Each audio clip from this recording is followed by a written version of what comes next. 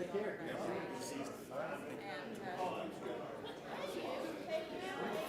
old timers. Yeah. Old timers everywhere. Youngest.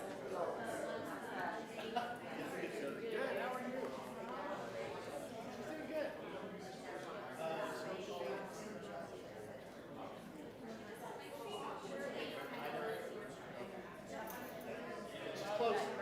Love that girl. Closer to home.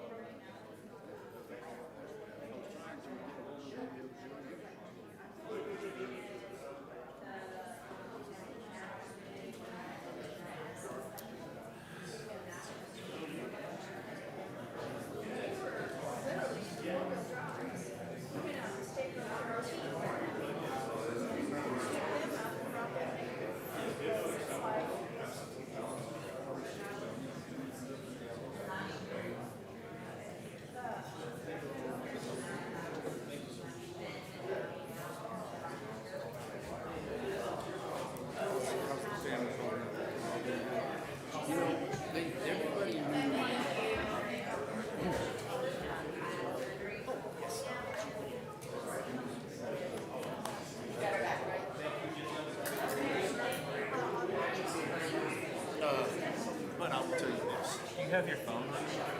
What? Your cell phone? What's in the phone? Did it have that whenever it sends a notification?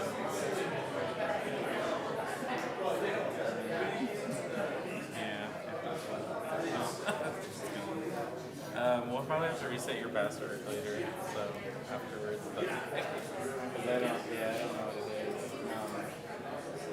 You can follow along on the screen. I don't know. Yep, yep.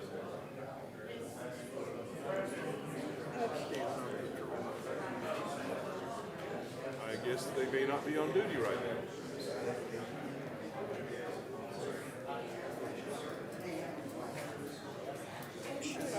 I don't know.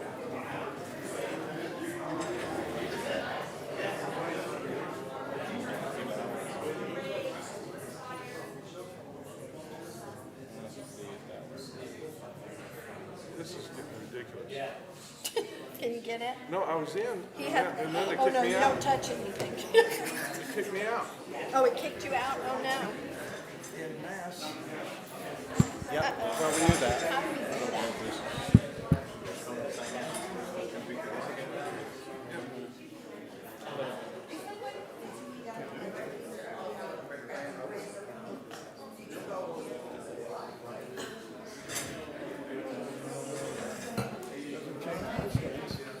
Well, you know, he doesn't allow them to come to meetings, as we've been told, and now they're not only allowed, but they're mandated to, which is a good thing. Do what? Be sure and noisy. Yeah. On? gonna have to be, oh, yeah, I, Because Yes. I was in a minute ago. yep, I know, it's like, these things have a mind of their own. Good point. They give us a printed, they didn't give us a printed agenda, did they? Well, I got one off.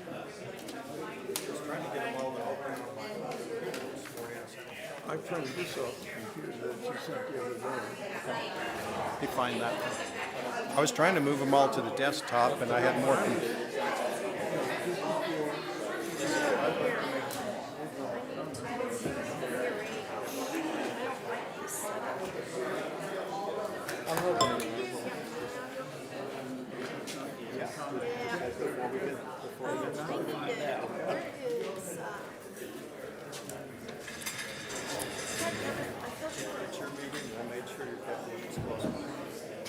Michael must have thrown his out. Everybody else is very compared to the last one. Somehow Elvis lost his touch. Should have put that in the fridge because there's a cold one there. Which one's colder? Same? I'll be, okay. I'm not going to warm yours up.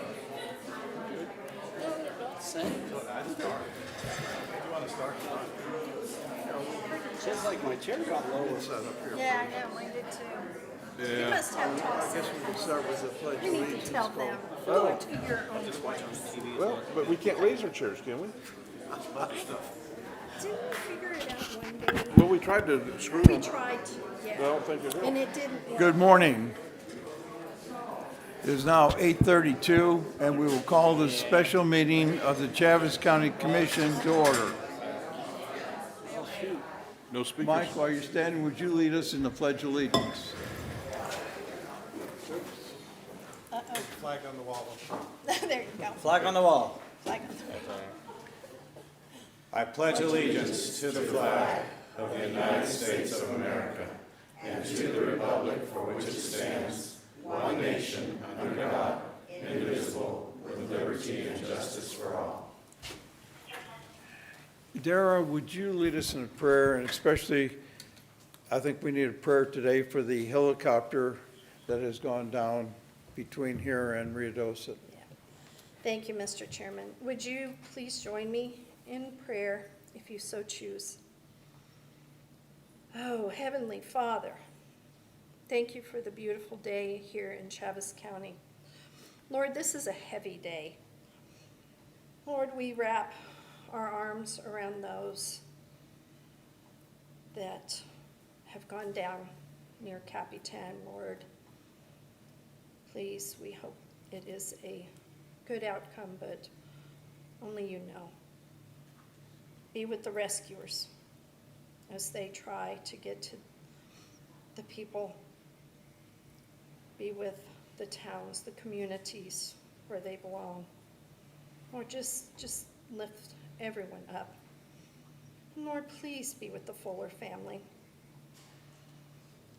as they put to rest the father of their family. And Lord, there's so much going on. There's so much tragedy within our own community that we ask you to wrap your arms around all of us. Protect us. Be with us as we grieve, as we say goodbye, and also as we say hello to those that will be here to surround us.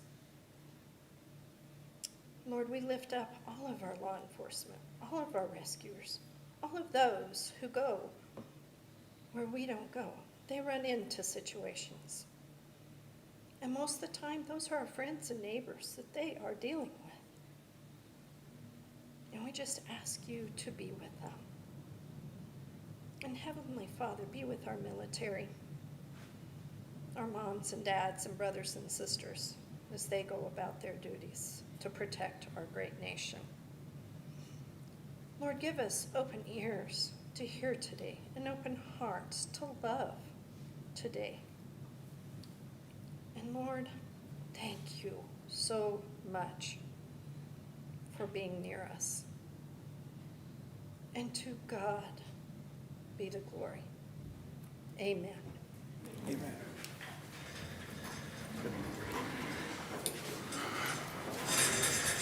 I didn't know Ornell had passed. Cindy, do we have a quorum? Approval of the minutes? Chairman, at this time, I'd like to make a motion to approve the Do we minutes. have an agenda? Oh, do we have agendas? I don't show agendas. What? I don't have an agenda. Wait. Okay. Let me see if I can get, yeah, if you'll ask her to print some agendas, please. Thank you. May we, I know, I'm old school. I need an agenda. But, you know, yeah. We'll Yes, get I it don't here wanna in get- just a minute. I don't want to get back. I don't want to mess this up. After you having issues. Now I just lost it again. Yeah, see, every time we touch Mr. it, Chairman, should we do a sound check right quick and make sure everyone can hear all the commissioners? Yeah, it's not coming. I don't know. I think so. Yeah, I can hear. Can you, yep. Yeah. Okay. Hello? You have a good voice for Can they radio. hear you, Mike? Can you hear me? Mike, talk into your mic. Can you hear me? Yeah, there you go. Thank you all. And me. Okay.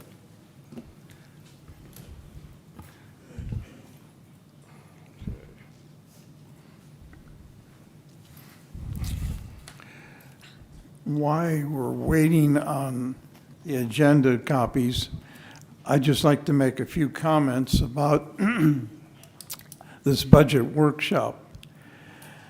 The county, Chaves County, is very fiscally sound. And that's been due to proper management and over the many years. Some of our expenses increase in major areas that we don't have a lot of control. Continuing increases in insurance, health insurance, retirement pay, all these go up. Our fuel costs are unknown for the coming year with the crisis in Iran. Thank you. So we have to, there's certain things we have to budget for increases. But over the years, we have spent wisely and budgeted properly. We have not had the financial problems that the city has had. We need to budget needs, not wants. The budget we based on prior usage and anticipated needs for the current year, not wasteful spending. And I believe that the county has achieved these over the years, and we will continue to budget in a proper way based on the needs of the county and maintain a sound fiscal format going forward. Now that we have the agenda, do we have approval of the minutes?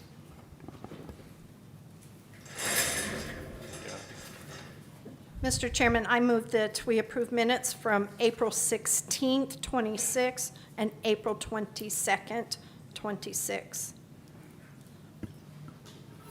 Second. A motion by Commissioner Danis, second by Commissioner Perry. Any further discussion? All in favor signify by saying aye. Aye. Aye. Motion passes 5-0.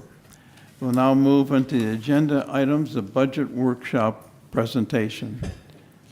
Good morning, Mr. Chairman and Commissioners. Thank you all for being here at this special budget workshop. Our departments have submitted their 2027 requests, and we have followed our usual budget process. Our Finance Committee has already met and first reviewed and determined what our revenue projections are for the new year. Thereafter, we met with several departments as well as agencies to look over their operational, capital outlay, and personnel requests. Fiscal year 2027, as Chairman Taylor mentioned, will be a year of healthy stability, where major infrastructure, remediation, and community needs are being balanced. We're looking at a bit of an increase from property tax to gross receipts, but we're also seeing challenges of funding in the unknowns like federal payment in lieu of taxes and SRS funding. With some of these unknowns, however, we're always seeking for funding opportunities. Just to kind of give a recap, in 2026, we have completed some major projects. We have closed out 10 grants, and that contributed to about $2.3 million in funding from the state. Of those, $9 million also came from the county and from federal funds throughout all of these years.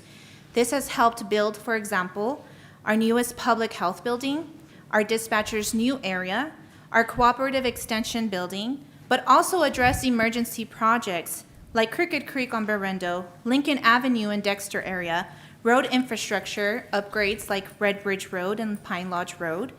But we have also faced challenges in our employees' medical and dental coverages, like Commissioner Taylor spoke about. Mid-year, we had to decide if we were going to make an investment in our employees, and that's all 278 positions. We did a county-wide investment to pick up 92% of medical costs.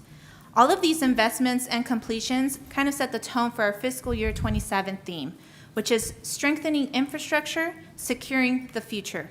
Remediation process is still underway from our 2024 devastating floods, and we continue working with our FEMA and state partners. It's progressing, but at a steady pace, and as you can see around you, you're currently in this room seeing that. There's much needed compliance of all areas before some projects are executed. However, we must find that balance and fiscal responsibility with strategic investments. We must address all priorities and emergency projects, and then we need to find what we need to do to strengthen our public services, our economic opportunities, and have regional preparedness for future events. We do have some focus on several projects and infrastructure. However, we must ensure that we take care of everyone in our county. County governments exist to serve the public as a whole.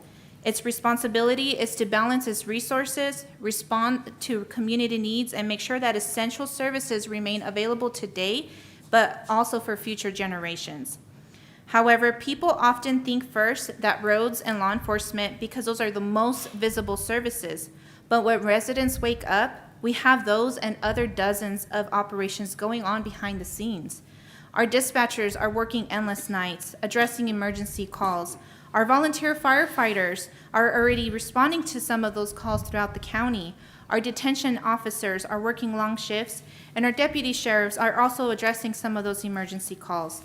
Our road crew is out very early in the morning, taking care of sanitation all around the county and ensuring that there is road access for our residents' busy commuting. It takes everybody to produce public safety. Every dollar placed in this budget represents a decision between multiple needs. Our responsibility is not to determine which department matters most, but how we sustain the county government as a whole. With this, I present to you fiscal year 2027's budget, and the all funds budget is coming in at $75,007,458. This budget represents the county's complete financial picture and is being presented to you for approval. The budget translates to a strategic plan. This outlines the direction and responsibility in meeting services and projects within each of our 24 various departments and our agencies' objectives. We're currently submitting our budget to the National Recognized Budget Program from Government Financial Officers Association, and we have received that award 2 years consecutively. Fiscal year 2027 will be our third submission. Departments were asked to reevaluate their mission statements, their service descriptions, and their performance measures. For example, our IT department is striving to hit major goals and objectives, and the performance measures will be reflected on how many incidents arise and what the response time on resolution will be depending on priority levels. We also have our volunteer firefighter budgets that our new fire services directors overseeing and trying to revamp their needs for better compliance on their rating and response time. We have major supports to community needs, and you will hear from them, like the Economic Development Center, our Roswell Chamber of Commerce, USDA, Cooperative Extension Services, and many others. Our general operating budget, which is our day-to-day operations and essential public services, This is not including our volunteer departments, our restricted funds, our federal funds, or state grants. This comes out to $48,186,143. It is a growth from last year, but this is due to the impacts like a proposed 5% COLA for all personnel and also some major capital outlay, specifically in the road department. We do have a slight variance as our revenues are projected to be only $46.2 million. But again, the variance will use some of the reserves to pay for one-time expenses, like the $2 million capital project you will hear about shortly. As you know, our recurring expenses should be supported by recurring revenues. When we commit to permanent costs, we must also ensure that there is stable and dependable revenue resources to sustain those costs in the future. I encourage each of you to continue reviewing these requests with both immediate needs and long-term stability in mind. Thank you all for your time, your questions, and your commitment throughout this process. I appreciate the work of all of our departments, elected officials, our staff, and our commissioners in building a budget that serves the best interests of our citizens and county as a whole. Now we're going to go ahead and turn this over to our departments and agencies to speak about the requests, and this is your opportunity to ask questions. Nothing will be approved today. It'll solely be for their budget presentations. After our departments, we will have the agencies come up and speak about their requests, and what you will be streamed in on the screen will be showing on your laptop or tablets. However, due to a crisis call, we will allow one agency to come before all the departments due to the emergency they must attend to. So this time we'll make that exception for CASA, and we'll listen to Carrie Lee come up first.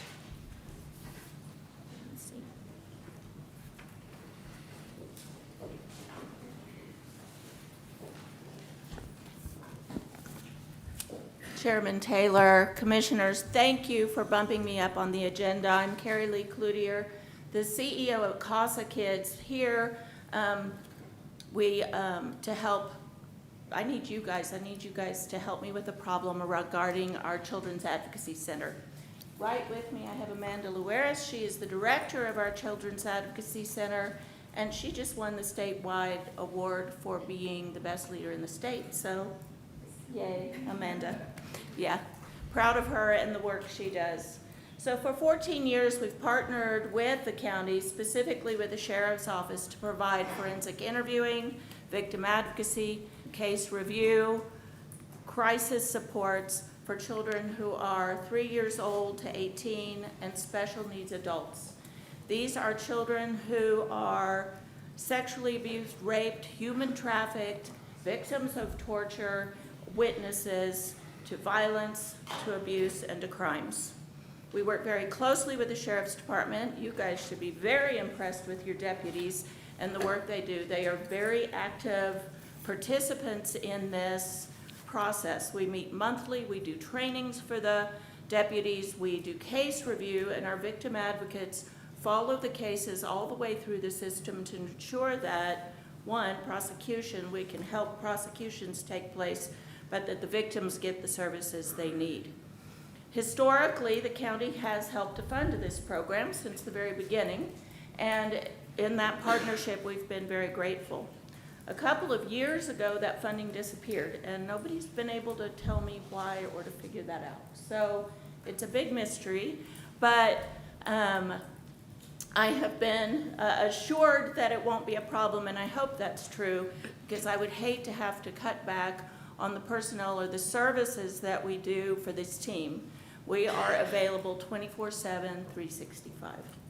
Our team is also FBI trained to use courthouse facility dogs, which are very highly trained dogs, in mass casualty events of every kind, and this helicopter crash is an instance of that, and the hospital has asked if we would be there immediately. So thank you for that. Amanda, you want to say anything? I would just very quickly add, and from my memory I have notes here, in order for us to continue to serve, it always unfortunately comes back to funding. We truly are and best trained to provide this full and extensive wraparound service, not only to our survivors, our victims, but like she said, to our community, our agency partners. These cases are not easy, and they are not getting easier at all. And so Again, we are best trained and the most appropriate to provide this service to all and to our community. Thank you. Thank- Any questions? Commissioners, do you have any questions for? Thank you. Thank you, appreciate. Thank you. Thank you. Thank you, Carrie Lee. Now we'll go ahead and move on to our departments. We have first up is Joe West with the Road Department. The Road Department's budget for fiscal year 2027 is coming in at $9.64 million And some change. and some change. Good morning, Commissioners. Commissioner Taylor, thank you for allowing us the opportunity to present our budgets. I want to say a big thank you to the Finance Department and their guidance through this process. Also want to thank my staff. We start the budget process at the Road Department in probably mid to late January of each year, getting numbers for our equipment and so on and so forth from the vendors for what we are going to try to replace. We don't always get a quick response, so it takes time. So as the day like today approaches, we try to be prepared as much as we can. So with that being said, I will start. I think we're going to start in the, We're going to start with solid waste first. okay, so this year they're throwing a curve at us. Andrew, can you please put it on the screen? Okay, go ahead, Joe. So for the most part, the road department's made up of 6 different budgets, as I'm sure you're aware. Within each of those budgets, there's been a little bit of fluctuation up and down, but as a whole, the road department has stayed flat across the board. You'll see, like, I'll point out some of the things that to me are kind of eye-openers, but they're really not as bad as they appear to be on paper. Within the waste management, I have asked for an additional 2 employees. When I took over this position in 2017, we were spending about a little bit over $100,000 a year in overtime. One of the first things that I did as the director of the road department was worked with HR and the public works director at the time, Mr. Williams, and we changed our schedules a little bit on the trash schedule to where we went from our regular 4 10-hour days Monday through Thursday to a 4 10-hour day schedule on Wednesday to Saturday for the trash schedule. That cut out $100,000. Next year, that'll be at $1 million that we've saved. So with those changes, obviously, I'm sure you all aware that the expansion of the trash industry in Chaves County. Commissioner Dana brings it up often for the Midway area, as you know, and it's getting bigger. I do have a request for a new location within Chaves County. I don't think we've decided on where that's going to be yet, but with that comes more personnel and more equipment. So we have been afforded the opportunity to get a new truck already, and we do have that in our possession, so thank you very much for that. We picked it up last Wednesday in Hobbs for a new roll-off truck.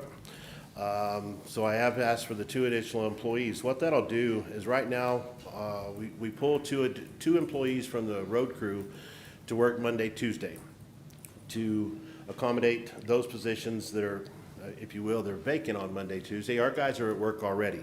So we're pulling 2 guys off the road crew to go do trash Monday and Tuesday. So these 2 new positions will be strictly for waste management. So the 2 people that we're pulling off of the road crew will remain on the road crew.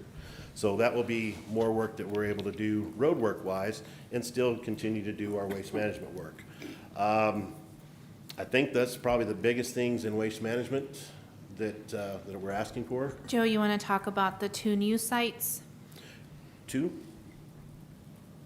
The 2 new sites for your solid waste? Oh, yes.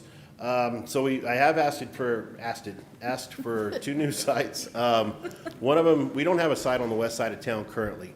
And there's a couple of locations that we're looking at possibly putting a site, and we don't have one in the southern part of the county. The furthest part we have is at the Miller location, about halfway between Hagerman and Dexter, about a mile off of 285.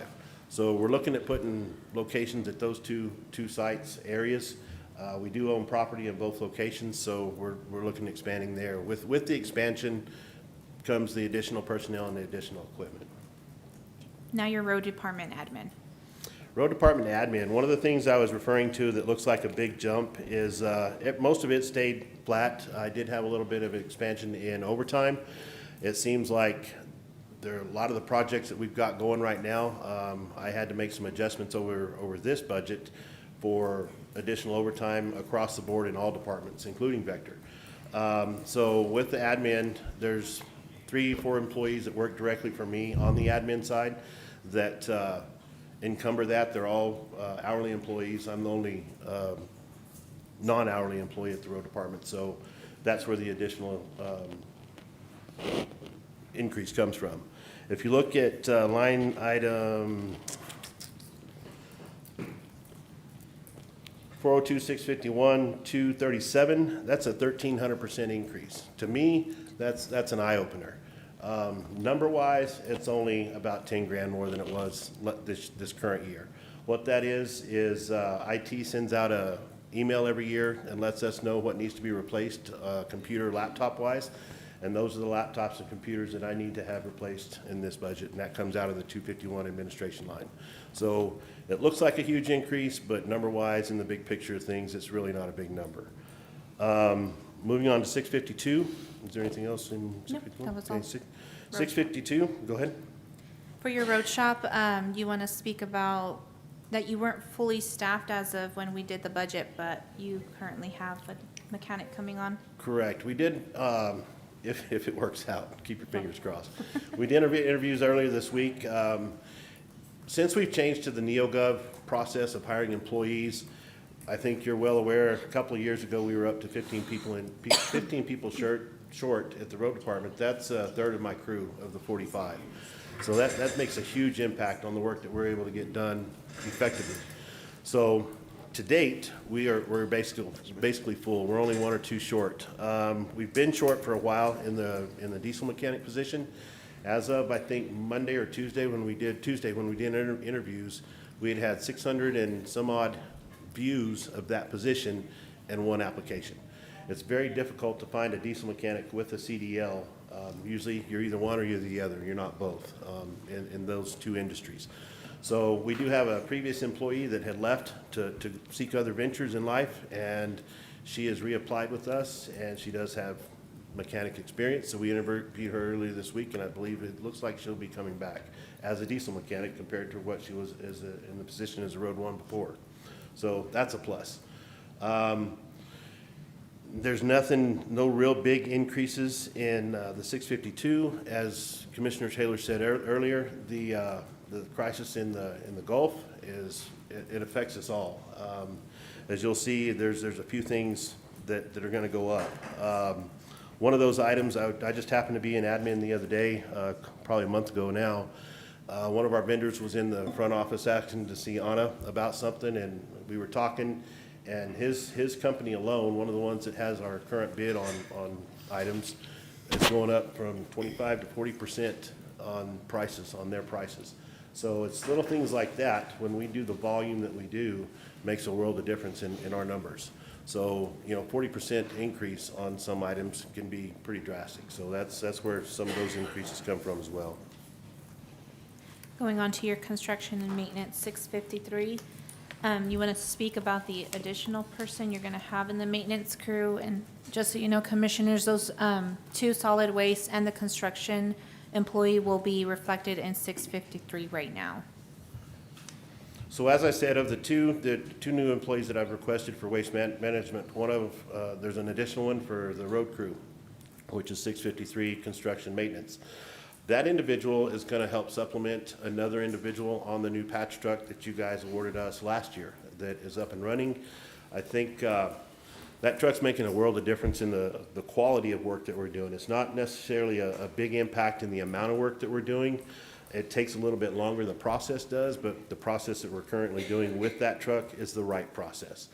We didn't have the equipment or the manpower to take out 3 or 4 different pieces of equipment to do the same thing this one truck does.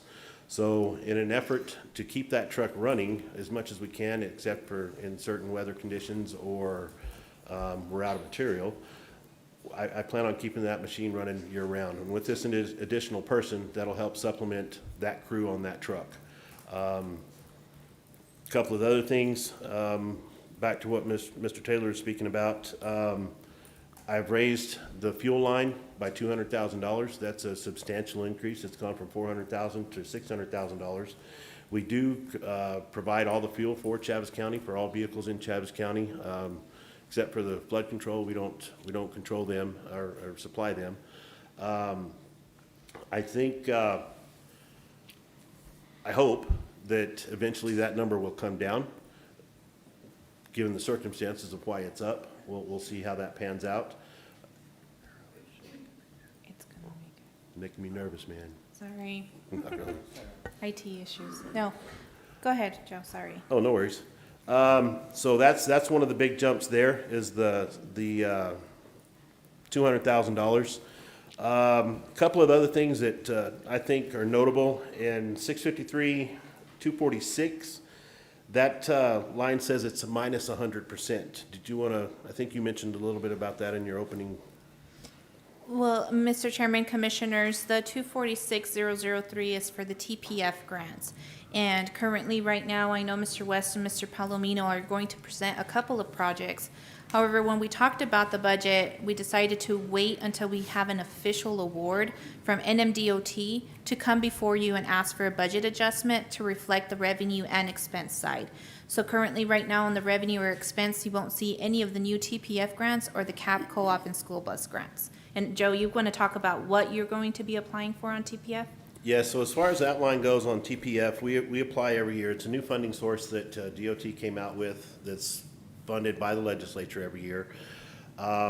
Backing up a few months back to the winter conference in January, then Secretary Cerna, NMDO Secretary Cerna, had spoke at our affiliate meeting and told us that there was going to be some extra money. So that trickles down throughout the districts. There's six DOT districts within New Mexico. District 2 being one of the largest, we get the biggest piece of the pie most of the time. The district as a whole, well, that money trickles down to Chaves County, Eddy County, Ruidoso, Lincoln County, all the entities within District 2. So this year, there was an additional $40 million divided up between the six districts. Hopefully, we haven't ever been able to get a straight answer as to what's going to be available. So we're governed on the TPF side, we're governed, which is a Transportation Project Fund. We are governed by SERPO, which is a Southeastern Regional Transportation Planning Organization made up of all the entities within southeastern New Mexico and kind of with an oversight by NMDOT. So there's guidelines within SERPO that we have to meet that we have caps. This year, between Alex and I, we were applying for 3.2 million, I think, 3.1 million in the two different projects. We get to apply for, there's three different categories. Maintenance and construction, and also maintenance and capital. Those are two of the projects, and then design is a third. We don't have any design this year, so I think we only went with the other two. We tried design last year for two of the projects that we're going to have this year. It's just a roll of the dice on who gets approved and who gets approved for what amount. It seems like Annabelle had mentioned the Pine Lodge project. The one we just completed is a TPF project. It was in the $600,000 range that we were approved for. We're wrapping that up now. I think we will be complete with that by July 1st, so that'll be off the books by then. So the things we've applied for right now is kind of goes hand in hand. The TPF is going to go hand in hand with the LGRF on the maintenance side. The LGRF is another funding source through NMDOT. It's the local government road fund that supplies the money for our CAP co-op and school bus. And a big deal between the two is the CAP co-op and school bus is a 75-25% funding issue. 75% is paid by DOT, 25% by Chaves County. The TPF, the Transportation Project Fund, is a 95-5. So DOT pays 95% of the project, Chaves County pays 5% of the project. So there's a world of difference in the funding that we receive and the expenditures that we pay out.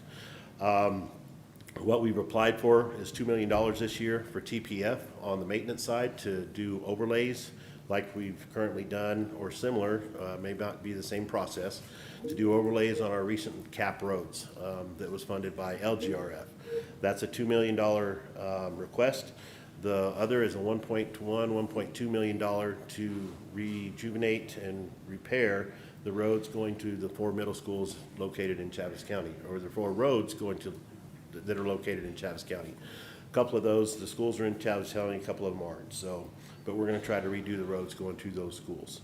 And that's a total of 3.2 million on the TPF. The other big thing is the LGRF, and it's also not shown because LGRF will probably have an answer mid to late June typically. It's not reflected in the budget because we don't know. It's a roll of the dice on what we get approved for. That's where the another portion of the extra $40 million is that came in from DOT. So in cap alone, I usually run my applications around $800,000-900,000 for our cap roads. Cap roads are our county arterial program. That's our main roads coming from the county into the metropolitan area. I doubled that number this year in hopes of attaining part of that $40 million. So that alone, I think, is 2.7 million is what I asked for from DOT in our applications for cap co-op and school bus. We won't see all of that, so it's kind of I think it was a wise choice. I think this is the first year that we have not included those numbers because they're not really typically real numbers, if you will. So Annabelle is the first person I notify as soon as I get notification that we've been approved for whatever dollar amount that may be. Another number that I'd like to point out that's been a few years in the process is let's see, where's it at? Rentals, 653, 251. I've got $70,000 budgeted for that line item. As of next fiscal year, we will no longer have any leased machines. We buy out the last 2 leased machines that we have, one being a motor grader and one being a loader. I believe both of those are in October. 6 years ago, we looked at the numbers. The lease numbers were going sky high on all the equipment. We were paying $4,000 a month on one piece of equipment at that time. I ran the numbers this morning, and over the last 5 years, we were spending $405,000 a year on lease equipment. After next year, we'll be spending zero on lease equipment. We will own everything that we have. When we trade those machines in for new machines, we will get some residual back off of them, depending on what shape they're in, how old they are, the hours, the miles, whatever the case may be. We did not have that in the past. So I think that's going to be. We ran the numbers back then. Bill was a big part of that, and the numbers showed that it was going to be a lot more economical and fiscally responsible for Chaves County to own our equipment instead of continue to lease. So we're at that point. It's crazy how 5 years ago we started this. We're at that point where we're buying out our last pieces of equipment. It just seems like a few days ago to me. So that's a number that has dropped drastically. And I think that's about it in 653. Unless there's something else that you wanted to cover. Yeah. Go ahead. 654 Vector, it's its own monster in itself. If you're not familiar, Vector is our mosquito program.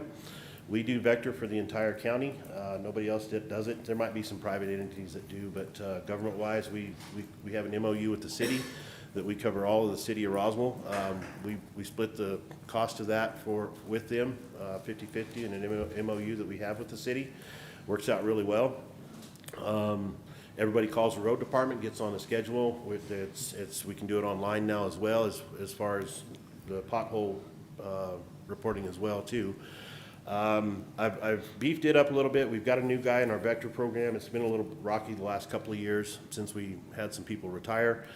But I think the gentleman that we have now is I think he's going to be really top notch for the program. So we're going to try to get him as much training. There's some federal opportunities that we have on training and equipment that he brought to my attention a couple of days ago that I wasn't aware of. So, and some other things I've been talking with Annabelle and Lucy on. So I think that's going to be a good thing as far as the vector control program, which there weren't a lot of big changes on it, but. The next department is the what we call the Special Road Department. This is a restricted fund. It comes from the Leprino payment in lieu of taxes. They do make a payment every year, and this is in exchange for the roads that are to be addressed that kind of lead from Leprino either to other dairies or other major transportation areas. So right now, we don't have a specific budget in there because Mr. Palomino and Mr. West will be looking at which roads need to be addressed and possibly going out later for procurement on that. So that will also be a mid-year adjustment that you will see. Right, you want to talk now about your capital outlay? Yes. So as you're all aware, we met last month for presentations. And a lot of the reason we start our process in January is because it's not uncommon to walk out of that meeting and be blessed by the finance committee to be able to go buy some new equipment. That happened this year, so I like to be prepared. My first couple of times, I wasn't prepared because I didn't know. So it's like, oh my gosh, what do I do? You know, so we try to be prepared, and my staff is the one that gathers those numbers, so on and so forth. So this year was no different. We walked out of there very fortunate with several things that's going to enhance our ability to, serve the community. The things that are being carried over, as I spoke before, are the 2 motor grader and Volvo leases that we're going to buy out. So at that time in October, we will be lease free, if you will. Which I think is a good thing, money-wise, for sure. The cabin chassis truck is one of the things, purchased a new motor grader. Part of buying these motor graders, buying the leases out, we're not trading them in every 5 years and getting a new machine. We're gonna keep them on average of 8 years, sell them at auction, and then use that money to put back into the road fund and, just keep that rotation going. This will be the first year that we send a motor grader to auction to get a little bit of money out of it that we haven't in the past. So I think that's going to be a good thing. The unit we're trading in this year of everything will probably be the least valuable of everything because we've had it the longest. It's a 2011 model. It's got 11,000 hours on it. Does have a brand new motor in it though, but so it does have some value. The other ones are in the probably $4,000, $5,000, $6,000 or 6,000 hour range, to where they're going to be obviously much more to 150, 175, maybe up to closer to $200,000 range. A new motor grader, in case you didn't know, is about $350,000 through the CES contract. So off the showroom floor, it's $500,000. So we're already getting $150,000 off the top, and then whatever trade-in value we get for the machine we're trading in will offset some of that cost as well. Only couple other things is the compactor and the compactor site. That's about $90,000 for the compactors. We were afforded 2 new ones now. I asked for 4 this year, 2 for the new site and 2 for replacement, because these things are used 24/7, 365. They don't stop running. You see people out there at 2 o'clock in the morning usually going through the trash more than they're dropping off the trash, but that's just the nature of that beast, unfortunately. We have already ordered the 2 now for replacement, and we will order, once we have decided on the location of the new site, we will order the additional 2 out of the next budget. The big number here, if you look, is crushing services. I went out a few months ago and a couple months ago and asked for numbers on crushing services on purchasing opportunities. So, I'm sorry. So we got some numbers back, and it looks like if we're afforded the 1.2 to 1.5 million that it's going to cost us to crush material for a year, and that's going to be approximately 50,000 tons of half-inch rock, 50,000 tons of three-quarter rock, and 50,000 tons of base course. Probably by July 1st, we will be out of base course. Back in the day, probably about 20-ish years ago, Chaves County had our own crusher. We got out of that business for many reasons. And we haven't gone back to it. I think at the time there were 2 counties in the state of New Mexico that had crushers, and we were the other one. The other one was up north someplace. I reached out to my affiliate on crushing services when I started trying to get these numbers. Nobody else in the state crushes at this time either. Everybody buys their material from somebody. We're fortunate enough that we still have our pit. We lease a pit from the BLM where our previous crusher was.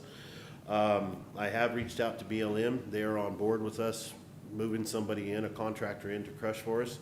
They have also allotted us an additional 40 acres in case we don't have the material in the acreage that we currently have.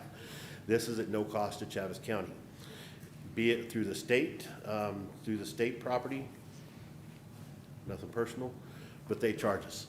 The BLM does not, so it's a plus for us. Looking at the current numbers and the pricing agreements that we have availability to, we can buy base course off of the state price agreement at, I don't remember the numbers right off the top of my head, I think it's $20 a ton. We just went out for an ITB, and I think those numbers came back at $16 and $17 a ton. Is that pretty close? If we're successful in our venture, we're gonna drop that number down to in the single digits per ton. So what we spend now, the $1 million, let's just keep the numbers easy. If we spend $1 million now, we're gonna save $1 million over the next 10 years, because that's a 10-year supply of material.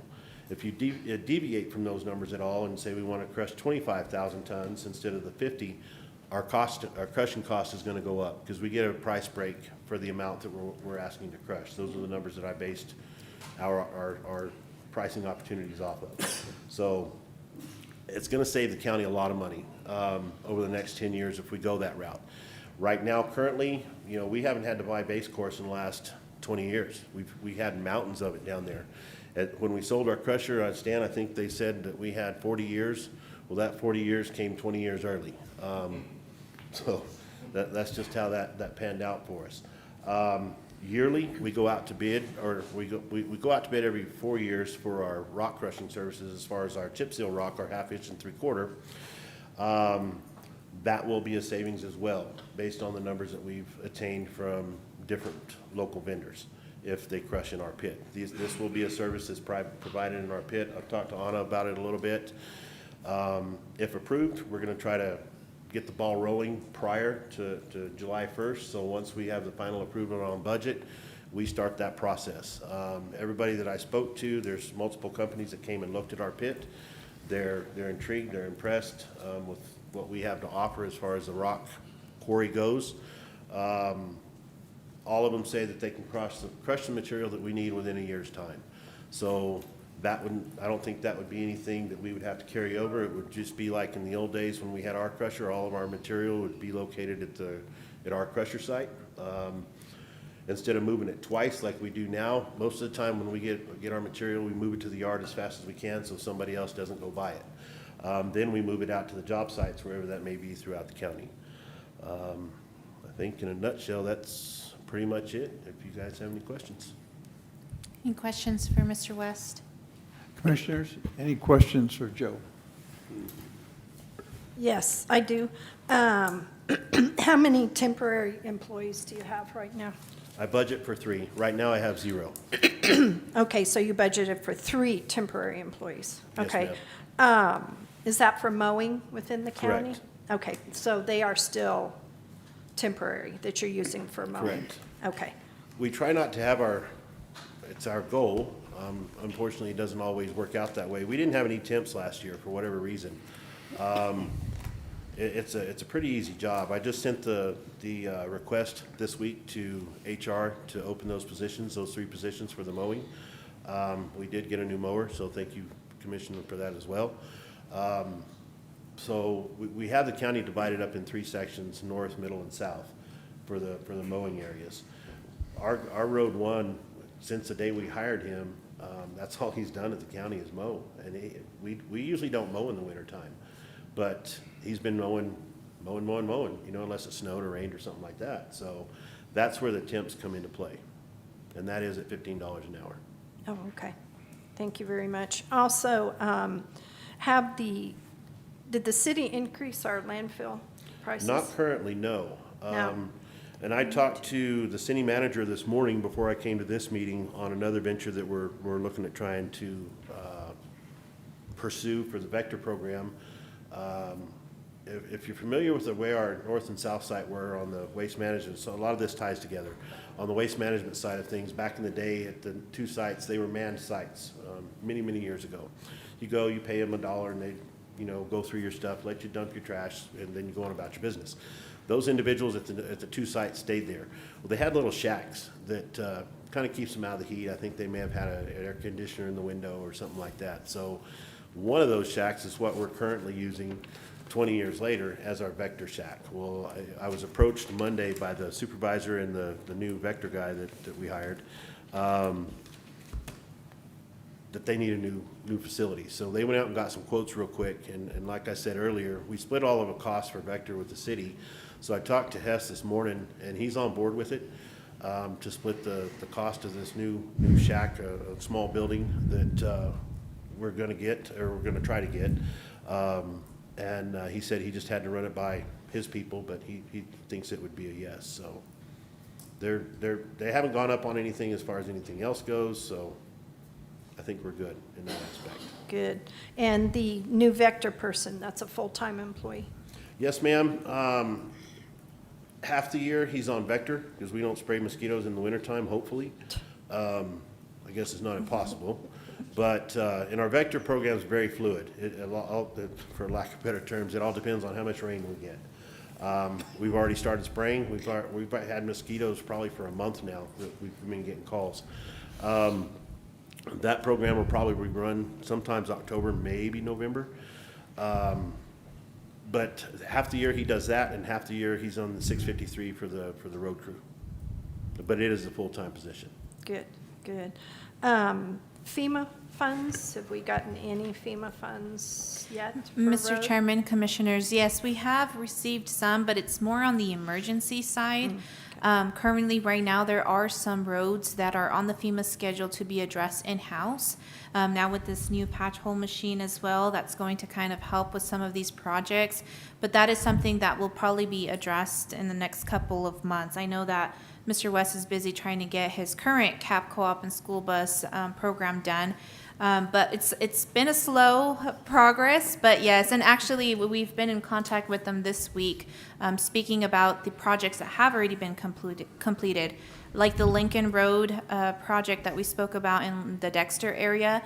We've already submitted everything. We're still waiting reimbursement. That's been completed since September of last year. Yeah, about September. October, and we still haven't received anything on that. But regardless, we do have some projects though, and I'll kind of speak to that on behalf of Alex, I'm going to present some of his items, but there is some projects that we're currently undergoing. Okay, cool.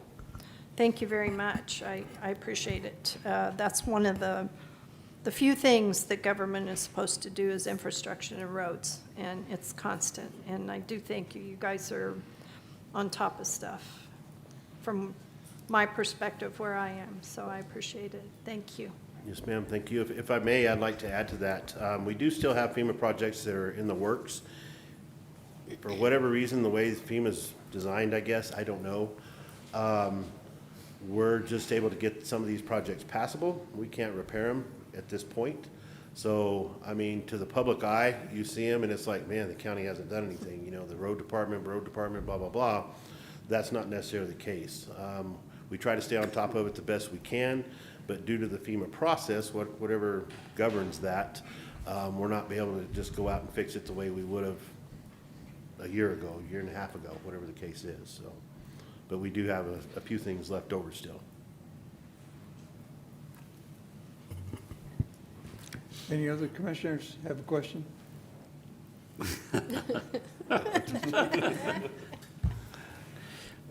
We went through these numbers so stinking quick that I didn't really get to digest them very good, but I picked out a few little penny things. The tire repairs you got in there at 90,000. Do you not fix tires out at the shop, or do they all go calls in, or what? Well, I mean, that's it seems, in my opinion, kind of high. Mr. Chairman, Commissioner Corn, that's not, I don't think there's necessarily a blanket statement for that. We've got some tires that are $100 a tire. We've got some tires that are $1,000 a tire, depending on what the piece of equipment is. Unfortunately, federal regulations will not allow us to fix cuts or holes in the sidewalls. These guys running up and down the highways, they run up and down the highways till they get to the dirt road. We turn around in a driveway because we don't turn around on ranch fields, just so you know. You get to locations, you turn around, you clip a pole or a pipe that's there that you can't see. That's a replacement. Currently, just at the road department alone, we have 200 pieces of equipment that have tires on them. So that's a lot of money that we're spending on tire replacement. And they run, I mean, some of our equipment has 500,000 miles on it. So it's a lot of driving that these vehicles do. I understand all that. It's just had tire repairs on it. And it's not replacement, but Yeah, it's all lumped together in our tire line budget. That's also for replacement as well, not just repairs. And there is a full-time tire man that works at the, Okay. We are What very about fortunate. employee training of $60,000? What does that entail? That's a CDL program. Okay, so something we changed last year in last year's budget when we were 15 people short. The last couple of years, the county as a whole has come up with a program to where we can hire individuals, historically speaking, as long as I've been here, you have to have a CDL to work for the road department. Unless you're the tire guy, that doesn't require one. The welder doesn't require one. If you're moving any type of machine, truck, so on and so forth, we've always required a CDL. It's difficult to find people in our area due to the oil field and the agriculture industry that have CDLs. So what we were able to do is create a CDL, what we call a CDL program, where we can hire an individual without a CDL. They'll sign a contract that I sign, they sign, and then it goes to Mr. Williams for his final signature, that it's a binding contract with this individual. We will pay for them to get their CDL, whatever that number may be. Right now, we're very fortunate. It's $800 through the college from ENMUR, because they have a grant through the state for that program. Typically, it's $4,500 to $6,000 for that same program. So right now, we just had our most recent graduate. He graduated last Friday. He passed his CDL exam. So he's one of the individuals that we hired that did not have a CDL. So we budget the $60,000 in the event that that grant goes away. So now we're paying $5,000 an individual to get their CDL. And it's required in the contract. I believe it's prorated for every 6 months. So they in 2 years, they don't physically pay it back to where there's money taken out of their check. But if they decide they want to leave the county, or for whatever reason they leave the county at a year, they're going to owe us back within that contract half of what we spent on their CDL to get them their license. And obviously, it's their license. They take it with them. So they do give you the money back. That's the plan. Mr. Chairman, Commissioner, so it's just a retention and recruitment issue, and it's been very successful. It's helped us, and they don't just pick the guy from Allsips and say, oh, yeah, we'll put you through CDL school. They have to have a background, to even be hired as a Road 1. They have to have the appropriate qualifications and stuff. So we've already kind of preloaded the successful thing, but for whatever reason, those people don't have a CDL. So we've worked really hard to set up this program. So as Joe said, that cost is pretty unlikely to be there, but there is a potential it could be. So it's a real number, but it's more than likely not going to be expended, which comes back at the end of the year. So. And Mr. Chairman, Commissioner Corrin, recently we've had one of the individuals as actually leaving a little bit before his probationary period, but he did reimburse that percentage that he has to basically make the recovery cost for the county, and it's of $600 that he already reimbursed that back. Although he's taking his license with him, he is reimbursing that portion that the county put for that CDL program. So he still retains his license once he gets it, and you get it paid back, okay? Correct. On the fuel, I missed the number on the fuel. Yes, it is on your screen. Last year was at 400,000, and this year they are requesting 600,000. Right now, well, I won't say right now. 3 weeks ago, we get a load of fuel twice a month, every 2 weeks.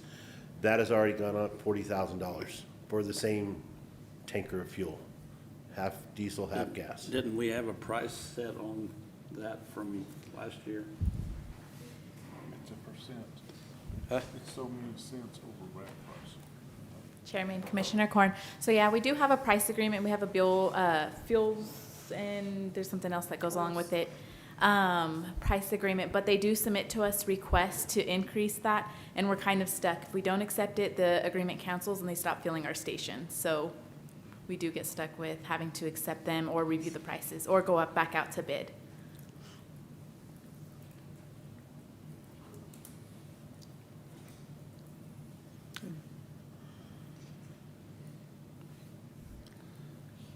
Okay. I wished I could scroll my screen, but you got me locked.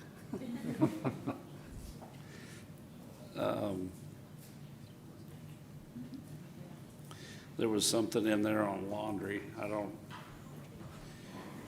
Is that the uniforms in 653? it was 20-something grand on laundry. That's the uniforms that we require our individuals to wear. They don't wash their own? No, sir. It's a laundry service. I think right now we're on a national contract through UniFirst.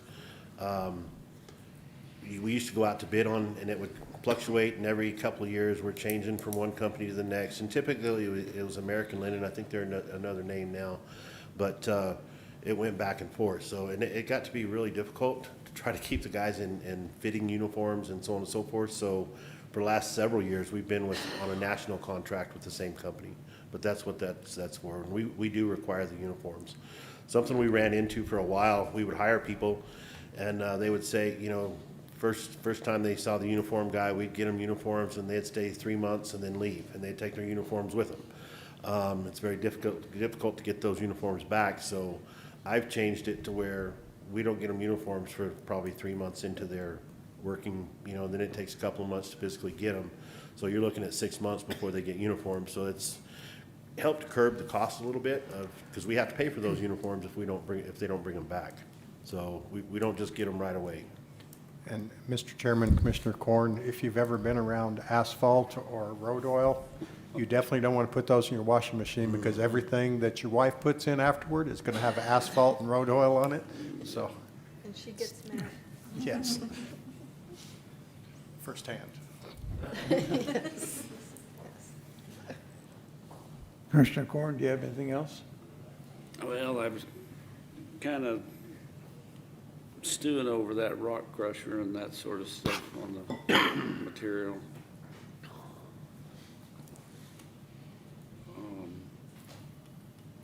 So the BLM has extended you 40 more acres, Correct. and that's to mine however deep or what? I I mean, Mr. are Chairman, we Commissioner- supposed to clean up what you're moving off of, or? So that's going to be something that's included in the, I guess, the ITB or bid, however we decide to go out for it, whether it be RFP or whatever. That's going to be included in that. The agreement with the BLM side of it is that we've had this property from the BLM for probably 25, 30 years, Stan? I don't know, it was there when I started here, 30? So we reached out to BLM, told them first, because we have to have their permission to proceed if we're able to. So we reached out to them. Alex and I jumped through a few hoops that they required. They're 100% on board with it. There's no additional cost for us. They even allotted us the 40 acres to the west that's adjoining our existing pit, which we do still have room in our pit. I don't think in our existing pit we're going to go down anymore. The northern border of our pit borders the Felice River. The last flood that we had that took out the bridge, that's the biggest I've ever seen the Felice run. It did not affect our pit. We're high enough up off the riverbed floor that it spread out more to the north than it came to the south and affect us. So that's a plus. And we do have a pretty good sized berm built up, but I don't think that was a factor in the water staying out. So I don't think we're going to go any further down. We're just going to expand out in the current area that we have, and that may be enough room. I just didn't want to be in the position where we get to 3/4 of what we've asked to crush and paid for and been allotted the money for and be out of material. So we may not use that 40 acres. We may use 10 of that 40 acres, but no matter what, that 40 acres is going to be allotted to us for future use. Because in 10 years from now, 8 years from now, if the numbers stay the same and Chaves County's out of rock, I would think that it might be the most fiscal responsible thing to do to go that route instead of buying it off the shelf, if you would, through price agreements. But it's not costing us anything through BLM, no, sir. Mr. Chairman, Commissioner Korn, another thing that we haven't factored in, because they're pretty difficult to factor in, is currently the cost is $20 a ton. Yes. What is that cost going to be 10 years from now? It's going to be $40 a ton, and so my dad was the last person to run the crusher at the county. Actually, he left and there was another person that kept it open for a while, but the requirements for the county to have a crusher, you have to comply with MSHA, you've got all the environmental controls. There are so many factors that make that not very palatable for a county to to manage and run. So we had material, but still you have to have clean rock when you're doing the roads and stuff. So we have to go out and buy rock, because that other rock that was 20 years old, but they did have a lot of base course and things that they've used in different things over the years. This is a good solution. This is, we're estimating probably at least 50% savings over the life of the material that gets crushed over this year, but it's probably much higher than that, and maybe as much as 75% when you figure out what the cost of the material will be 10 years down the road. So I really acknowledge what you and Alex did to put this together. We've talked about it for a few years, but never could quite pull all the details together.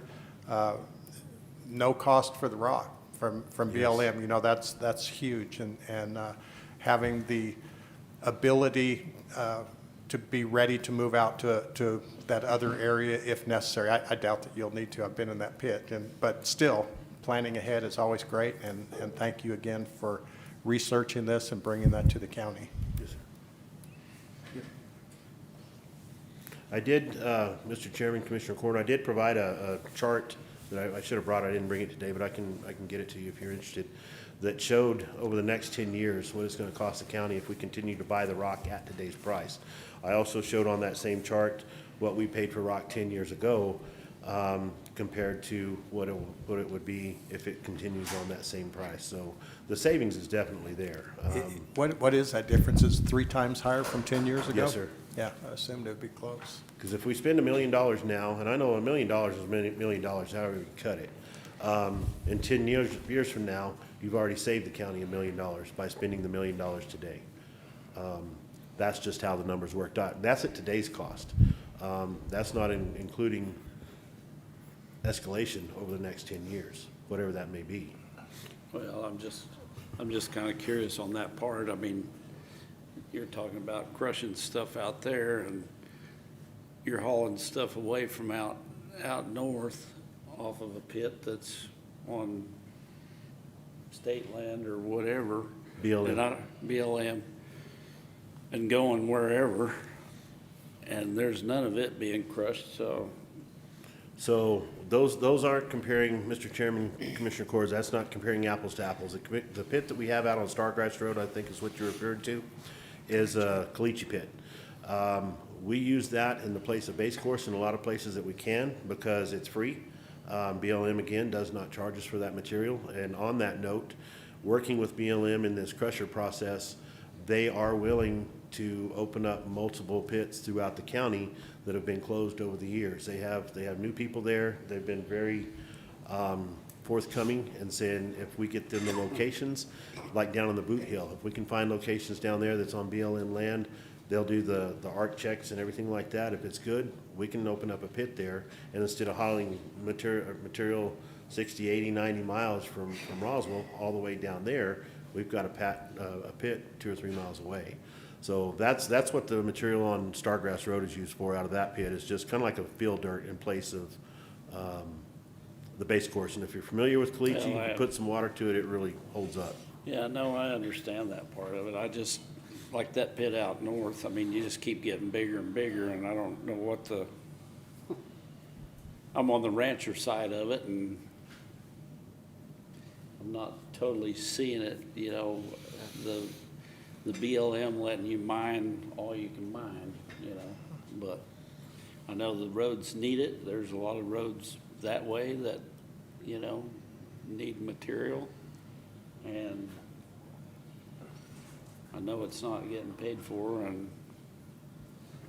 sometimes it doesn't get watered down and that sort of stuff, but I just don't want, in my opinion, and this is just the rancher side of it, I don't want a whole bunch of different BLM pits opened up all over the stinking county and just using one for the closest convenience, which is to the county's favor, which it would, you know, cost less, but anyway, I'm gonna leave it at that. So, Anyone else I'm good. Anybody else have a question for Joe? Thank you, Joe. Thank you very much. Thank you, Joe. Ma'am. Next, we have facility maintenance with Scott Massey coming up to speak about his budget. His proposed budget for fiscal year 2027 is $2.36 million. Mr. Chairman, Commissioners, facility maintenance budget this next fiscal year is just a little bit different, and that's largely due to 3 new Chaves County facilities. We have the Chaves County Extension Service, which is now at 1610 Southeast Main. They've been in that facility for a few months, and it's serving them nicely. We have another facility at 219 East 4th, which most of you enjoyed the ribbon cutting that ceremony last week. That's our cultural plaza. And then we also have very soon the Chaves County Health Department at 1601 South Garden. And each of these facilities will help Chaves County better serve the community. And we're all excited here to have these new facilities. And those are a slight increase to our budget for the maintenance of those facilities. Across the board, our budget has primarily remained the same for our existing facilities. There was a slight increase for commodities, light bulbs, toilet paper, plastic, trash bags, things of that nature. Then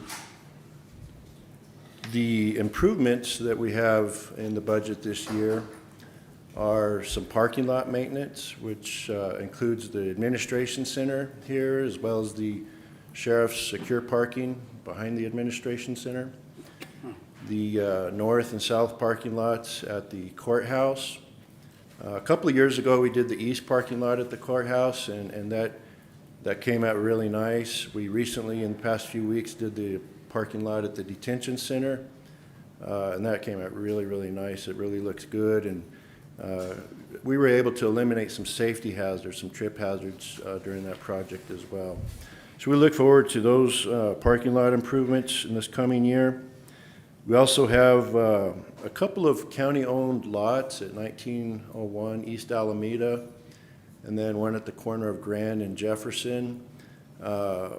We have, it's not a lot of money geared toward this, but to take care of some liabilities, some dead trees, some limbs, to make it safe for anybody that might go onto those properties. And then we have another building improvement project at the detention center, which involves the kitchen. This will be new flooring. There'll be some drainage improvements that take place, and then the new flooring will help with the sanitation of the kitchen, as well as it's going to be a slip-resistant flooring so that it's just safer for all those working in that area.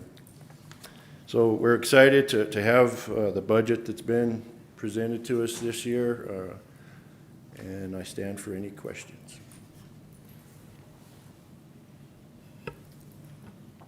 So you have an increase in employees, is that the reason why the number's a little higher? No, Mr. Chairman, Commissioners, if I may, for the regular facility maintenance, you'll see a bit of a decrease. There was actually janitorial employees from the courthouse that were budgeted in the regular facility maintenance budget. And this current fiscal year, under the courthouse maintenance, we moved those employees over, as well as the 5% COLA that they all received are in there. So it kind of offset those employees out, yeah, from facility maintenance. Anybody else have a question? Mr. Chairman, you mentioned we took on the extension service building, the cultural plaza, and also the Department of Health. Are we receiving any monetary help with any of those, or do we take those on as a liability with the county? So as far as my department's concerned, we change HVAC filters, we do the custodial services at those facilities. Just the general maintenance of the building itself. We do cover fire alarm inspection at the new health department and the new extension service. Other than that, I'd have to defer to Mr. Chairman, Commissioner Dana, as a county, we are required to provide for the facilities for the Department of Health, Community Department of Health, and we're also required to provide a facility for the Cooperative Extension Service, which were, of course, both housed across the street. Both of them are getting new buildings, more modern, more efficient in some ways, but also larger in some ways. And so it'll probably be a slight gain or increase in the amount that facility maintenance is going to have to spend on those facilities over the years.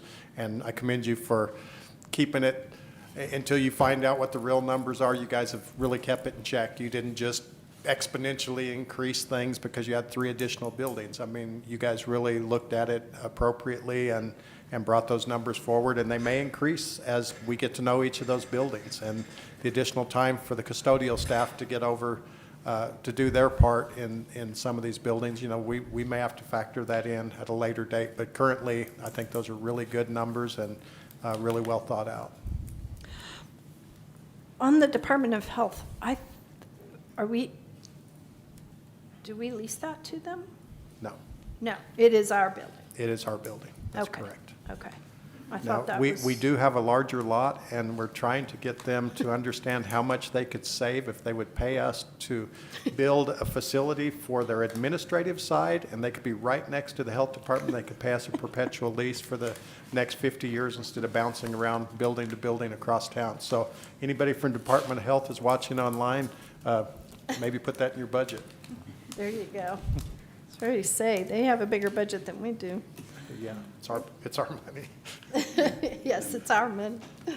Okay, thank you, I appreciate it. Anyone else? So the improvements was 50 grand more? Commissioner I'm Corn? sorry? On the building improvements? For the detention center?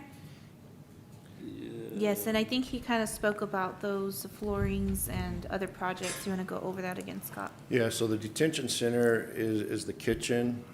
I forget the square footage, but it's quite large. Probably 2.5 times the size of this room. It would be new quarry tile. That kitchen's been in use for, I actually don't know how long, quite some time. And over the years, you know, as equipment's moved in and out, penetrations in the floor, grout eroding, it needs to be addressed for sanitation. And then the tile that's there,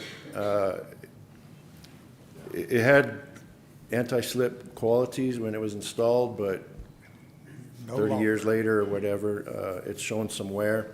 So the new tile, the new quarry tile will have some slip-resistant qualities to it. It'll make it a safer and more sanitary environment for the kitchen. And Commissioner Corn, that floor gets extremely slippery because, you know, they're washing stuff and water splashes. They've got grease coming out of pans. And just walking at a regular pace, it's very easy to go down. So it's a huge liability. And that, again, is another good project that's been a long time coming. Okay.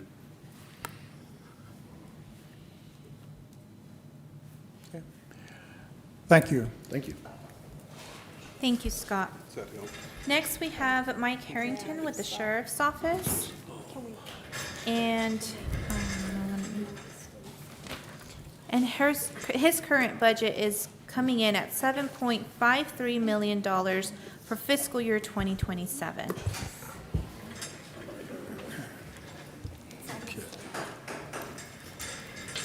So you may have a hard time seeing me behind this podium, but we're going to make it work. Okay. All right. Chairman, Commissioners, good morning. First thing that I want to do is I want to offer my condolences to those who were in that fixed wing that crashed this morning. I want to offer my condolences to the family. Those are local people that live here, and to their family, we are very sorry that happened, but they were doing a service that is much needed, and we do appreciate them for that sacrifice. Also, I want to offer my condolences to the Roswell Police Department and to the family of one of their employees who is no longer with us. Because of that, last night, my deputies who were here today, because this is a very important meeting for them and for me and for this county, covered the city of Roswell and all of the county last night for all calls that came in for service because their officers were sent home because of the closeness and despair that they were facing. So, like I said, our condolences go out to them. I am very thankful for my deputies coming in here this morning and showing support for what we're getting ready to talk about here today. And I believe that this is very important. One of the things that I also want to do is I want to thank each one of you for approving our budget that we just had this year. We were very frugal, we asked for very little, and you guys approved that budget. One of the things that we had this year that caused us not to be able to spend that budget until later in this year is we had lawsuits that were coming from New Mexico counties that they were settling on lawsuits, even though there was no fact of wrongdoing. Sometimes it's just better to settle rather than go to court. You guys understand that. So we had over $78,000 worth of lawsuits that came out of the sheriff department budget. We also know that we have 4 other lawsuits that are pending that are big lawsuits that are going to come down. So we didn't know when they were going to happen because used to, before this year actually, it would take years before a lawsuit was settled. Now, someone can file a lawsuit over something petty and it be settled within 2-3 months. And it can be easily settled out for $10,000. And it comes straight out of our budget. So we're going to talk about our budget, but I do want to thank you for doing that, and that's my explanation on why we're very frugal with the money. We make sure that we're not going to go into the hole on any line item if we don't have to. Gas prices drove our gas or our fuel line item, close to busting the budget. Our overtime budget is always high, and the reason is in 3 months we're 11 deputies down. I've just hired on 4 more uncertified deputies. It takes 2 years before an uncertified deputy is ready to be released on his own. And the reason for that is you have the academy, which takes them about a year, their first year. And then after that, they go on field training officer program. And then they still don't understand or know how to apply what they just learned at the academy for another good year. So it is important for us to, and I'm so thankful for the uncertified guys who applied. I'm glad that they want to do this job, and I'm glad that they're wanting to come in.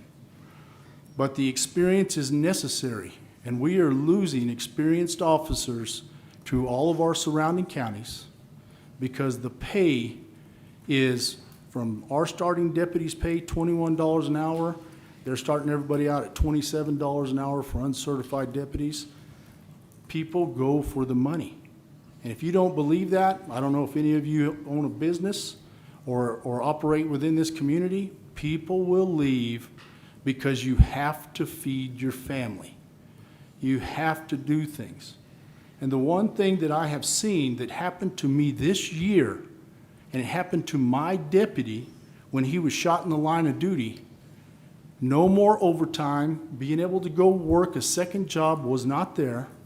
No more overtime. He had to rely on the pay that he is receiving from the Chaves County Sheriff's Office or Chaves County to provide for his family. And it's not enough because inflation has gone up. The price, here just a while back, eggs were crazy. Now it's not just eggs, it's gas. It's everything. Everything has gone up, and we have to fight to keep our deputies. So with that, I'm going to go ahead and go into the budget, and then we're going to talk more about that here in just a few minutes, I imagine.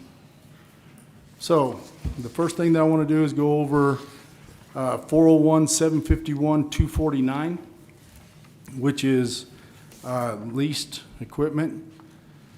This line item increased by $54,802 due to the increase of the amount paid to Tyler Technology.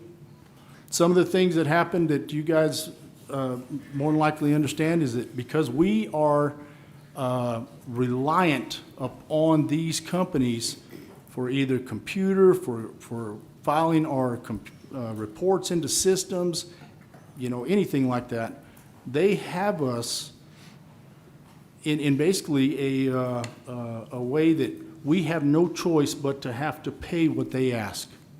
And every year, Tyler Technologies goes up because when the demand is there, the price goes up, and they are it. They're all there is. So this year, we paid $94,031.81. Upon speaking with them, we can anticipate an increase this next year, and it is known, therefore, that we budgeted $110,000 to cover the increase. Also, the current budget has only 5, this is for the flock system now, our flock system that we utilize, and we have recovered stolen vehicles, we've recovered missing persons. This is a license plate reader system. If you go out pretty much on every road entering this county, we have a camera system, and this is all over the state of New Mexico. This is a big thing right now. This is how we can track movement of people who are doing things that they shouldn't be doing or whatever the case is. But we have these cameras out on the highway, and we've recovered, like I said, stolen vehicles, missing persons, even those who are coming into town who are doing things that are illegal, dealing drugs, selling drugs, transporting drugs. It is immediate. That license plate reader can pick up vehicle license plates, and if you have your license plate covered in any way, it also goes by the description of your vehicle, and it knows that vehicle from one camera to the next, and it can track that vehicle even without the license plate.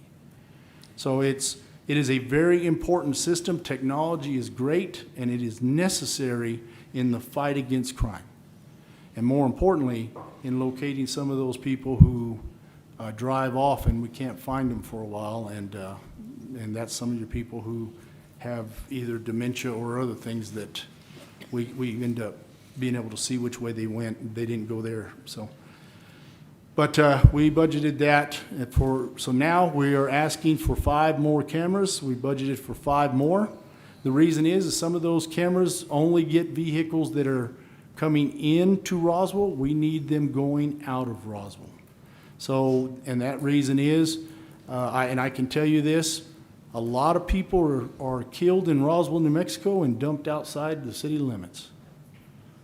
And what we need is to be able to see when you leave and when you come back, to be able to have cases that are strong, because we can say you were in the area, this is when it happened, this is what's going on, and it presents a better case for us. It also helps us with being able to track those people who need to be tracked, dealing drugs or maybe a stolen vehicle or any other thing like that. So very important for us. So during that time, this will be a reoccurring charge budgeted due to the adding of 5 more cameras. Any questions on that? Okay. Chairman, Commissioners, we're going to go to 401-751-375. And this is also for the lease purchase, and it is an increase of $500. If you guys have, let me just read this. Lease purchase amount spent per month is increasing, and we added a little more to cover the amount. As of today, it's $9,703.24 has been spent on lease purchase for copiers. For the copy machines in the sheriff's office, That is the price we pay. Not only do we pay that price, but we pay a price per copy. And if you can ever print out a case file, and we have to provide the case files to the district attorneys, we provide them to the public defenders. All of those things cost us money. And it's not something we can turn around and charge them for because they're a state entity. And it's in the best interest of us at the Chaves County Sheriff's Office to give that so that we can get cases prosecuted. As of today, like I said, $9,703.24. We had to move money to cover us until the end of the year and therefore prompted a budget adjustment for the next year's projected expenses. And that's going to, like I said, go up by $500. Any questions on that? Mr. Chairman, Commissioners, and Sheriff, just so you will see this both in Sheriff's budget as well as Detention Center. The tort liability insurance, you'll see about a 37% increase. This was due to an increase last year of about 18% for law enforcement, and they anticipated to probably have an additional 10. So you'll see that both on the Detention Center as well and on the Sheriff's budget.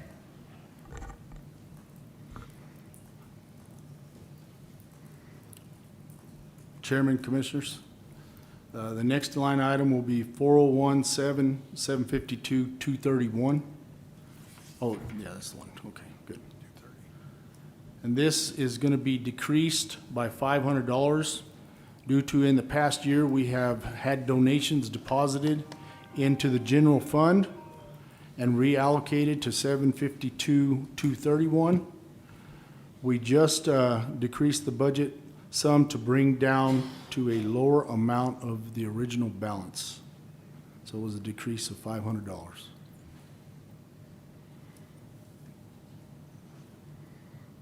Any questions on that? All right,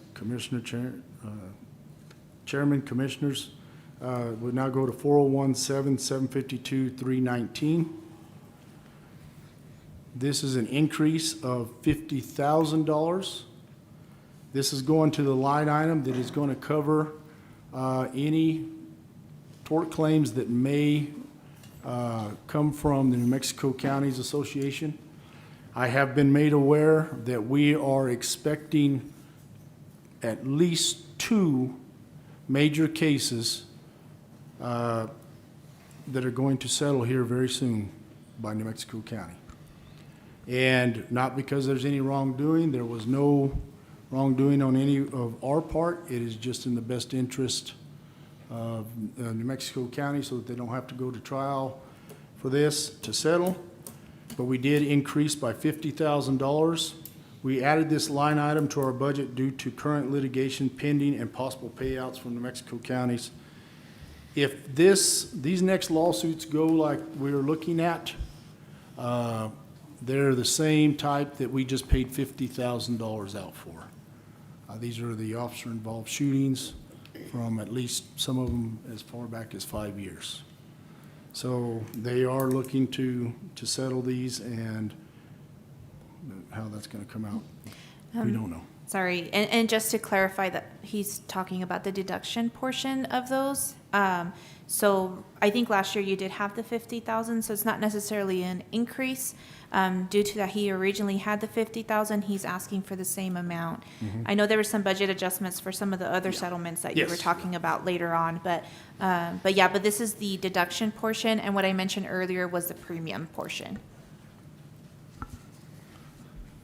All right, so we'll move on to the LEPF fund. The whole LEPF fund received less money this year due to the number of certified deputies currently employed with the Sheriff's Office. To receive LEPF fund for a deputy, they have to be certified to get the money. Well, we lost 11 officers, deputies, during that time. So we went down from 43 to 33 deputies. So with that, this is just we're allotted for 44. We had 40 at the time. It went down to 33 because of the number that we have hired back. But this is just the initial breakdown of the budget for 2026, 2027, and funds can be moved around to accommodate any expenses that should the need become necessary. So 430-7-753-225, because of the amount that we lost, decreased by $10,000.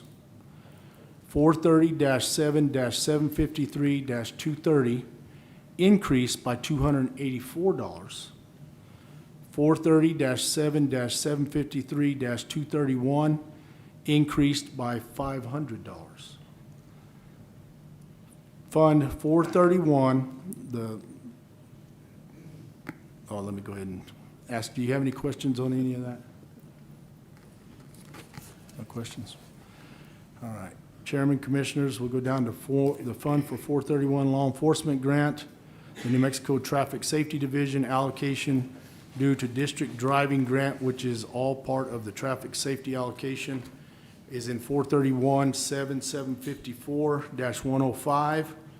And this covered the overtime that's reimbursed to us back by DFA for the Safer New Mexico DWI stuff. And it increased by $78, so we got that back. Any questions on that? All right, here's where the fun comes. All right, so we have the capital outlay. Capital outlay, we have asked for a 2027 Chevrolet Silverado, a 1500 crew cab, a four-wheel drive, black in color, which costs $56,130. The uplifting of that equipment for 2027 the Chevy Silverado is $26,280 for a total of $82,410. This will be used as a K-9 unit.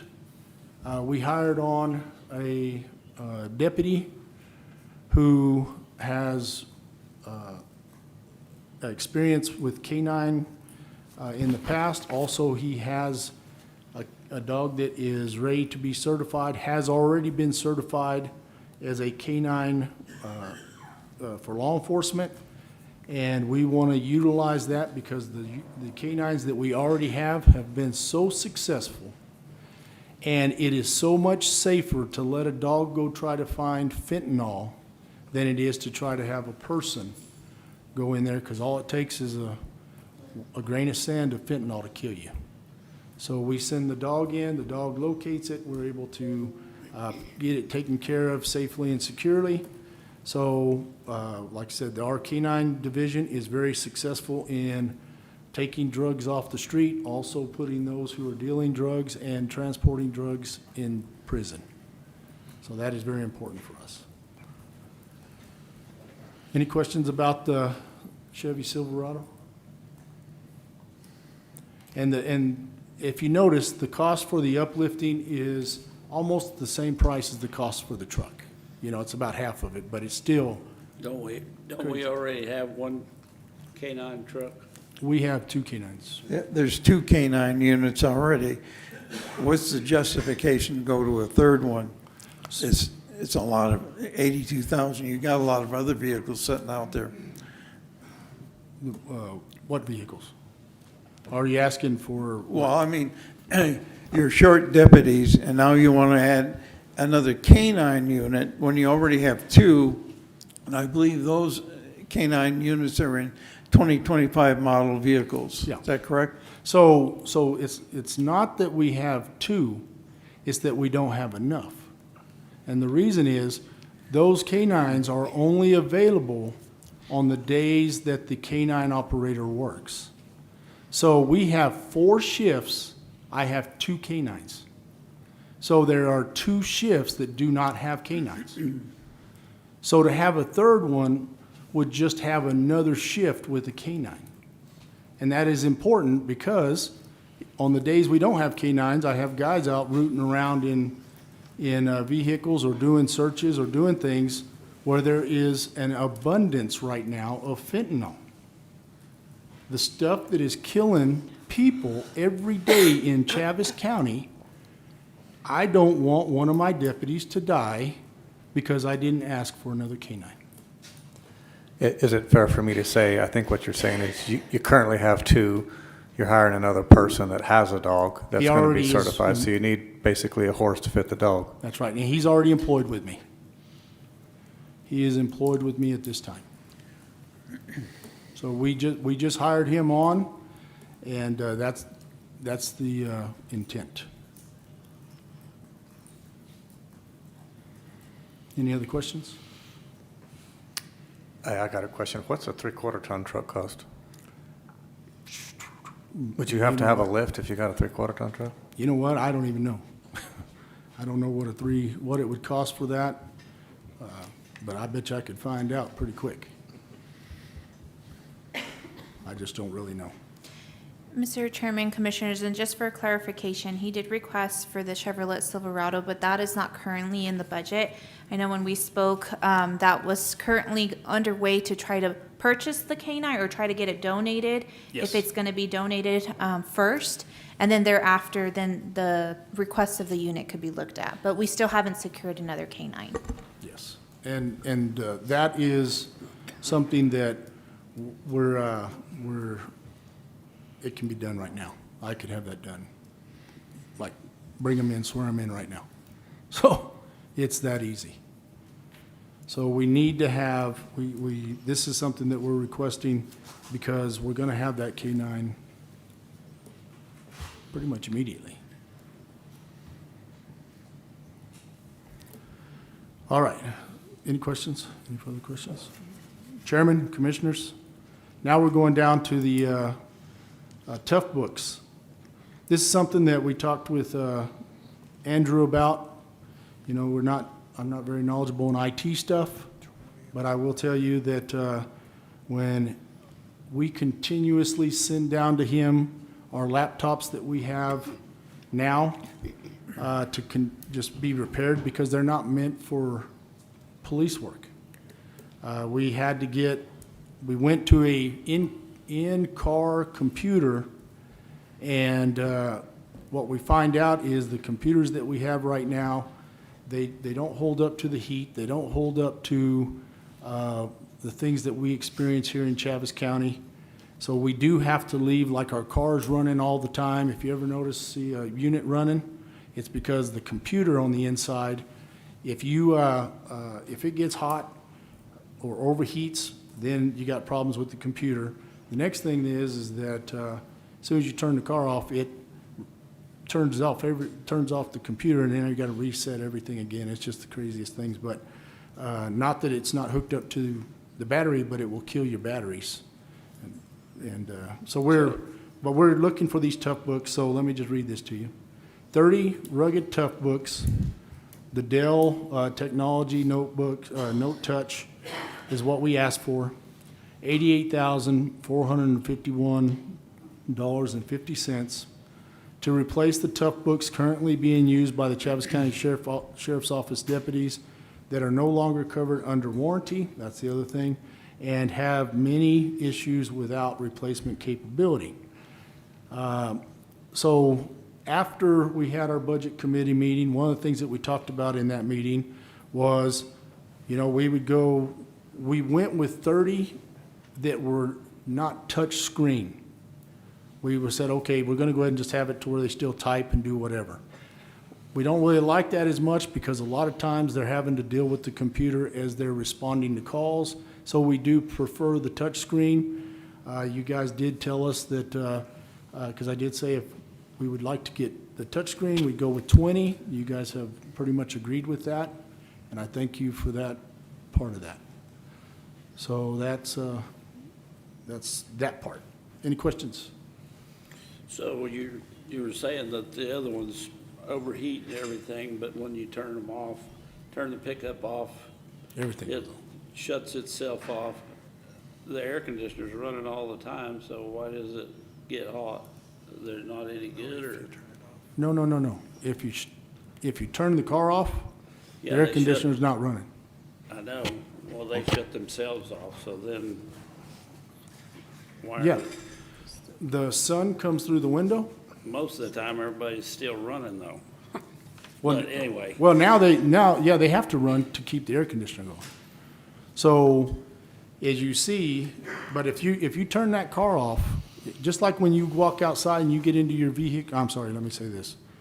Chairman, Commissioner, if you walk outside right now and you get in your car and it's off, the temperature is hot, right? So while that computer is sitting in that car, it is cooking. At the end of the day, when the deputies get out of the car, the computer is out of the car with them. We don't leave the computers on the docks in the cars. It's too much of a temptation for someone to bust your window out and take your computer. So whenever they're off duty, the computers are out of their car. When they get to the office and they come in to download their reports, because they have to go from one system to now the system that's at the county complex, they have to bring the computer in so it downloads to the system here. It's a lot of things. There's a lot of wheels in this little thing. yeah, it's just like my cell phone. It'll sit in there and it'll get hot and it won't work. Yep. Most of the time you put them in your console, whatever, and then they don't get hot and they'll still work. Yep, But that's what what you're saying is though, anytime they're out of the vehicle, they take it with them, so, unless they're on a call. So, okay. and, or. I think what the sheriff's trying to say is when you're in an active investigation or you're actively doing your job and you're outside of your vehicle, I think he was trying to articulate that the vehicle still runs and is running the air conditioner. And there have been complaints where people say, well, they're running their trucks all the time. And Yeah. I think he's trying to articulate that they have to keep those running to keep the equipment cool. Absolutely. To keep it running longer so they don't have IT issues. Because once you shut the vehicle down, everything in the vehicle shuts down in the computer, and then you might need to run that extra 28, 29, and you don't have time to start your car, reboot the computer, wait for So 5 what- minutes, wait for it to hook up to the satellite. So what makes these new ones any different? They What have, makes the- what? so What they, makes the they, new ones any different? I don't know, the technology probably, I really don't know.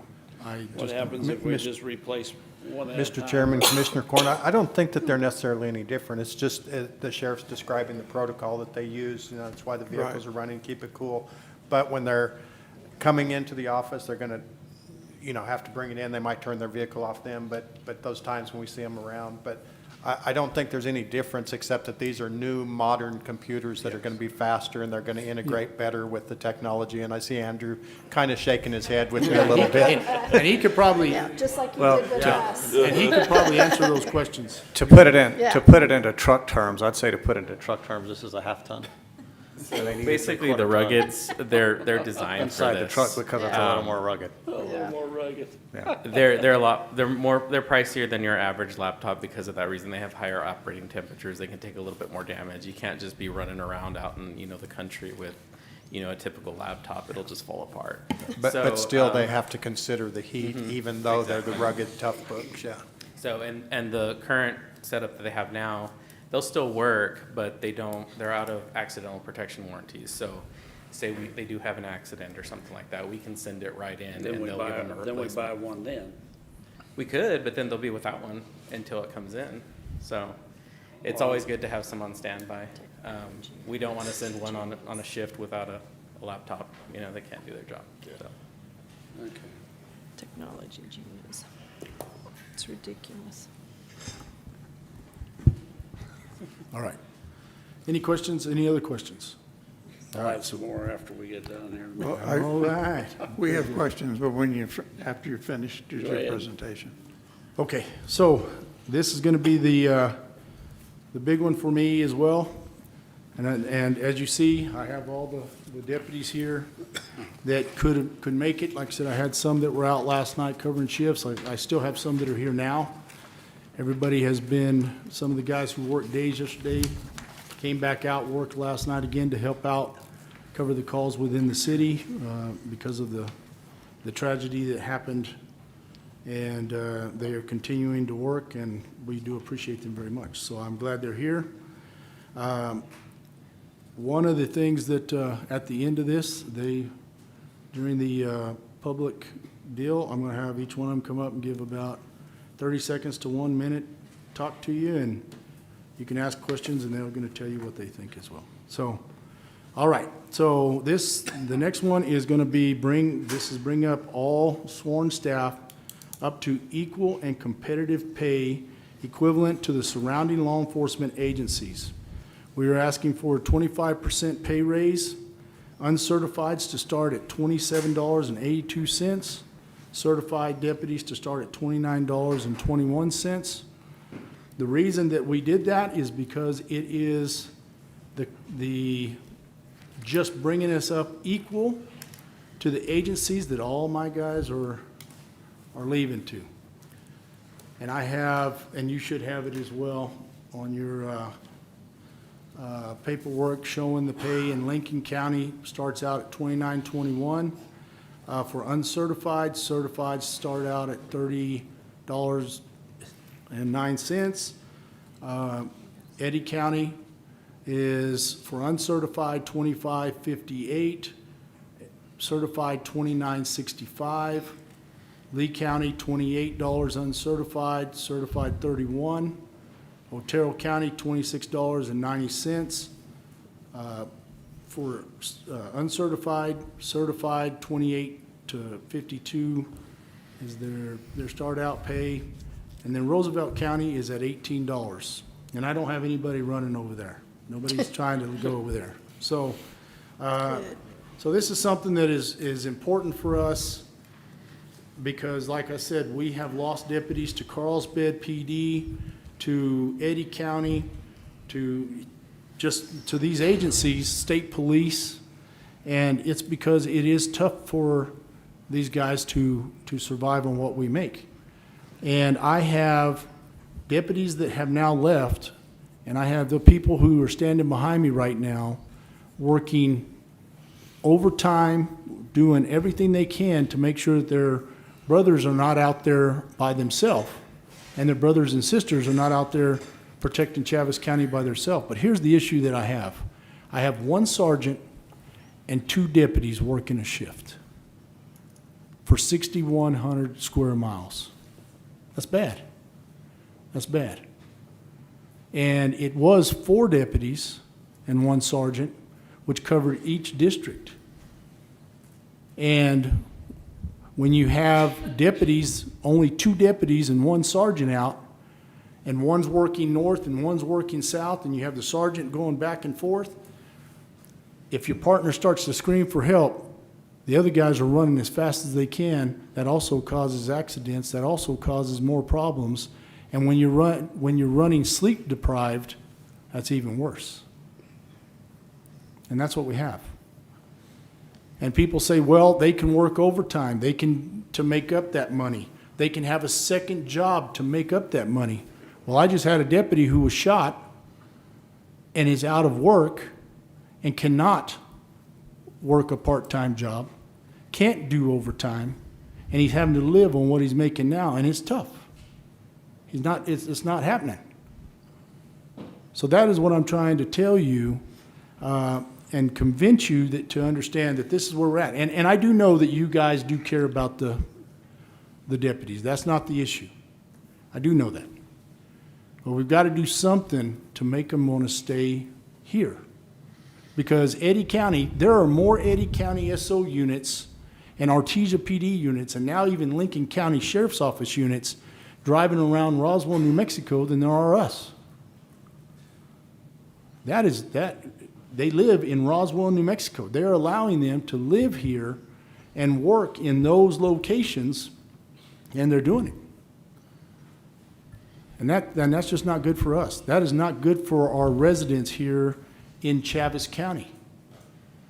But I will tell you this, with 2 deputies and 1 sergeant, these guys are covering calls, they're handling their business, and they are out making you look good every day, making me look good every day. So I think in turn, we need to look at keeping them, keep the certified guys that we have, because we're going to get people who want to do this job. People love this job. It's in your soul whenever you take on this job. You are a servant to the people, and you want to do this job. I would do it for free. My wife wouldn't like me. My kids wouldn't like me because we're probably not going to have electricity or be able to eat. But the whole thing is, it's not about that I love the job or I want to do the job. It's can I afford to do it and keep my family in the things that they need as well. And I'm telling you, we're not rich by any means compared to any other occupation out there. We're almost making the same amount of money as some of your fry cooks here in Chaves County. So that is where we're at. I've given you the deal across the board of the 25% pay raise, what we're looking at. I've shown you the surrounding county sheriff's offices.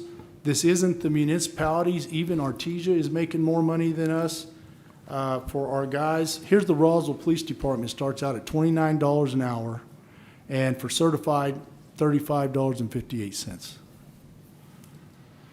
Artesia Police Department, $27.45 for uncertified, $36.97 for certified. Carlsbad Police Department, $28.77 for uncertified, $32.38 for certified. Hobbs Police Department, $36.69 for uncertified. For certified, $42.19. And Chaves County, $22.26 for uncertified, $23.37 for certified. So we have got to make it marketable for us to get some of these certified officers to come to us. That's all we're asking. And if my deputy who starts out at $22.26 an hour, it will take him 7 years to make it to $27.69 an hour, according to our step increase. It will take 15 years of step increases for a deputy already certified to top out at $33.45. That's where he tops out. There is also a disparity in pay amongst deputies and sergeants and deputies and detectives. So we have got to do something to keep the certified that we have. One of the things that we have done and we have talked about is when we send an uncertified guy to the academy, it costs us money to send them to the academy.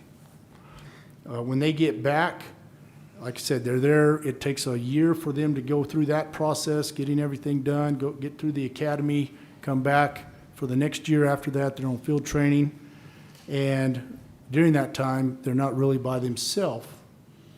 So even if you hire an uncertified, you're still 2 years away from having a solo beat officer or deputy.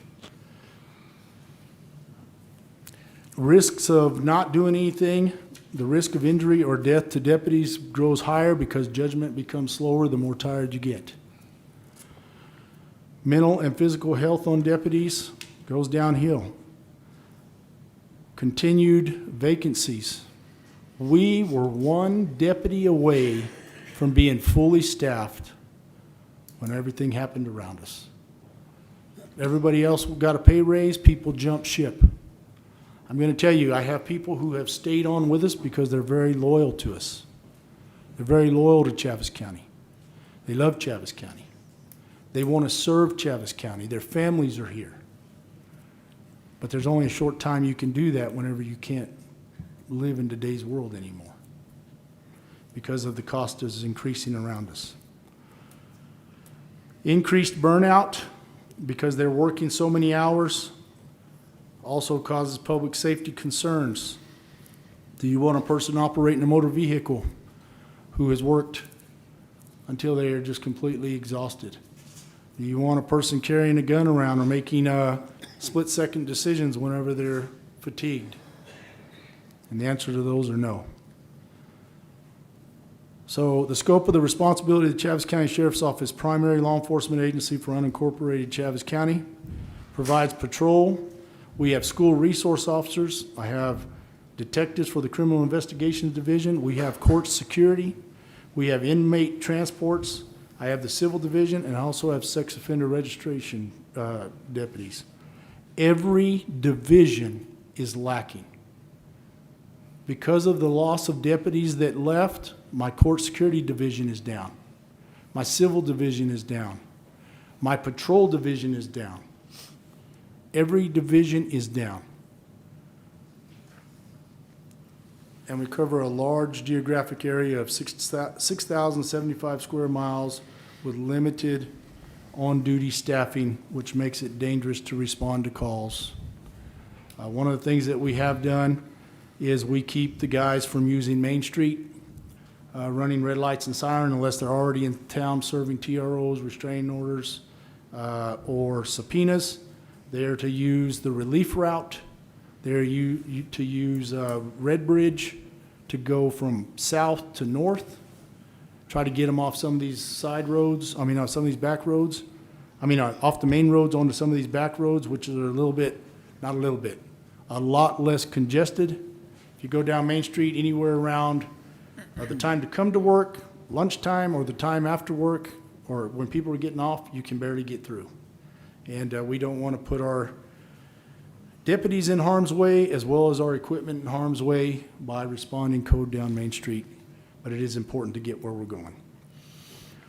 One of the things that we know, deputies are leaving primarily for higher paying agencies. Loss of trained deputies within the first 1 to 2 years, also to include after graduating the police academy. We had this happen to us where one of our guys went through the academy and immediately upon graduation went to work for the Dexter Police Department. Just decided he wanted to leave here and he went to work for Dexter. And that is another issue of just people just going where they want to go. This doesn't include the staff who are expected to start retiring in the next 1.5 to 2 years from today. This is expected to be, so the shorthandedness doesn't include the guys who are retiring. These are the guys that are leaving to go somewhere else. And the number that we are expecting, I can tell you now, I have one that's going to leave here in probably this month, to go to Carlsbad. Go to Eddy County. And we have others who are looking to go other agencies. And we expect at least 4 or 5 more to go. This also includes possibly losing a retired deputy, whatever the deal is on that. I think it says also include losing. Oh, yeah. So we have guys who have come back to work for us that have retired and they're now back, but they are also looking to go to other agencies to where the pay is higher to get their retirement higher. So that's there.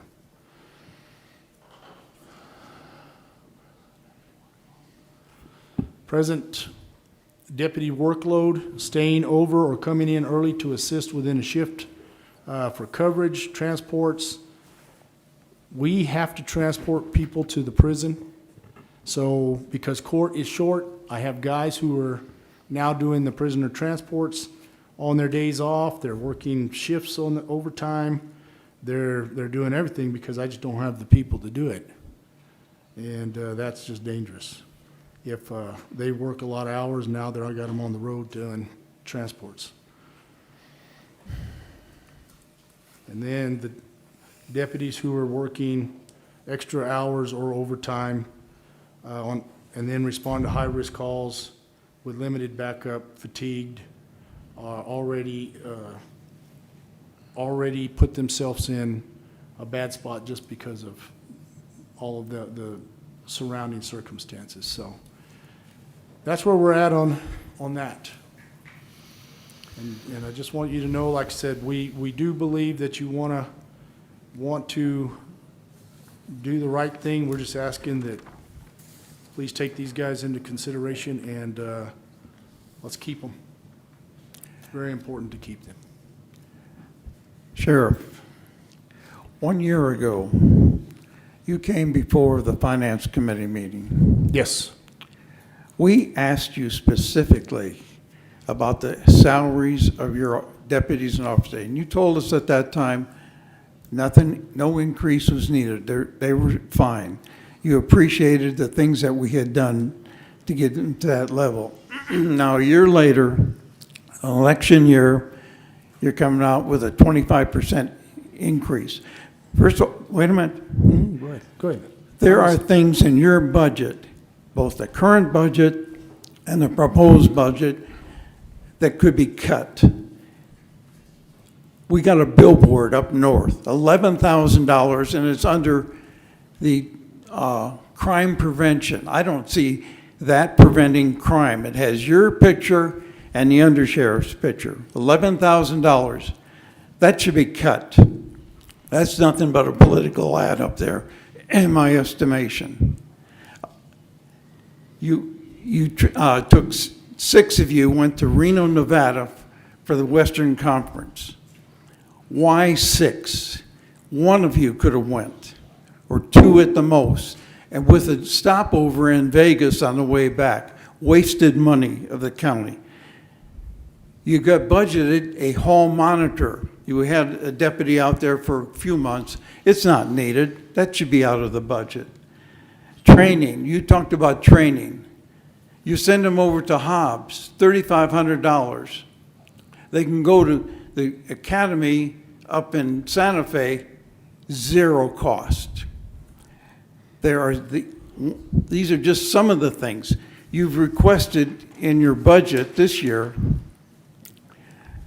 for ballistic blankets at $6,000 apiece, 4 of them. Night vision goggles, $3,000 apiece, 4 of them. I spoke earlier about needs and not wants. We funded a couple years ago grapplers on the front of your vehicles. Yes, fantastic, thank you. Used them once, I understand. They're sitting there. It was a waste of money. I want to see the budget trimmed down, some of this waste taken out. Waste that could be taken out and put into your deputies' salaries. But first of all, we got to concentrate on a budget that focuses on need and not I wants, and not traveling on all these out-of-town trips.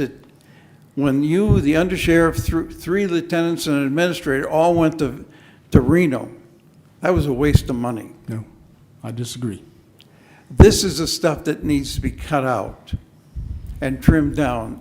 And that billboard up north, just, I think it's an irritation. I've had more people come up and tell me, what a waste of money.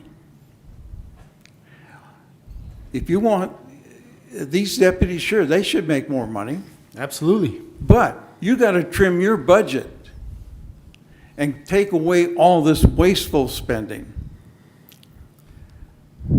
Sir, I'm going to address you. Chairman, commissioners, I want to ask you a question. Do you go to Washington, D.C. every year?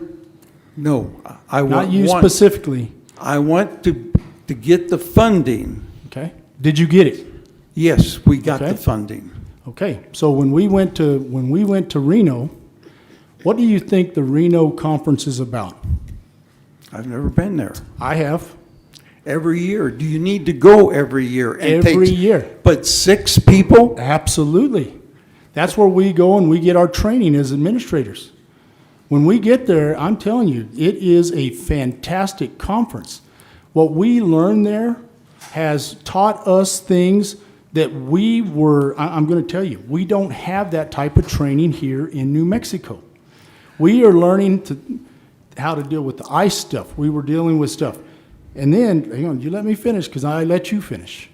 So whenever you talk about the billboard, that billboard has been there for 8 years. Do you know that was first projected by your wife, sir?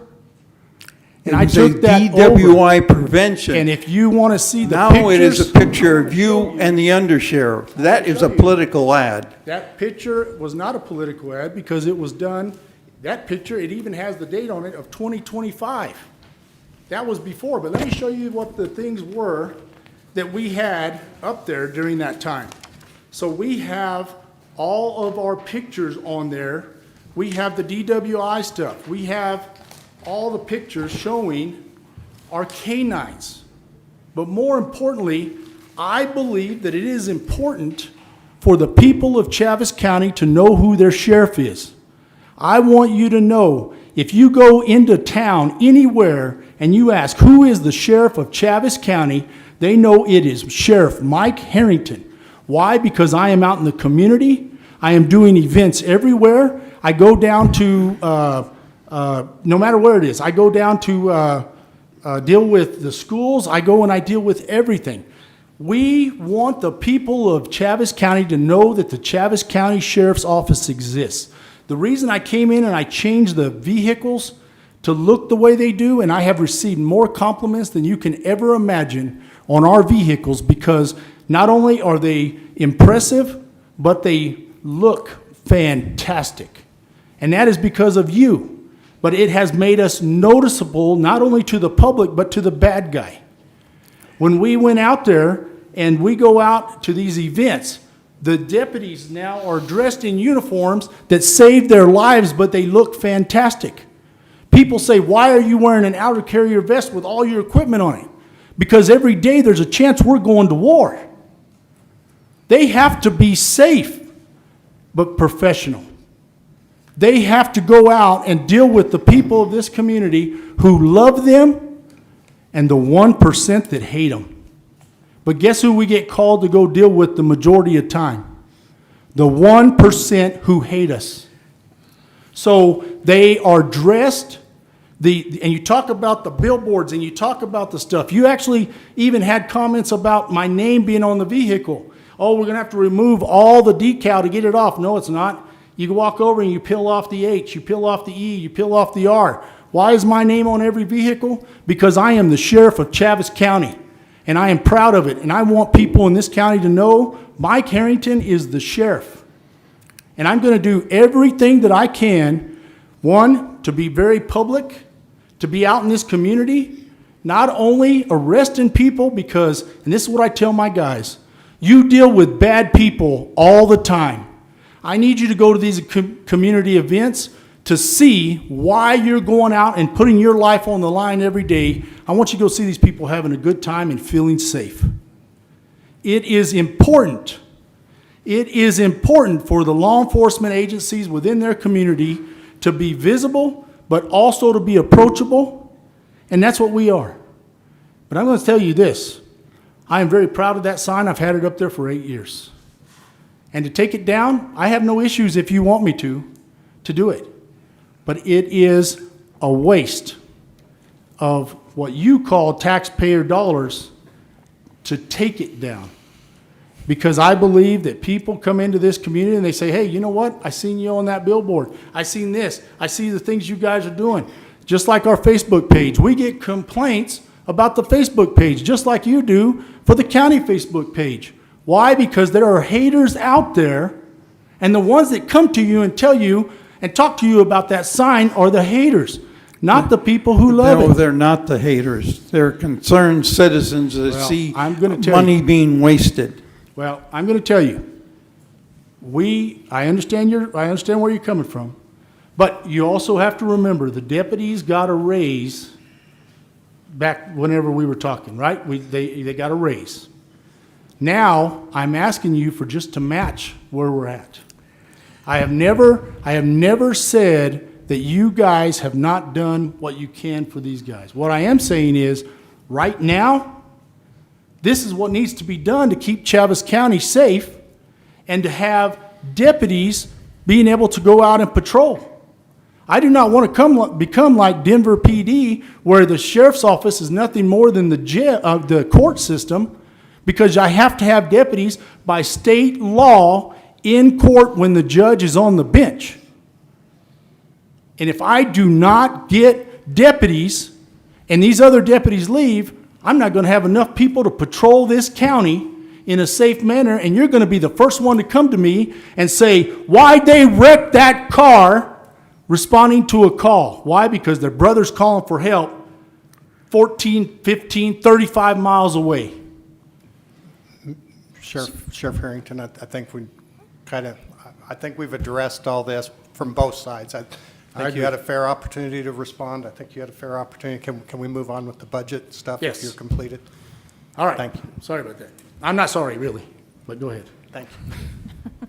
And again, I think the question was, I know all these years you're grateful for everything that has been. Because Everything. as we've mentioned before, department heads come to us to ask us what they need. And so this is something that I know Commissioner Taylor was kind of referencing to. We understand that has helped you then, but what you want to help now is what he's asking, in exchange. I didn't But- hear no ask. If, Okay, going forward, any more questions for Sheriff Just- Harrington? Go ahead. really not a question, more of a statement. I feel your frustrations, and I feel Mr. Taylor's frustrations, because it's all over budgets and money. It's all over budgets and money. And just a little quick story, if you'll allow me. I mean, I was a president of our Conservation Officers Association for 2003, 2007, and I lobbied for the very things that you're trying to do right now. The first thing is that you got to bring up the awareness, and that's pretty apparent, pretty obvious, so thank you for bringing up the awareness. But it, also on the county side of things and the budget kind of things, I remember when I was trying to get pay increases, the first thing they asked me is, where are you going to get the money? I want the officers to have a raise. I wanted my officers to have a raise. Where are you going to get the money? And I couldn't create the money, so I had to go find the money. That was the first thing, and that might be what Mr. Taylor's alluding to right here, is there might be some money on the table in other places. But I will say that it's pretty impressive that the county has managed to keep up its fiduciary responsibility with the accounts on all aspects, with all budgets considered, from tractors to fire trucks to everything else. But when you take into account the 92% increase in medical increases, if I quoted you right, That's correct. that the county picked up, correct? That's So correct. that could have been an employee pickup, and instead the county picked it up. So that's a big hit. And I don't know how that plays into compensation packages with other agencies or other divisions, but it's pretty significant that the county picked that up. The other one, I think it's something you mentioned, Sheriff, is the 37% in the increase in the tort insurance. Is that correct? That's correct. And that's The also, premiums. that's also a stick to the county, right? That's correct. So I don't know what those tallies are, and I hate to put you on the spot, but that's a lot. Yes, Mr. Chairman, Commissioners, between the premiums for law enforcement in the last 3 years have more than doubled. We're looking at about $1 million premium now, over $1 million, where historically it was closer to $400,000. And it's primarily, unfortunately, due to detention center and as well as sheriff, law enforcement, and that's across the state. And that's not a kick on you as an officer or on No. you as detention. We have no facility. control over that. We have no control of that. Right. Our state's kind of in a bad spot right now, and we have, I know. torts are out of control. I mean, there's a lot of things that are out of control. It's state government. Civil rights. And hopefully I can help change some of that. But it's unfortunate that we get to the level that we're at right now, and I just want you all to take a step back and say, we hear you, we understand the awareness. Mr. Taylor brought out some concerns. You brought out some concerns. Let's get back to the drawing table and see where we can come to a little better understanding of each other. So I appreciate you doing what you did, Mike, and I appreciate you, Mr. Taylor, for bringing that out, because they both equally have footing. So thank you. So, Mr. Chairman, Commissioners, one of the things that I have done, we sat down and we have looked at cutting money to try, and I'm going to do whatever I have to do to get these guys a pay raise. They need it, I need it, and this community, Chaves County residents need it. Because I will do whatever we need to do to make sure that I have certified officers patrolling Chaves County and doing it in a safe manner, because I don't want anybody in my place to get hurt, and I know neither do you. And I know that. So here, I'm going to go over this. This is my proposed budget. This is what I'm wanting to do. So, under 401-7751-105, under overtime salaries, the proposed budget was $25,000. We are proposed adjustment $15,000, taking $10,000 off. Under 401-7751-221, vehicle heavy equipment repair. We have it under proposed budget, $10,000. We're going to take out $5,000, leaving $5,000 in that budget. We're going to go to 401-7751-224, employee training. We're going to take $5,000, from $5,000, we're going to take $3,000 from that, leaving $2,000. We're going to go down to the mileage reimbursement, 401-7751-226. It's $1,000. Willing to give up that $1,000, leaving the balance as zero. Going to supplies and tools, 401-7751-230. The budget is $25,395. I'm willing to give up $10,395, leaving it at $15,000. The fund 401-7751-231, non-expendables. It's $45,500. $20,000 is what I'm looking to take out of that, leaving the balance $25,500. 401-7751-237, subscriptions and publications, $8,000 is what is in the proposed budget. Proposed adjustment, $4,500, to leave it at $3,500. 401-7751-238, uniform allowance. Take out, it's at $6,000, remove $6,000, leaving it at zero. 401-7751-251, rentals. $13,000 is proposed budget, taking out $3,000, leaving the available balance at $10,000. 401-7751-252, printing and publishing. $4,000 is the proposed budget. Proposed adjustment, $2,000, leaving $2,000. 401-7751-253, dues and fees, $5,500. Take out $2,750, leaving $2,750. 401-7-751-260, professional services. It's at $19,445 of proposed budget. Proposed adjustment, $9,445, leaving the available balance at $10,000. 401-7-751-267, contractual services. $25,000 proposed budget. Proposed adjustment, $20,000, leaving $5,000. 401-7-752-224, 7-752-224, employee training. Proposed budget, $44,500.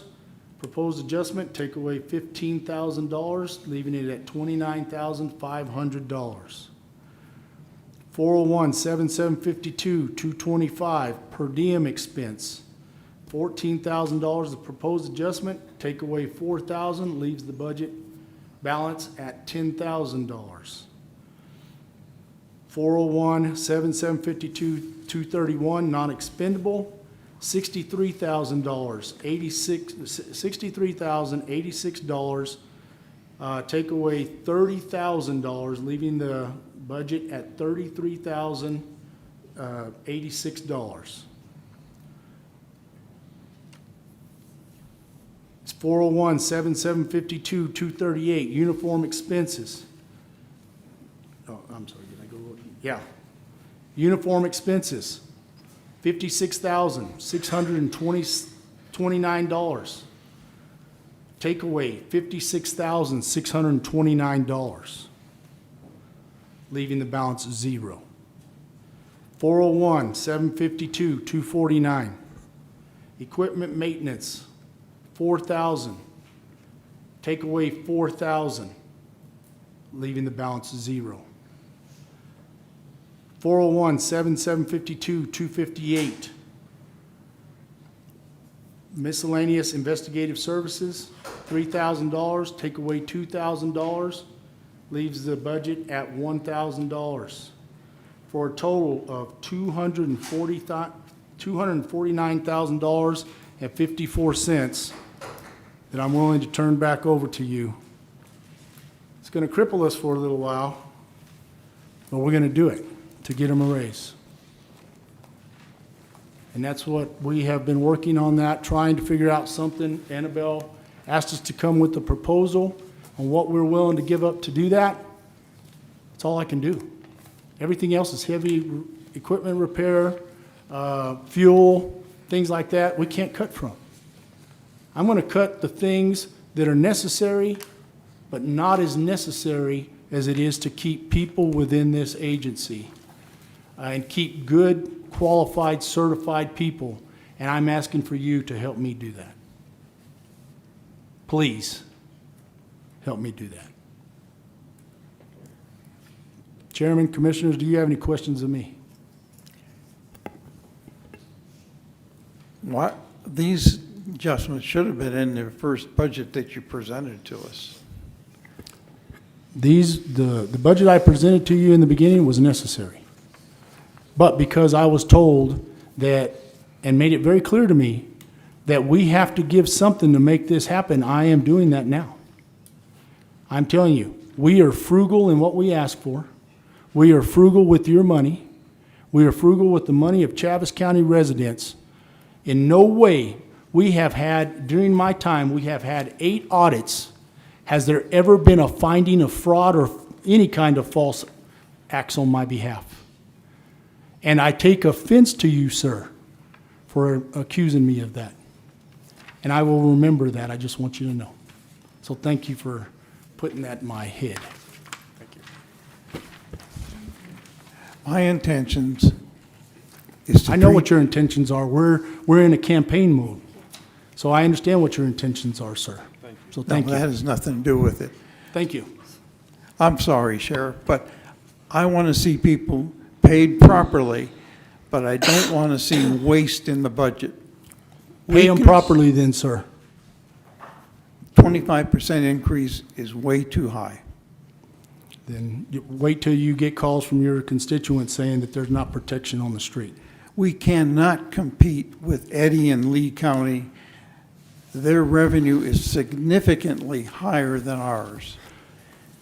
Chairman, Commissioners, the one thing that I have heard for the last 8 years, and it's because you are frugal with your money, but we are a debt-free county. You have made that very clear.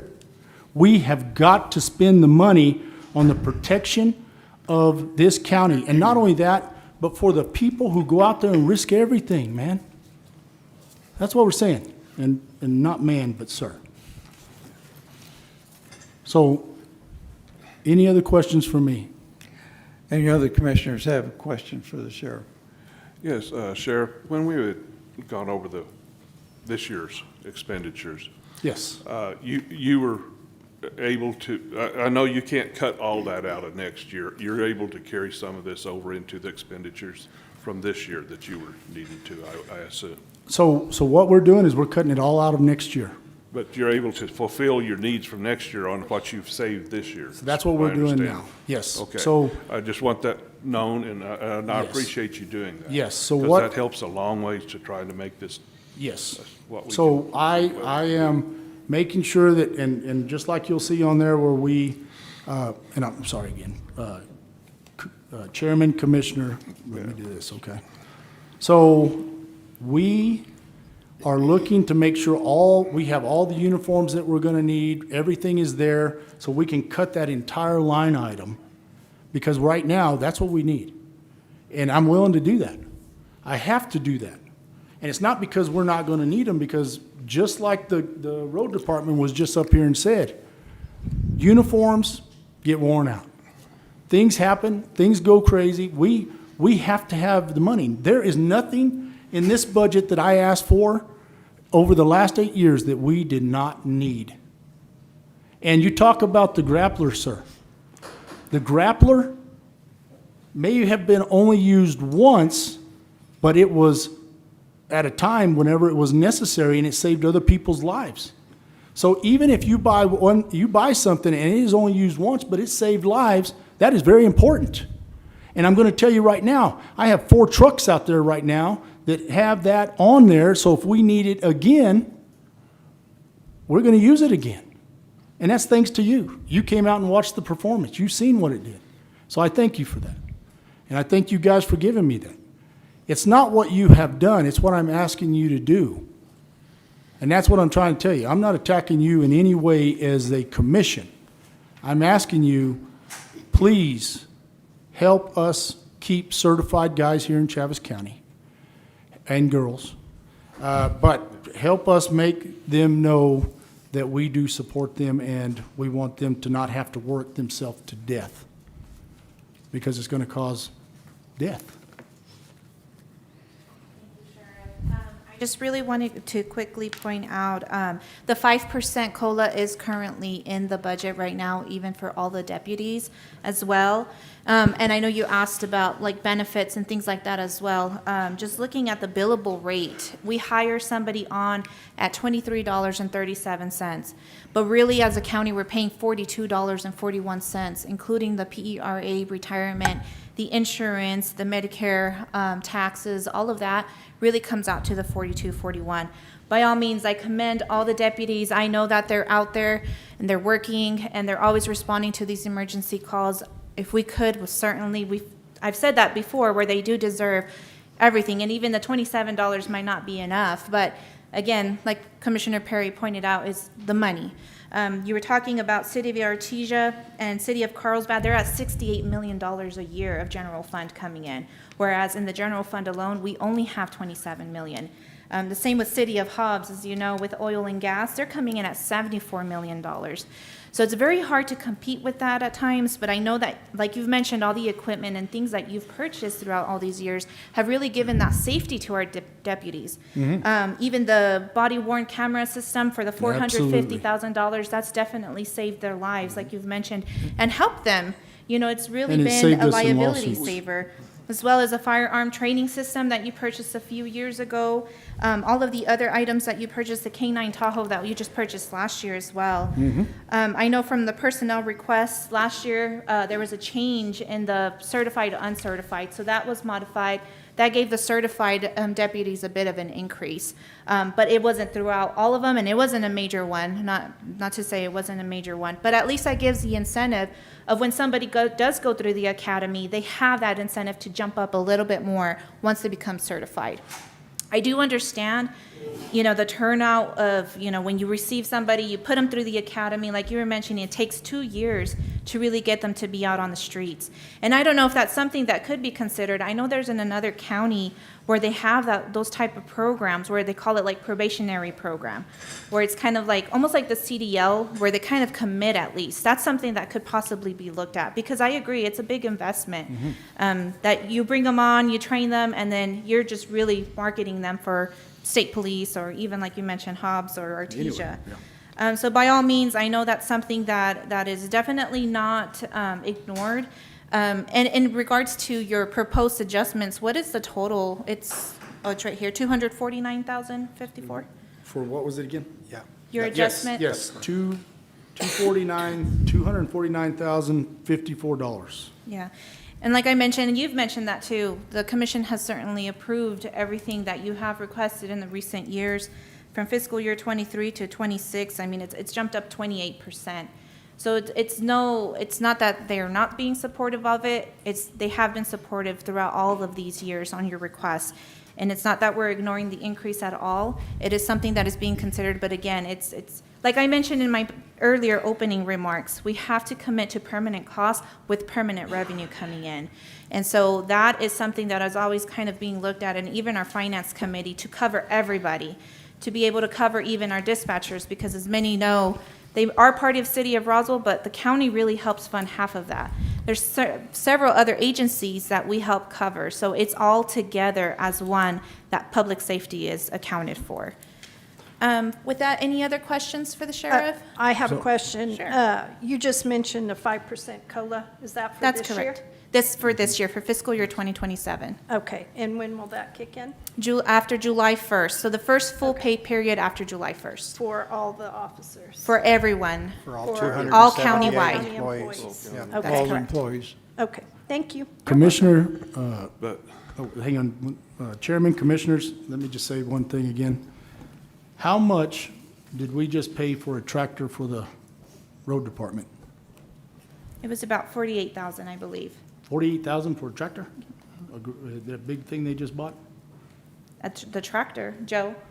The tractor itself was about 48. Well, yeah, I guess the fine tractor, which one? But the item that you guys just purchased, you said like 400 and something thousand, what was that? Patch truck. Okay. Last year. So what is the purpose of buying a patch truck? That's a road Public question. safety. Public Yeah. safety. Right? $450,000 for public safety. I'm asking you I'm giving up this amount of money, and not me, we. Mr. Chairman, Commissioners, Sheriff, we're looking at the entire county. I know. And the COLA goes for the entire county. No, not the COLA. Yeah. The surrounding counties have been asking the last week what everyone is presenting in their budgets for COLA. Most of them are 2 to 3%. Yeah. So our county's being very generous there, again, as they have been. But for this isn't COLA. insurance. This- No, sir, it's not. But we have to evaluate each department, and I will commit to you, we will evaluate this department.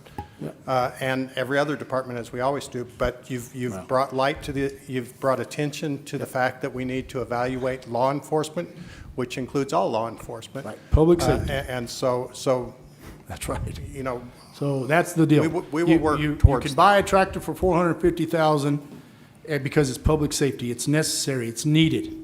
Right now, to keep my guys and to keep this county with deputies, it is necessary. It is much needed. And it's only going to be maybe another tractor. So let's get that done. Yeah, remember that tractor is used for a number of years. That's 450,000 spread over. But a pay See increase. these guys? Used every Just- day. Just a minute. that's right. God. Sheriff, I'm speaking, please. Yes, sir, you go right ahead. Continue on. Okay, we invest in a patch truck that's going to be used for 10, 12, 15 years. Yeah, 25. If you gave the same amount of increase, that's every year. The payroll is in the general fund. That increases the general fund, and then you have that increase in every subsequent year. And you still increase salaries as you go along. So you're not comparing apples and, it's Oh, two I different am. things you're comparing. I'm comparing a dollar. Is The dollar dollars- is a dollar. Yes, but you're not looking at the total impact over 10 years.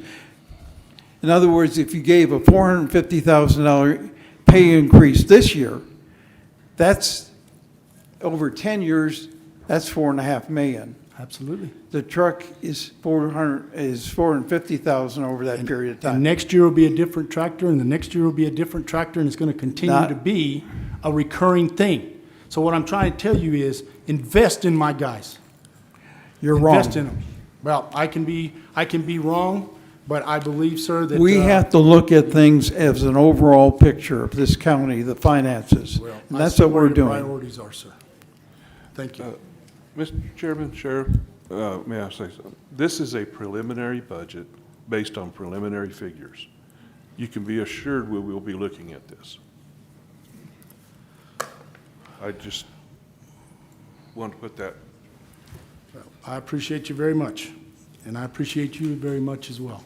And this is And- nothing personal. and- This is my team. These are my people, and I care about them very much. And this reduction does definitely help. thank you for doing Thank you. that, sir. Okay. Anything else?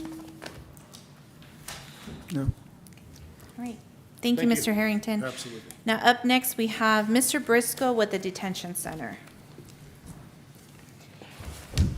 The Detention Center's current budget is being proposed at $11.2 million, but with the medical contract that we have currently undergoing under the IHC fund, that's an additional $3.7 million, coming to a total of $14.9 million for the Detention Center. Good morning, Chairman, Commissioners. First, I'd like to just start with just saying thanks to my staff. My staff really did a great job this year putting this together and figuring out what we could use and what we didn't really necessarily need. They looked at everything from trends in corrections to the current CPIs for each area. So I just wanted to give a big shout out to my staff and thank them for that, because they literally put this together, not me. So I guess we'll start in the 401. 641, please, dear admin. Yeah, the 641. So You could just hit the major impacts that you've had. you want me to hit the major or just the increases, decreases? You So- could just the major. Okay. The 105, we decreased that by $2,000. We're cutting back on some of the staff, the administration overtime. In the 230, the supplies and tools, that was actually an increase by $3,000 due to the copier and printing of documents for the facility. The 231, we increased that by $11,000, and that's a great increase. But the reason for that was because we have to replace 19 computers at the facility, thanks to IT. You're the bad guys today. I'll give credit where credit's due. In the 267, we decreased that by $10,000. That was originally sought after for the email licensing and Outlook, but it's currently now in the line, the 237 line.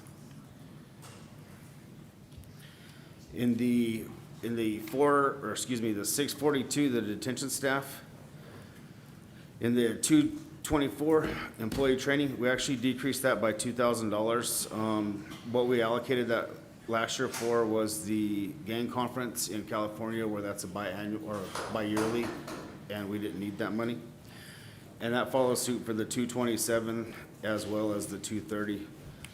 In the 230, we actually went down by $7,500, and the reasoning for that was because I allocated for funds last year for recruitment, for banners, and for just recruitment supplies, and we had got that and retained it, so we didn't need that money. In the 244 pre-employment physicals, we actually decreased that by $2,000, and the reasoning for that was because we're seeing better staff retention at the jail, so I'm not needing all of that pre-employment funds. In the 257 facility maintenance and repair, we actually decreased that, and the reason why was because we feel that the facility is closer to where it needs to be, and it's currently held at professional standards, so all of that routine maintenance is not needed. Whereas 2 or 3 years ago, we were doing a lot of painting and a lot of window replacements. In the 260 professional services, we did increase this by $3,000, and the reasoning for that was for the audit allocation in preparation for Nigel. In the juvenile budget, in the 260, we increased that just by $300 for the audit allocation. But one of the big ones we looked at was the care of prisoners. It was set at $950,000 last year, and we were able to decrease that by $50,000 as a savings. And the reason we decided that we were comfortable with that was because we were seeing faster turnaround times and faster releases from the courts, which all the facilities that house our juvenile offenders have greatly increased in price, but we're seeing shorter stays. So we averaged that out, and we were able to decrease that by $50,000. In the 684, on the 225 per diem expenses, we increased that by $1,000. And that is actually a line that the sheriff's office used for transporting some of our offenders. And we've seen a need there, so we increased their budget there. On the 230 line, the supplies and tools, we increased that by $7,000. And the reason why was because currently our in-house courtroom is not compliant with fire regulations or ADA. The pews that we have was donated, I don't even know when, but there's not an adequate walk space between to the emergency exit. So I need to change those pews around and change the seating in there. That way we are compliant. The 231 non-expendables, there was no increase or decrease in that. In the 260 professional services, we did increase this. We increased it by $16,000. And the reasoning for this fund is for programs like Aspen. It's programs to help cut our recidivism rate. And I know that $16,000 sounds like a great increase on that, but honestly what it is, if we cut our recidivism rate down, that's going to definitely trump this. So we're fine with that. The feeding of prisoners, we noticed that last year we didn't quite budget enough, and this is a very large one at $700,000, but we increased it by $14,000. And the reason why was because the consumer price index in the southeastern side of the U.S. for foods, they have gone up. Although, a couple years ago, we did save some money on this same line item because we found out they were using the wrong CPI in our contract. So currently the CPI that we're using that on is not food away from home, it's full service meals. So the 267 was increased by $10,000. The reasoning why was contractual services going up on price. This is where we pay our Lightning Law Library, our Beacon, our jail management system, and for pest control. And as everyone knows, pest control has went, I think, 300% higher in the last 2 years. But with that being said, this is at $80,000, but $42,000 of that is taken right away just for our jail management system that not only do we use, but the other agencies use as well. The 380, the software, that was added at $11,000, and that one was for Microsoft licensing. That's another one, thanks to Ray. And that's all I have for that portion of this, before I get into capital outlay. Any questions on that? Or do you want us to go on to capital outlay? Go ahead and jump into capital outlay. Okay. So capital outlay. Our first request was kitchen equipment. This is replacement and upgrade. It's for an ice maker and ice bin, oven racks, dishwasher, fryer, microwave chopper, and meal carts. That's at $113,000. Most of these items that we are replacing, I've already been patching them together for 3 years, and we're at the end of patching it up now. A big portion of this is for the meal carts. There's a federal mandate that dictates that I have to serve meals at a certain temperature to the inmates, and currently we're not doing that due to not having these meal carts. So with the purchase of these meal carts, it'll allow me to fall in line with NIGEL standards as well as federal mandate.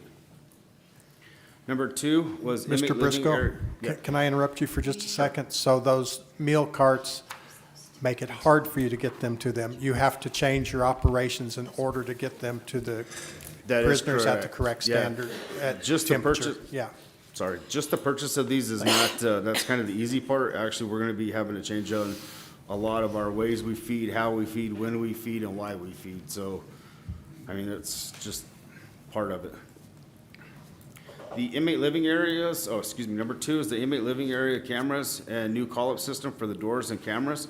This is a big one for us. And the reason why is because the cameras that we started replacing 3 years ago, we're still using that same model, and we found that those have been highly effective. Not only do they give us a great audio 360 view of those dormitories, but they also give us a great audio as well. And if we have an incident going on inside that, we can turn on those audios and hear their planning, and we can make a better strategic op plan to enter that for safer. The door call-ups, what that is everyone's toured that jail. Every time we pushed a button to go through that door, the camera automatically will focus on that person, and the control officer has to verify who it is. So it just cuts a lot of time, and it makes it safe. It makes sure that our officers are doing what they're supposed to by acknowledging who that is, but prior to opening that door, and making sure there's not a threat on the other side of that door as well. My number 3 for capital outlay was the facility washer and dryer replacement. We currently have 3 of our 5 washers inside the facility that are outdated, and I can't even get parts for them anymore. They're literally robbing junkyards where these machines are taken just to bring motherboards and stuff to us.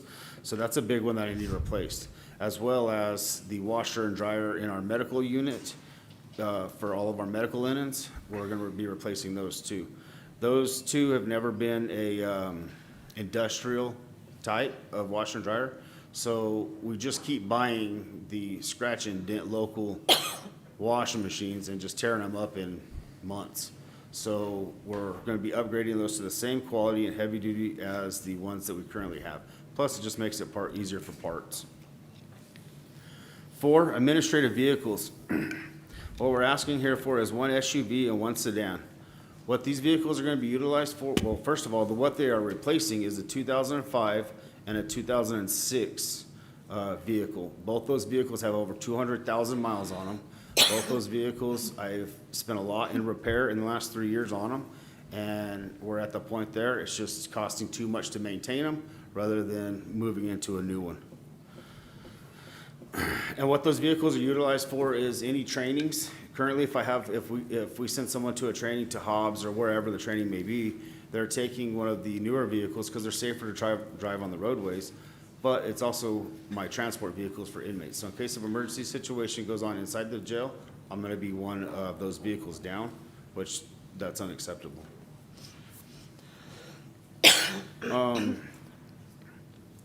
Number 5, I put in here the courtroom upgrades. This is the inmate seating, and I put this in here almost as a fail-safe because I need it. In case it didn't get approved on this side, I put it in here on this side because it's needed just to be in compliance and make it safer for everybody. Number 6 is the south and west parking lot. We've asked for this I think this is the 3rd year we've asked for this. And what it is, it's the parking lot on the west side and the back of the facility. It's going to connect our new parking to the front parking. And currently, the parking lot that's in there is just base course at best, and it's what you see when you pull up to the jail. I mean, just to bring that up to professional standards, and I'm not doing this for looks, I'm doing it for just the better parking and the safety. I've had staff slip out on those rocks already, and it causes issues. Number 7, security upgrades to inmate living areas. We've already received $200,000 of this from the state. So the total price on this is $412,171.12. But like I said, $200,000 of that has already been allocated for that. And what we're doing here is security upgrades to our maximum security unit. Our maximum security unit is currently not a maximum security unit. We just call it that. So what this is going to do, it's going to enhance the security inside that unit for the safety of our officers, our staff, as well as our inmates. That's what Mr. I Chairman, Commissioners, and just as a reference, all of the items he went over, the only capital outlay that is being put in the budget is the courtroom upgrades, inmate seating, and program tablets for the $13,000. The security upgrades to inmate living areas, that is something that was already approved in this current budget, but still has not been completed. So it has to be carried over to the new fiscal year to complete the project. It's not a new request. All the other items are going to be put into the ICIP as a request. Those aren't being funded by the county currently. With the exception of the kitchen equipment, Mr. Briscoe will be using his carryover to purchase those items now. We looked at the carryover, and he was able to go ahead and put some of those ordered now, as well as the washer and dryer in this current fiscal year budget, instead of putting it into fiscal year 2027. Yep. Any questions for Mr. Briscoe? Thank you. I appreciate the fact that you were able to cut items where you realize you don't need as much. Very good budgeting. Thank you. Thank you. I have questions. Yes, ma'am. Okay, has the state paid us our invoices yet for state? No? Mr. Chairman, Commissioner Dana, no, Okay. we do They've been receive turned the in state many times. distribution, but that does not cover it one Okay. bit. Yeah. Well, it's been turned in many, many times, and New Mexico Counties is trying to fight for us on that. And we because that appreciate is you part of fighting for that for us, too. the budget, so. How many officers are you down? So I have 84 spots. Currently, I have a rate of 92% filled. Okay, so you're still looking for people We're- too? Yeah, 8 officers Eight. down. We're Eight. 8 down. We're 8 down? We're Okay. at 92% completely filled. okay, cool. How many what's your population right now? So I've been collaborating with the RPD, SO, as well as the state police to bring our numbers down. And the reason for that was for the security upgrades in that housing unit. I'm gonna have to shut down that whole housing unit, so I need my numbers lower. But to answer your question directly, currently we're housing approximately 260 inmates. Okay, how many of those are city inmates? I could not tell you that. Okay. It's not a very big portion. Have we increased the city? Mr. Chairman, Commissioner Dana, no, inmate- we have not. No, we have not. So- Okay, how many years has that been? Ooh, I Stan, think you might since I've remember been here. the last time we increased, I think so. at Yeah. least, if not more. So Okay. cur- Cool. currently, we charge the city of Roswell $55 a day. Okay, And I don't 55 believe a that's day. adequate, because the way I Okay. figure it, if you take our budget at 14 million, and you divide it by 365 days a year, that comes out to about $38,000 a day to run that facility. If you take that and divide it by our daily average population, it costs us somewhere in the neighborhood about $150 a day. So every inmate we house for the city of Roswell, we are going in the hole $100. Of course. Juveniles. What does our juveniles look like? Juveniles, we've seen a trend of our juveniles going down. Okay, We actually had about a 3-week span where we didn't have, I think we had 1. So currently we have 7. okay, And out of those 7, I believe 5 of them are RPD and 2 of those are state police. okay. And the trends for juvenile housing has definitely gone up, but we're seeing a faster turnaround time of them being released. And what facility are we using for juveniles? I tried to use Lee County Lee County? the Okay. most, for a couple of reasons. One, it's cheaper, but 2, it's also closer. So when we're having Right. to transport those offenders from the facility to courtroom, it saves us. Right, okay. You had mentioned the Aspen program. I thought ma'am. we funded that through DWI funds. So what I'm talking about in that is we want to bring in some more programming. That's why I was allocating those extra funds for that. It's not just for Aspen. What it's also for is like, I'm trying to bring in some general counseling, some life skills classes, other classes is why I'm allocating that money. And we can't use DWI funds for those? I'm under the impression that a DWI funds have to be used directly for DWI, not for general purpose. Okay. All righty. I'm going to bring this up to our MAP program. What are we doing with our MAP program? Is that being incorporated with our new health It is. So services? the MAP program, as you guys know, it's an unfunded mandate that we got to follow. And we're currently following, what we are doing is the continuation of care. And what the continuation of care means is if there's an offender on the streets and he's currently in a MAP program and he has a current script for Suboxone or whatever medications needed to handle that, then we have to continue that care. But with the mandate also came that we're going to have to start the implement of it. So basically what we're going to be doing is going through our whole facility. All of our inmates are going to be given a screening and to see if they've ever been on it or if they need it, and we're going to be implementing that. With that being said, I believe that our numbers are going to jump out the roof. But that is an unfunded mandate from our governor. Right. So to answer your question, the new medical contract, it is incorporated inside that contract. It is Yes, ma'am. incorporating inside of Yes, ma'am. that? And it's Okay. not just for the medication, but it's also for the counseling and everything else that comes along with the medicated assisted treatment. Okay. Thank you. I appreciate that. Any other questions? Any other questions for Mr. Briscoe? All right. Thank you. Thank you. On those vehicles, you were saying something, you needed a couple, and then you had a couple of old ones and you were gonna just trade them off. Kinda goes the same way at the police department. If you have so many old vehicles, why don't we trade them off and take off some of this stuff that we don't need? I mean, Right. there's So- no need in buying a bunch of stuff that we already I agree.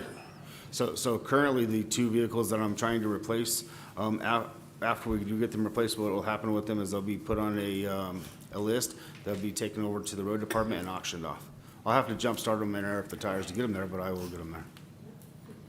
Does that Miss- go with the Mr. Chairman. computers and everything that you're trying to get upgrades onto? or- Yes, all of that will go to auction.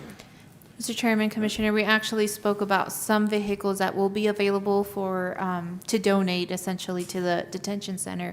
One of the vehicles they were requesting was for like their daily commute whenever they come bring things to the admin building or have to go out and buy supplies. They won't be receiving a new vehicle for that one. They'll probably get a donated vehicle from another department that hasn't used their vehicle as much. As well as the transport van. I know that one will probably need to be replaced. It's not in the new year's budget, but again, he is looking at trying to see if he can use some of his carryover to purchase that now. Currently, what we're using is, the sheriff's department actually donated me a vehicle, and we're using that vehicle. So, I mean, we are trying to do everything we can to not spend that and find other avenues. But the vehicles that are going to be going out of town, I do think they need to be roadworthy, and that's the ones I'm trying to replace. The in-town one, yeah, we could drive a hoopty all day long. Mr. Chairman, Commissioner Corn, I'd also like to point out the fact that Lucia does a very good job of keeping our asset list updated. Anything that's surplus, she makes us do the proper paperwork so she can continue to get that moving forward and get it on the auction block as soon as possible, because it doesn't do us any good to keep a vehicle, you know, in the yard for another 2 years, the value going down. So she gets those things turned around very quickly so that we can maximize the money for the county. And thank you, Lucia. Yeah. If there's no other questions? What is y'all's pay at the? Our starting pay is at, this, 1783 at the beginning level. And you're at 92% full. That's correct. Okay, thank you. Thank you. Thank you, Mr. Briscoe. And if I can interrupt you for just 1 second, we're at 92%, but just a couple of years ago with prior leadership, I believe we were below 20% at one point. So shout out to you and your staff and the things that you're doing to recruit and retain those people at the jail. Thank you. May, 3 years ago, we were at 24%. I was the 23rd or 24th employee there when I took over. And that, I appreciate that, but really that credit goes to Clint McLean. He actually, he's over our recruitment, and he's doing a fantastic job. Thank you. All right, up next, we have Mr. Ray from IT Department. Here he comes. Oh, that guy. Yeah. Hold on to your computer. Good morning, Mr. Chairman, Commissioners. I will send Mr. West. Mine's not that exciting. We've kind of replaced a lot of our equipment within the last few years, so the only major change, I think, was the, probably that capital outlay request. And that was kind of, we're in a weird situation with ours because a lot of the times we don't really need that money every year. It's more of a like every 4 or 5 years kind of thing. So we try to rotate them out as best as we can so they don't all fall into like replacement cycles immediately. One of them was for our hypervisor server, and that's just a maintenance agreement. I think that one was $60,000 that we're requesting to get that operational until 2030. So it just happened to fall at the end of June of 2027, so I added that on there. I don't know if there's, Our lines are kind of weird, and I've kind of talked to our finance people about it, because some other counties, they kind of have it more segregated into software, hardware, things like that. Most of our stuff falls into one line item, so the big increase right now this year is security stuff. It's just the cost with all the endpoints that we have, we have to pay licensing fees for everything that we use. So I think that's increased significantly this year, but that's probably our major increase. The next one was the break room improvement. Our area that we're in currently was, it was initially 2 people. We've expanded to my department's 5 people now. So it's just, we just don't have like every amenity that the other departments have. We just kind of requested that we had something comparable. If we could have a sink, you know, to do our dishes and things like that, that'd be great. And then the last item is the audio-visual improvements. As you can see, we have a lot of technical issues with some of our streaming capabilities, things like that. This would be, there's multiple options. It really just depends what route we want to take. If we want to switch over to a completely digital system so we can actually stream these meetings correctly. Also fix our conference room. The current setup is just basically a webcam and a TV kind of thing. So this would be a request to just fix those items. And I obviously stand for any questions. Mr. Chairman, Commissioners, and just so you are aware, as the capital outlay, the only ones that are currently in there is the audio and video improvements for commission. The break room improvement was not added in right now. That's going to be looked at further later in the future, as well as his pure storage array that is currently within his actual budget under line item 249. If you have any questions for Mr. Ray? You keep All up. right. Thank you, Mr. Ray. So, Oh, sorry. That's a question. I mean, you've got X amount of these computers that everybody's trying to get. And then we're taking some out. And is there some computers like mine that didn't have a number that are still out there floating someplace around, or? Mr. Chairman, Commissioners, no. We do keep them on our fixed asset inventory. There are specific things that we have to do to even get rid of a computer. We do auction them off eventually, but we make sure that all the memory and all the data is taken off of them, because you don't want to sell a computer that has all the HR information on it, for example. So we do have a pretty strict process that we follow to auction them off. I knew mine didn't have a number, and It should. well, it does now. Yeah. But a couple of months ago, it didn't have a number, so that's what I'm getting at. Some of these other guys is computers and stuff, we're trying to keep up with all of our assets, and we need to keep up with all of our assets. Mr. Chairman, Commissioners, Because that's they get really exactly why we useful. have the asset control and do that every year. Yours was a new computer, and it got missed, but again, Lucia and her team always make sure those get caught and found out. So sometimes we have a mistake, granted, but we have checks and balances in place to cover those. It'll come up eventually. We're trying to work on a better system because Well, I whenever know. she gets it, it's already a month after it's been deployed. So I know we you try and do a guys, better job. I know you guys keep up with a lot of the stuff, but I'm just looking at other departments, if they're keeping up with all of their stuff as well. I mean, I know you guys are keeping up with yours, but our, Right. They do with inventory yearly. We go Yep. through them. Mr. Chairman, Commissioner Corn, every year we do require the annual audit to be done within the department.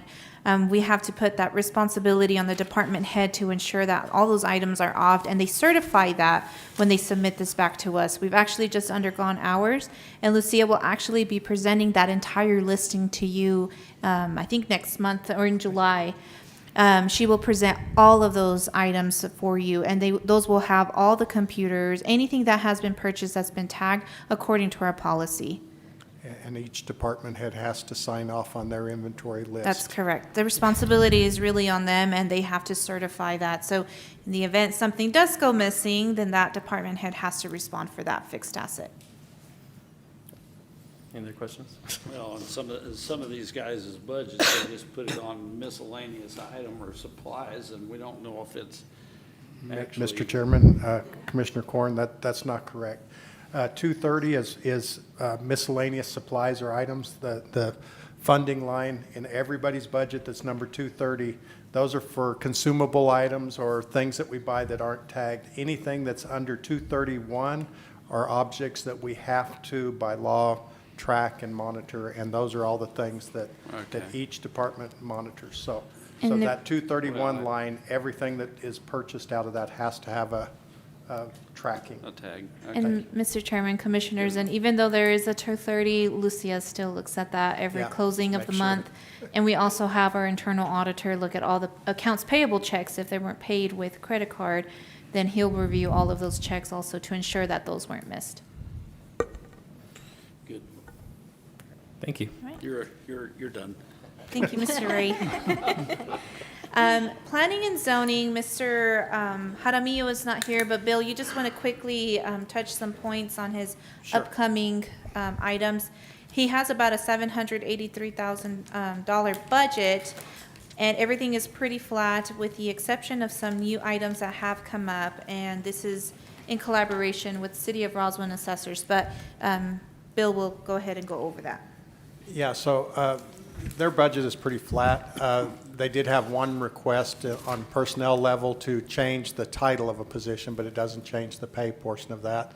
Of course, the funding for condemnation and abatement of public nuisance items, you can see that as the number 3 item up there. That's $150,000, working towards continuing to help clean up the county and get the worst of the worst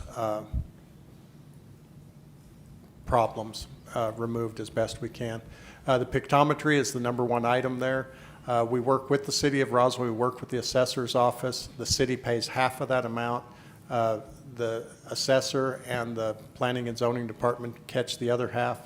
And we do that so that we have good, accurate information for the tax assessor to properly assess and for planning and zoning to properly determine what is happening out in the county so that we can adjust how we manage those things. And same thing for the city. If they see things in town that need to be addressed, they can do that through the pictometry. He also had a request for a truck for the building official. They're using hand-me-downs from any department they can get them from, and thanks again to the Sheriff's Department, they handed down a vehicle with 130,000 tough miles.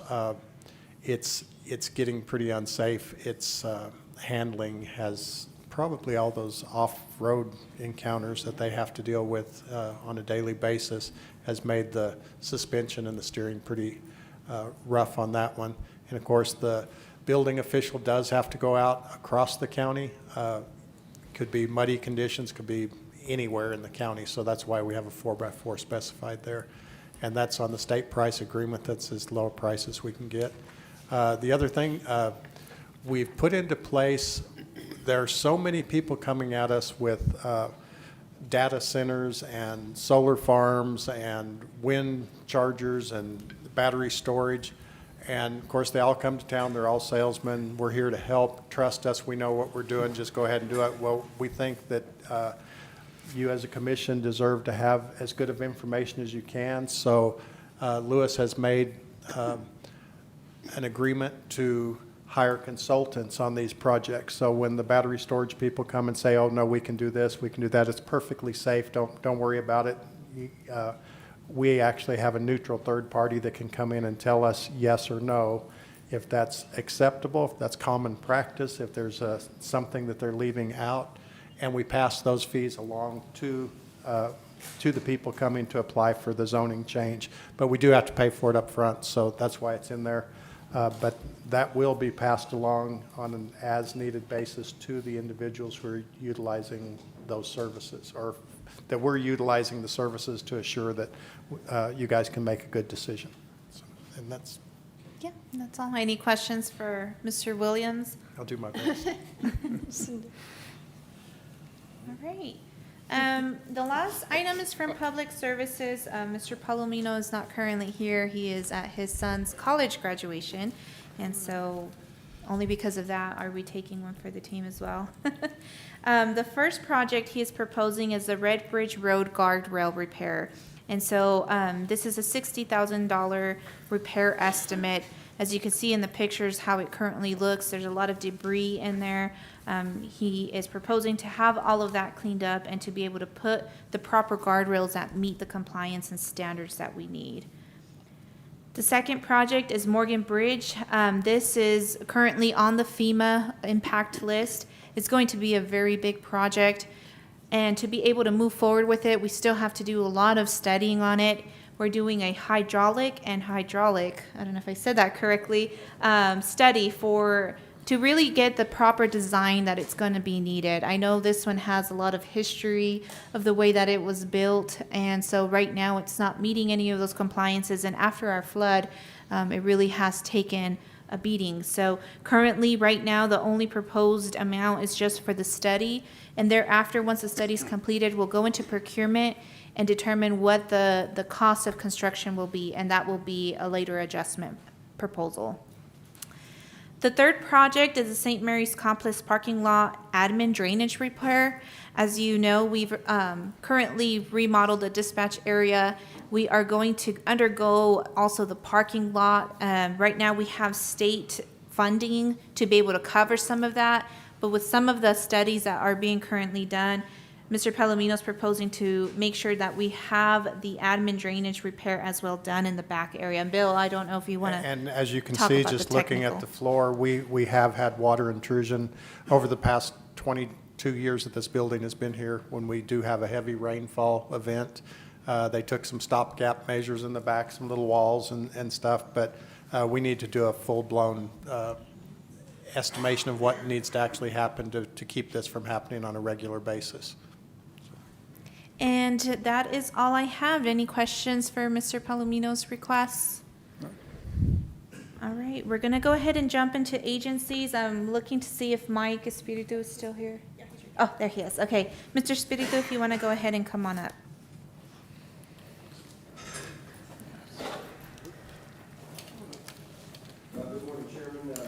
Mr. Chairman, Commissioners, I'll be brief. You've had a pretty long morning so far, and you have more to follow. So, first off, I want to thank you for your continued support and partnership in helping drive opportunity forward in Chaves County for the people that live here.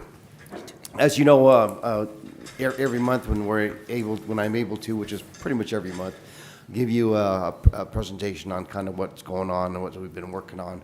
And I think the thing I want to share with you most is a sheet that I placed at your seats earlier this morning, and that's just a small sample of some of the results of what our work has been done this past year.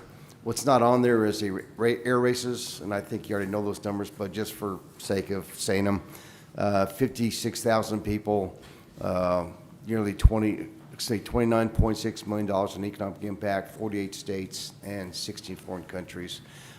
This year's race will have well over 100 airplanes, unlike last year's, and we'll have a lot more folks here. The Air Force Thunderbirds will be here, and we expect a pretty good show. So hopefully we'll see each of you out there this September. We still have a number of projects in our pipeline for this coming year. In fact, they're working on right now. There's probably about 20 projects we're still working on. Some are as little as 5 employees, and some are as high as 1,000 employees. And I will share with you that several of these projects are near the finish line. We're really soon to be able to announce them, which is pretty exciting. So we appreciate that support.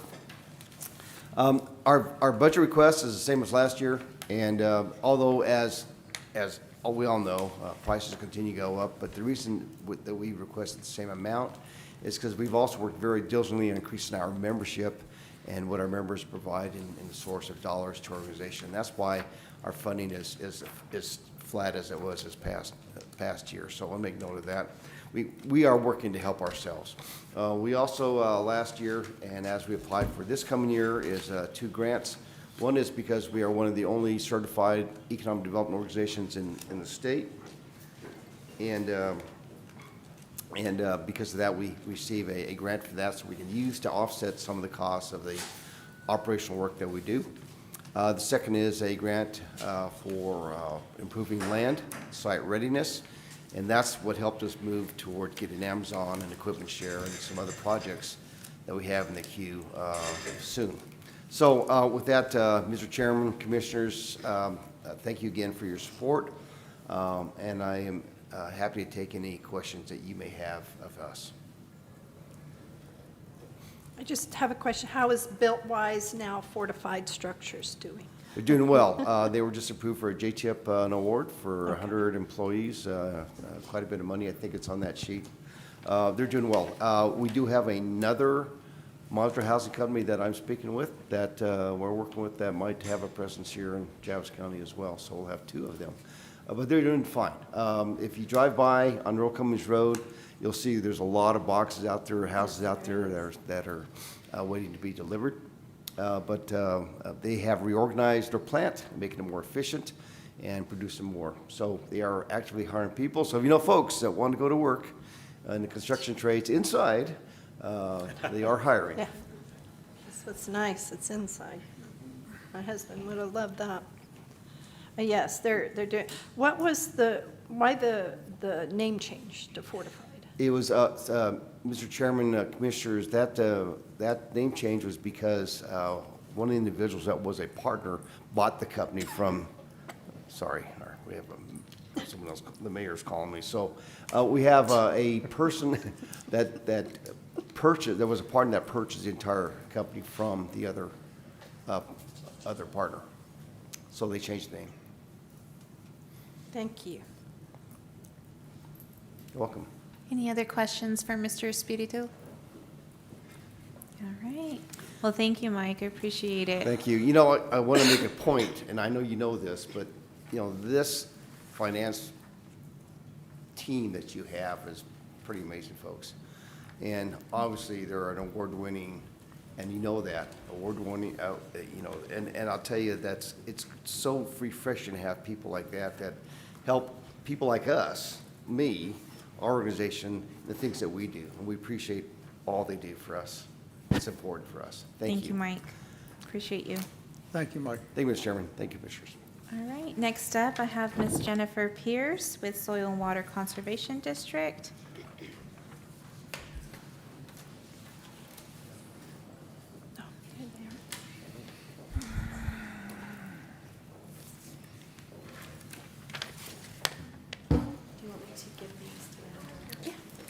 See if it's.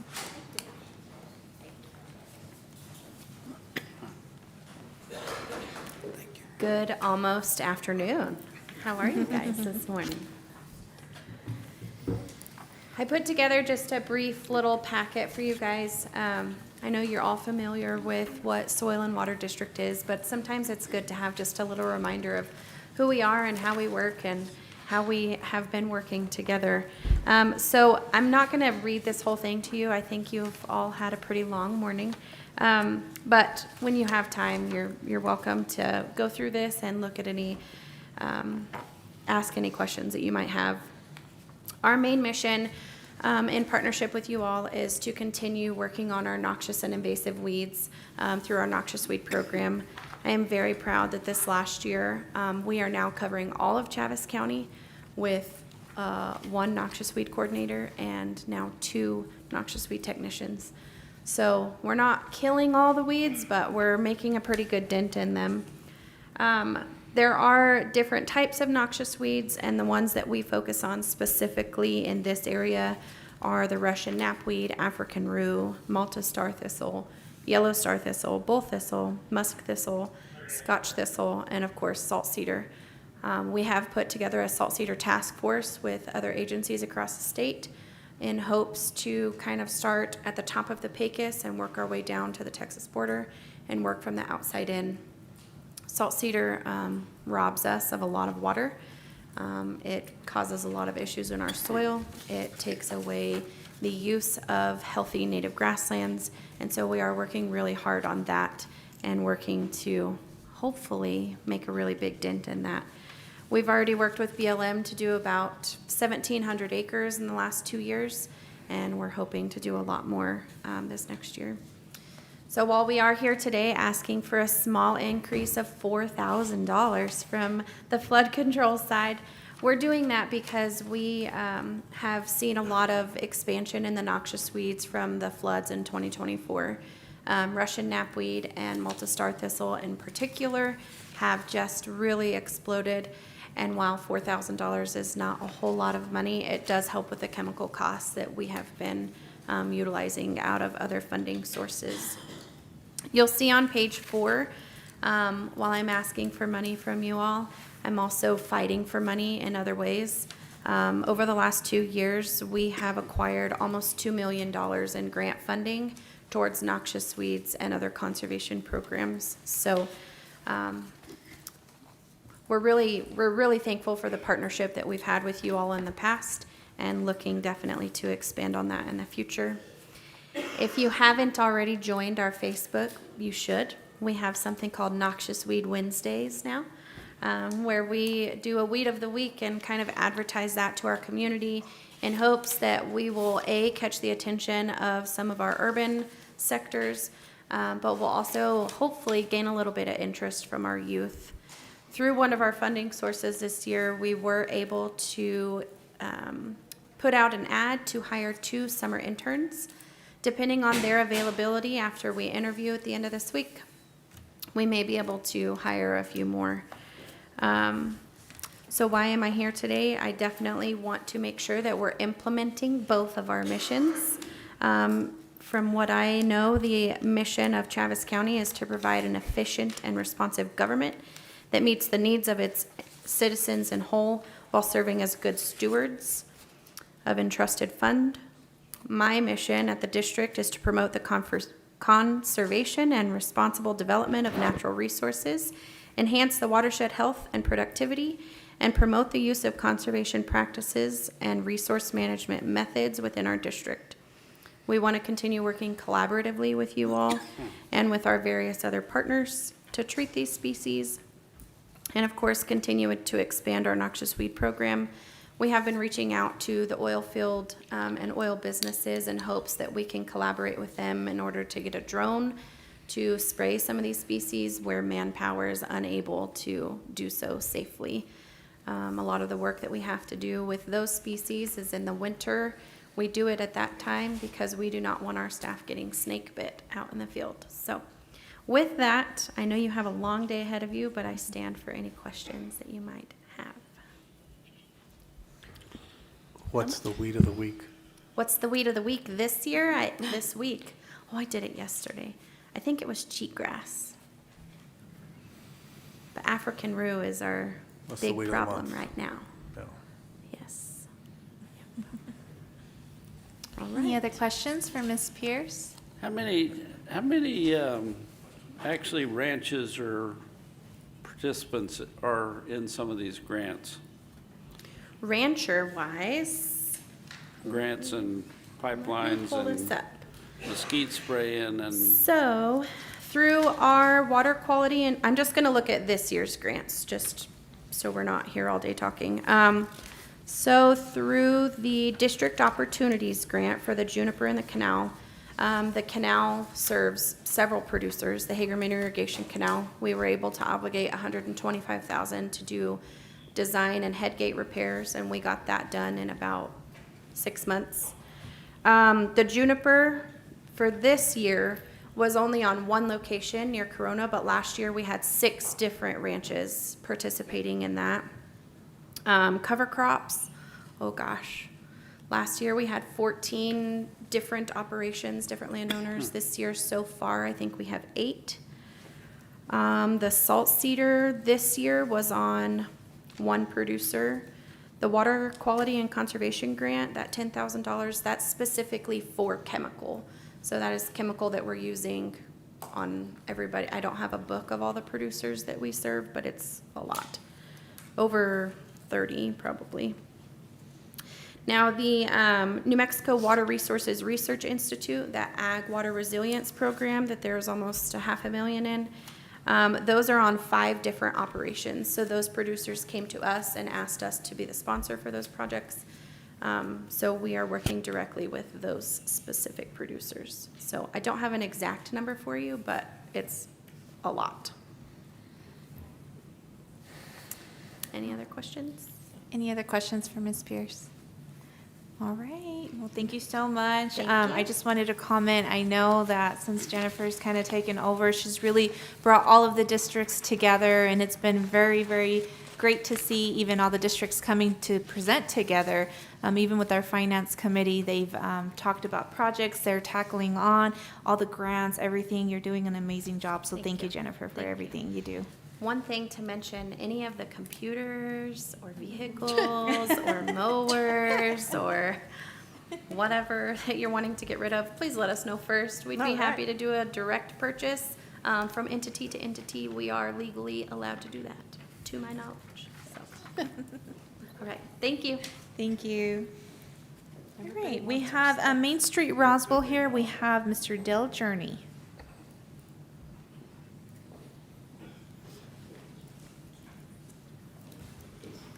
Thank you. I'm Dale Journey with Main Street Roswell. Mr. Chairman, Commission, it's an honor to be here visiting with you today. And we're not talking about adjusting an amount that has been that we've been working on in the past. We're here to see if we can't begin a partnership with Chaves County similar to what we have with the city of Roswell to provide funding necessary for quality of life for tourists for our downtown area. Economic development in the downtown district, in the Main Street Roswell district, is we want to work hand in hand with Mr. Espiritu and the Economic Development Department. But we want to do it in a little different manner. We have a responsibility to the stakeholders, to those business owners in the downtown area. We have a responsibility to make sure that we are able to guide, that we are able to perfect, that we are able to beautify the area to get more people from being vehicular travelers to being pedestrian travelers through our community. One of the things that happened just recently is the grand opening of the Cultural Plaza on 5th Street. Main Street Roswell had responsibility in that as being the organization that was utilized to secure the funds. But more importantly, what we were able to do in conversation with Mr. Williams and with the commission at the time, we were able to relocate where the Great Blocks was going to go, which was not a good location, over to that site east of the courthouse where it currently is, which is the perfect location. And it's perfect for a couple different reasons. My understanding was that the council or the commission at the time was looking to do something positive on that piece of property, and I think that this turned out to be a pretty positive move. But what it also does is it opens the opportunity for us to accomplish what we want for downtown, and we have a very historic, we have a very valuable railroad district, and I'm not sure that I have all the answers for you today on how we can accomplish that, but we're going to touch every base possible to see what we can do to turn that into an area for tourists and for locals, to have a place for arts and culture, to have a place for live entertainment, for have a place for fine dining and interaction with kids. When people walk out of the UFO museum, their first comments a lot of times are, what else is there to do in Roswell? And in order to accomplish that, they're in their cars, and once they're in their cars, then we lose them, I'm afraid. What we're hoping is that when they walk out the door and they have that very same question, that they can see the silo lit up, that they can see activities going on, that we can take a very historic part of our community, farming and ranching, utilize that railroad district.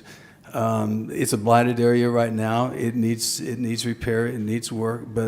But other communities, other cities have done it, and I'm convinced that we can as well. It's a project of Main Street Roswell, and back in April, I think probably around the 15th of April, I submitted a packet of information with our outlined strategies, with our budget for next year. Our request to the county is for $50,000. I want the county, just like I want the city, to know that we're going to be taking a different approach to the way that Main Street operates. On April the 8th, we had just had 2 board members resign, and on the 8th of April, our executive director resigned. We have been working diligently to make sure that the UFO Festival continues on track to be hopefully one of the best yet. But we're also looking diligently for board members as well as a new executive director. Along with a new executive director, we want to be able to find an event coordinator. Those 2 jobs are pretty intense.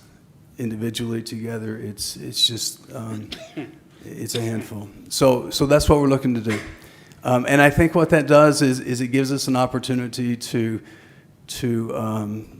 let people see what downtown Roswell is all about. Some other things that we want, and let me tell you real quick that we feel like with an executive director, we're looking at a salary between $50,000 and $70,000. Based on the information that New Mexico Main Street offers for community sizes that are small, medium, and/or large, Roswell falls in that medium range, and so that's the ballpark that I think that we'd be looking at. The other is for the event planner. We're thinking that $15 to $20 an hour. Maybe 20 hours a week, part-time, that would heat up, of course, then when the event got closer. But that's how we plan to utilize. We've reached out to some people. We've got a new commitment on our board. I think that everybody might know Debbie Lee, who's with the Council of Governments, has agreed to come on board. She's going to be able to help us with some of the with some of the commitments that have already been financed that have not been properly processed. So we'll get on track with that. She'll help with additional grants, and what we learned is that with additional grants or in grant writing, there are administrative fees that come to it. Additionally, Main Street Roswell wants to begin an active participation, Friends of Main Street, to get contributions, tax-deferred contributions to help support what it is that we do in the community. And I say that because the board that we have now and the direction that we're looking is that we don't want to be recognized just as a nonprofit. We want to grow this into a business to where one day we'll come and thank you for something that you might want to do with us or for us, but we want to make sure that we get to the point to where we're self-sustaining and we don't need to lean so heavily on the city and the county. And I've been through this process before. I've been in a position similar to yours, and I understand the hardships. I understand the hard work that's necessary on budgeting, and I respect that, what you're doing. But I've also taken a nonprofit agency from being very small to being a quite large agency of 70 employees with a $2.5 to $3 million annual payroll. So I'm confident that we can do it with this too. We need that kickstart. And that's what I'm coming to and asking you for. And I've heard the conversation. And I know that some of what we heard today comes from different budget components. This, I think, probably comes out of the general budget. And so I'm asking that you understand the confidence that we have, that you might have that confidence as well. I want to reiterate the fact that Main Street Roswell doesn't just work for the city, we work for the city and the county. The things that happen in the city happen in the county as well.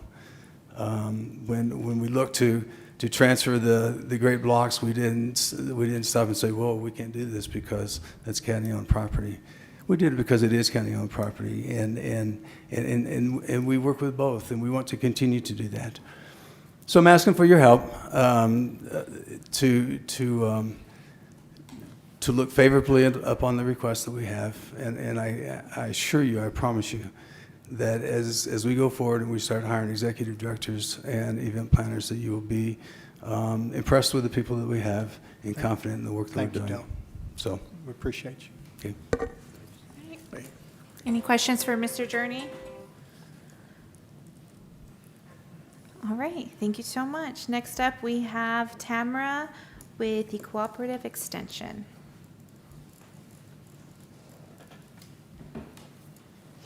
Good morning. Everybody still awake? We try to provide a monthly kind of update, so I'll breeze through a couple of things and give you some final numbers. So this year already, we ended 4-H enrollment with about 220 traditional members. Since October, we have also reached about 2,300 in school enrichment numbers. So that's going to be our big push for this next year. We do have some changes going on in the office. As many of y'all know, our ag position is still open in hiring, so it'll be extended again. We are going to transition one of our admin positions over to an assistant position, and so that's going to free them up to do some more school enrichment programs with us to be able to reach some more clientele. And then I found out this morning, instead of one intern, this summer we get 2 interns this summer. So we will have another face in the office starting on Monday morning. Other than that, that's just a quick rundown. We do have a slight increase in the budget this year. As many of y'all know, our budget is 3-way funded between federal, state, and you all. So we do have a slight increase this year due to some legislative increases in salary and some promotional increases in salary on NMSU's part. But that is the lowdown. I think it's about, what did we figure, about a 10,000? Is that about right? Yeah, I think it was. So last fiscal year, it was 116.36, and it's 121,000 this year, so it's about 5,000. Perfect. But other than that, I will stand for any questions. Any questions for Tamara? All right, thank you so much, Tamara. We appreciate you. All right, next up, we have Roswell Chamber of Commerce, Brandon Williams.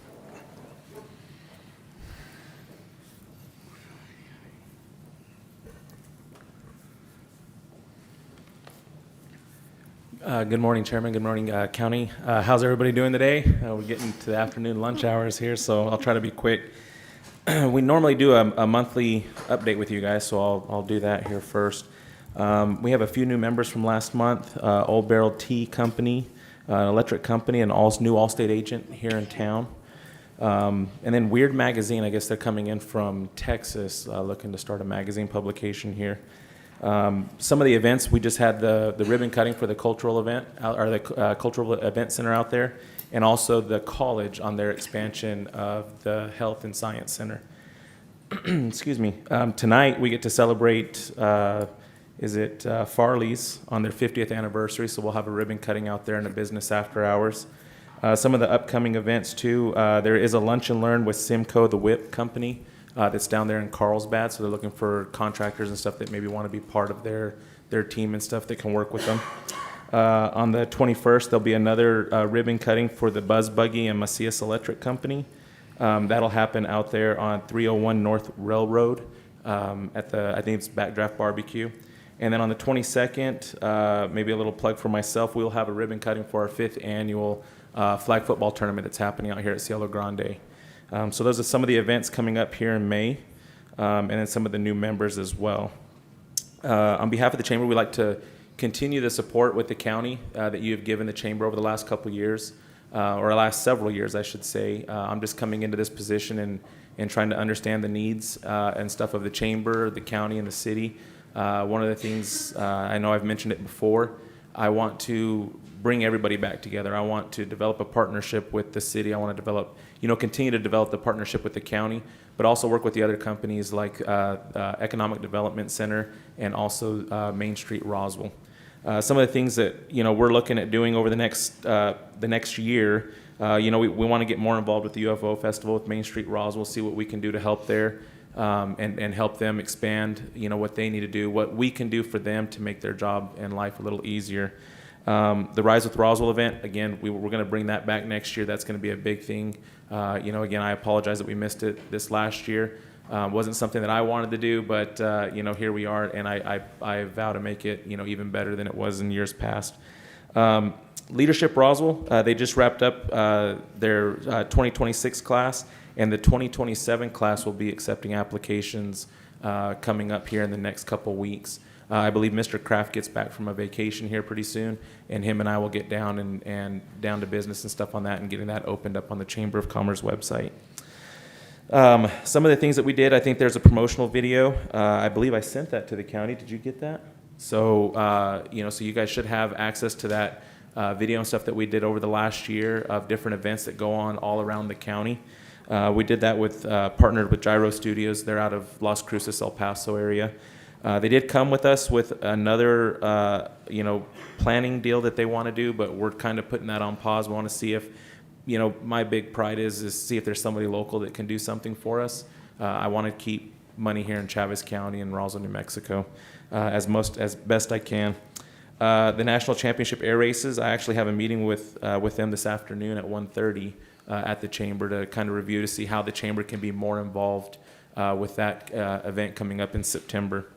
And then obviously I know that the Chamber used to be extremely involved with Hike It, Spike It. I bring forward the Sling It, Fling It event that we'll have our 5th annual event this year. One of the things, and actually some contacts and stuff that I've had, but some people that got confirmations, is some very, very interesting individuals within the flag football community that were here when it was Gridiron Gus. So if some of you guys remember Gridiron Gus being like the first couple, gridirons, made contacts, and I've had these contacts with Dennis Friels. He's a big advocate for flag football. He is one of the ones that put on the professional versus flag football players that event that happened over, I think it was in California. He's been a big advocate for bringing flag football to the Olympics, and so he may actually grace us with his presence at the tournament this year and maybe play one last time. So that's something that he's got going up his sleeve, and maybe something that we can bring back to the community with his partnership going forward. I think it'll help expand and blow up the flag football here in this town. That's kind of what I've got. I know that we had an ask for some budget and stuff for this year. Those are some of the events and stuff that I would like the Chamber to be involved with, as well as I'm getting, my gears going. There's a lot of smaller, events and stuff that happen. There's a lot of smaller requests. We've actually got a couple kids that are, actually writing the Chamber letters that, are looking for little promotional items and stuff to give back to them. Roswell's a unique, city in the, in America, I think. Obviously, we're known for our aliens and stuff here. So, anything that I can do to expand and get the Chamber's name out there in good light and good faith and stuff, that's my job, and that's what I plan to do. Thank you. I'll stand for any questions. Any questions for Mr. Williams? All right, thank you so much. Thank you guys for your time. All right, next up, we have Chaves County 4-H and FFA Fair. Mr. Travis, if you'd like to come up. I don't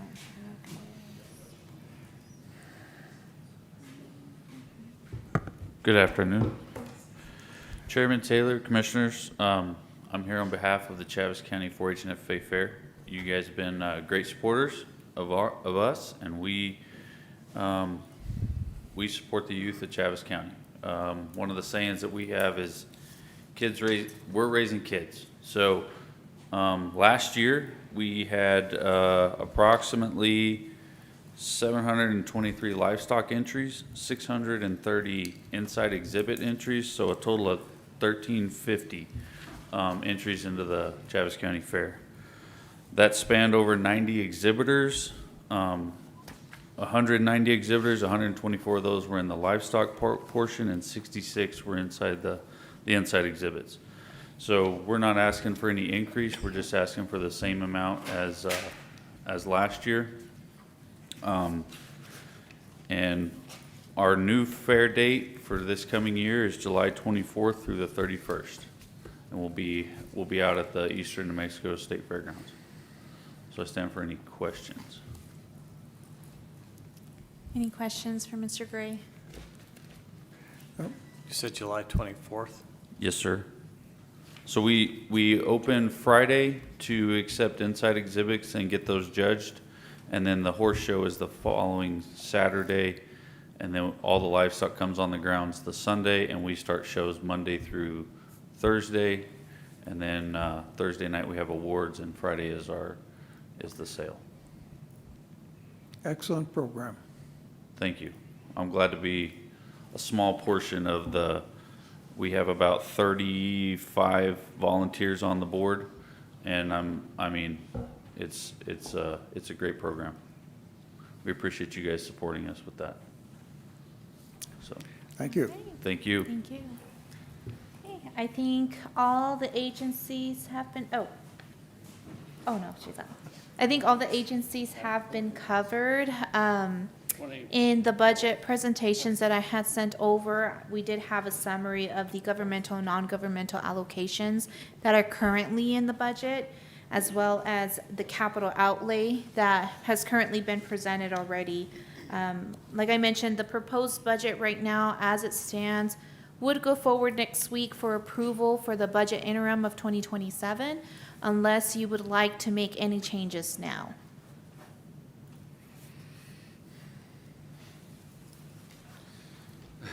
Mr. Chairman, I have some questions on the governmental and non-governmental. The city ambulance, they requested $289,000 from us. Mr. Chairman, Commissioner Taylor, we did have a city-county meeting to discuss about the ongoing ambulance services. As you know, the city of Roswell will be live, if you may, July 1st, taking on those ambulance calls. We did have a meeting and we spoke about what the future would bring. They do have gross receipts that are offsetting some of those expenses, as well as insurance that they will be billing for those services. So currently, they are just requesting the same amount until we have at least 1 year of historical figures to see if the gross receipts was enough to cover all those expenses. If it doesn't, then at that point, they will come forward and let us know with all of the data from within that first year of service to see if they were offset or off variance from that. And city rescue, is that? in Yes, with that? correct. Right now, the city rescue is currently the same. I am not sure if the city is going to approach the county for a different amount, but currently that is what is being proposed for the new year. Okay. Under DWI programs, why do we have $91,000 for that? Mr. Chairman, Commissioner Dana, I actually have Ellie here. She can come up and speak about the cuts that we've had. We've had cuts from both the distribution as well as the local. Good afternoon, Mr. Chairman, County Commissioners. As in the previous 3 years, we have been receiving a lot of budget cuts from both the distribution and local grants. They have told us that it's due to the alcohol sales going down because of the THC or marijuana sales going up. But unfortunately, we got hit hard these last 3 fiscal years. So, we really appreciate everything that the County Commission has done for a program. That means that we have not cut any funding for any of our very important programs within the county, so. So we're going to subsidize it $91,535, is that correct? Mr. Chairman, Commissioner Dana, To- yes, yeah. that is unfortunately how much it has been cut in the last 3 years. And what is your affiliate doing to lobby the Well, state? we have been talking a lot of different ways that we can approach this. We are forming a little legislative subcommittee whenever the legislation is on session, to go and talk to our legislators regarding this. But other than that, that's just, a plan that we have. Well, New Mexico County's board, we've heard from LFC, due to alcohol sales going down, all DWI, plus also cannabis went from 50 million to 30 million in revenues, so, besides people leaving the state, so I guess, but that's a lot to be subsidizing. Yes, and Yeah. like I said, we thank everyone, all of you for supporting these very important programs. Thank you, Ellie. Thank you. Any more questions? Thank you. All right, thank you, Ellie.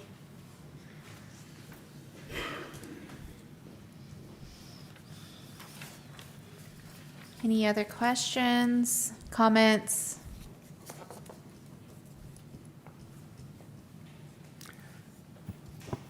You'll have a interim budget then for us next week on our regular meeting? Mr. Chairman, that is correct. The current budget as presented will be before you next week for approval for the total amount of the 75 million. Again, just asking the direction unless anything else needs to be changed at this point. Okay. So we gotta. And that does include that 5% increase in salary for everyone. That's correct, Mr. Chairman. I'm sorry, Commissioner Corn. So the numbers that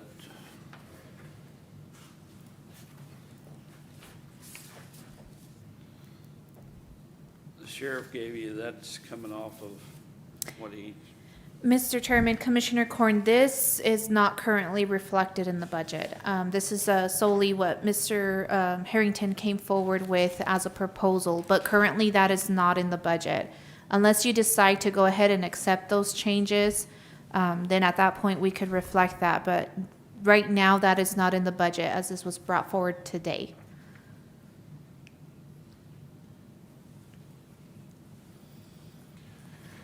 which this Mr. is. Chairman, Commissioner Stan, how would they go about doing that if they did it next week? Make an amendment to the proposed budget, or is that how they would do it now if they wanted to change a specific area? Commission, Mr. Chair, Mr. Williams, yes, they could do it right now if you want to and direct her to go ahead and deduct that out of the budget, or they could wait till next week. Okay. But it would require a vote both ways. Right. Okay, making sure. Okay, Thank you. wait till next week. Yeah. Okay, next week, then we would take that up next week. Mr. Chairman, Commissioners, just to clarify, do you want me to go ahead and have the proposal as is, or would you like me to make these amendments now with the raise? I'd Say have them to compare. Pardon? I think we need to kind of study it a little, just a hair more, but we could add the amendments. So could you put something together so they would have a comparison? Can I propose two different budgets? Yeah. If you'd like me to, I can Or at prepare least two for different Yeah, give budgets. informational us a uses, I mean. comparison. Yeah. Okay, so just to clarify, you would like me to just have a budget separately with these cuts and anything else on there? Yes. Well, if there's any other cuts, can we, Because we don't pass anything or vote anything today, Correct. next week. So if we have the two alternatives to look at. So would Stan again, So if she left the budget as it is, but then presented another sheet showing the sheriff's budget, and she could type for informational purposes on it, that way it would have to be amended to meet the new. Correct. Yeah. At that point, then it would be That way amended. she doesn't have two conflicting budgets presented. I mean, it's. Right, it's an alternate of, this is what happens if we do this route. Right. At that point too, you might say, hey, we're gonna go ahead and do something else or add anything else to the budget, you could do it then. Or you could actually wait until the final budget. Wait till the final budget. Yeah, if you wanted to, those are things we've done in the past, study the numbers, study the effects, decide what you wanna do at that point. Annabelle, the final budget is due in Santa Fe when? The final budget is due August 1st. August 1st. The interim budget is due June 1st. Okay, And the interim budget is what allows us to operate in July. So if there is any changes, that way, as of July 1st, it's already set in that sense. so maybe we go with the budget as presented for next week as it is now. And then a final, between next week and the final budget in August, we can make some changes. Can we, because And DFA would approve though the interim.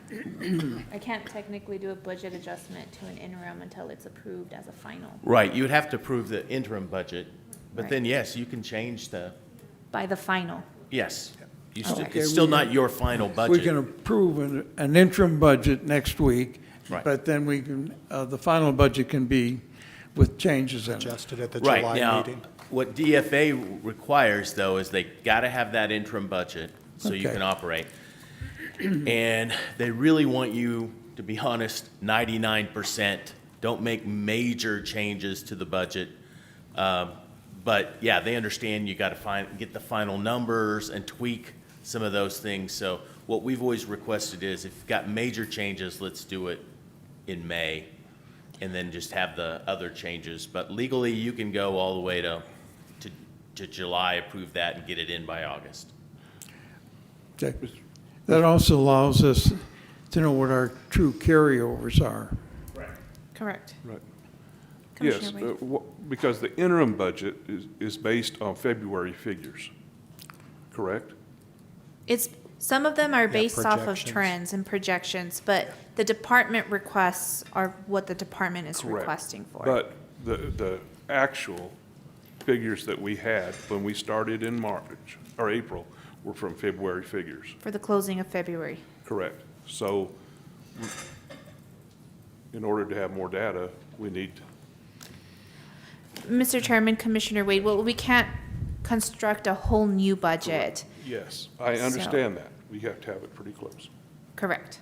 I know, I've done Yes, you have. Mhm. 20, yeah, Just minor changes essentially is what DFA will accept. right. So materially, it would move forward as proposed now. Okay. Yep. Okay.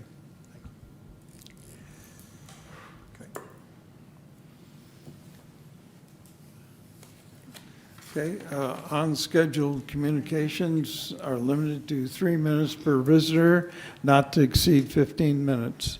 No formal action to be taken. Do we have anyone that wishes to address the commission?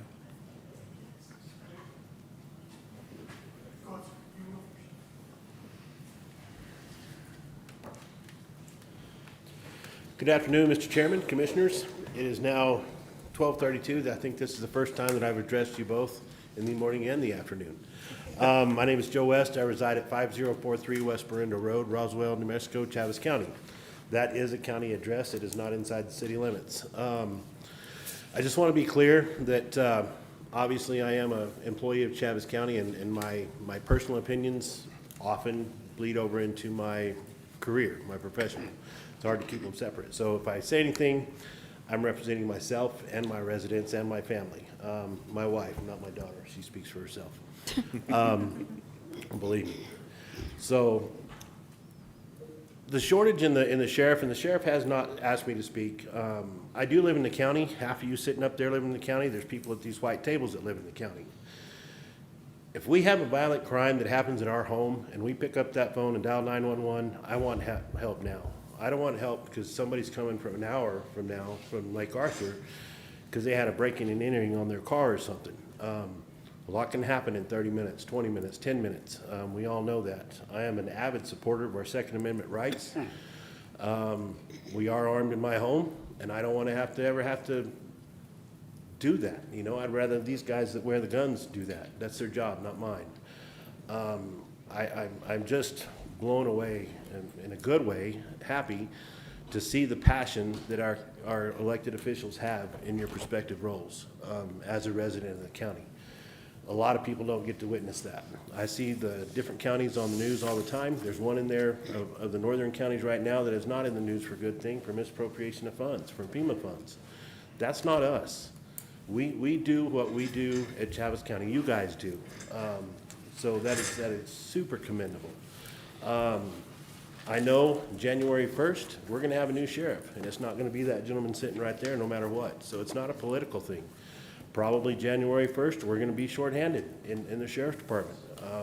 That's not an overnight fix. I know that you guys will do what you can to protect our residents, me being one, half of you being one, some of them up here as well. But it is a concern, and if it's not, then there's something wrong with that picture, in my opinion. Because I know we all depend on emergency services every day. The folks that left this morning going to the regional airport in Ruidoso, those were the emergency people. They didn't get up this morning with that on their agenda, I'm sure. So you heard from people today that are headed up there right now. So I just wanted to point out from the public's perspective that it is a big deal. It's a very big deal. On the professional side, I understand the sheriff's situation. I lose people all the time that jump ship, in his words, that go to other agencies or other professions. It's the world we live in. We can't compete with some of those. So to give adequate time for others, if you'll wrap it up. I'm done. Oh, That's all I want to perfect. say. Thank you, sir. Thank you guys for what you do.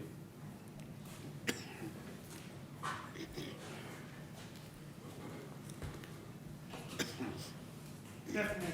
I'm Deputy John White, 1 St. Mary's Place, but I do live in the county. Real quick, I want to address something. I am assigned to the DWI unit. I'm currently assigned to something else, but ma'am, on the DWI side, I know on the courts are helping out on that, because a lot of times when we're offering deferred sentences, instead of them paying directly to the state, their money's going to the DWI program. I don't know if you know that or not. Yes. Okay, I just didn't know if you knew that or not. Yes, that Okay. is correct. Okay, perfect. I'm just going to address two things. Prime example is today is the potential loss of life of the pilots, okay? It's a dark, remote area. It was brought up about night vision goggles. Today's prime example of why we would need night vision goggles, okay? There potentially could be somebody alive right there that could be 100 yards to the east of us, and we'll never see them because we don't have those tools that we need, okay? That's, in law enforcement, everything that we have, we need. Everything we have is essential to our job. My other big thing is the billboard was brought up. You can ask the sheriff, I'm an honest man. I'll tell him, I don't agree with the billboard, okay, 100%. But when it's all said and done here, you ladies and gentlemen, you signed off on the budget. However long you've been here, whether I don't know who's been here for 6 years or whatever, you've had 6 years to address that billboard, and it never has been. But now all of a sudden it's a political issue because it's an election year. I find that interesting now all of a sudden that's brought up. But you've had 6 years to eliminate that billboard, and yet you didn't. That's all I have. Thank you.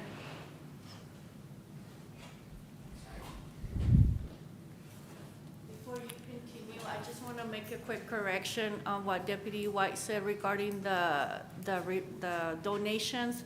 That does not go directly to the DWI program. It's a DWI education fund. It's separate from the distribution and the local grants, and it is managed and approved by the members of the Planning Council. Just want to make a correction. Thank you. Sorry about that.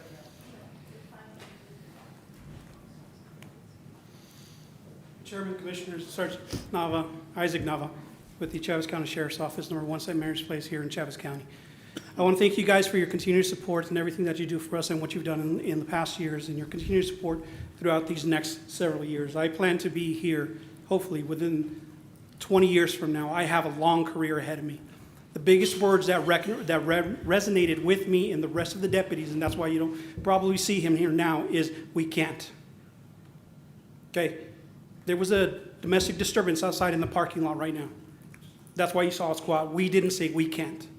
When there was somebody that needed help at the county line, I had to send one deputy. I didn't say I can't. We didn't say we can't. When there was a domestic down in the valley or down in Alpha Sagebrush Valley, we didn't say we can't. When there was a woman that needed help up at the rest stop, we didn't say we can't.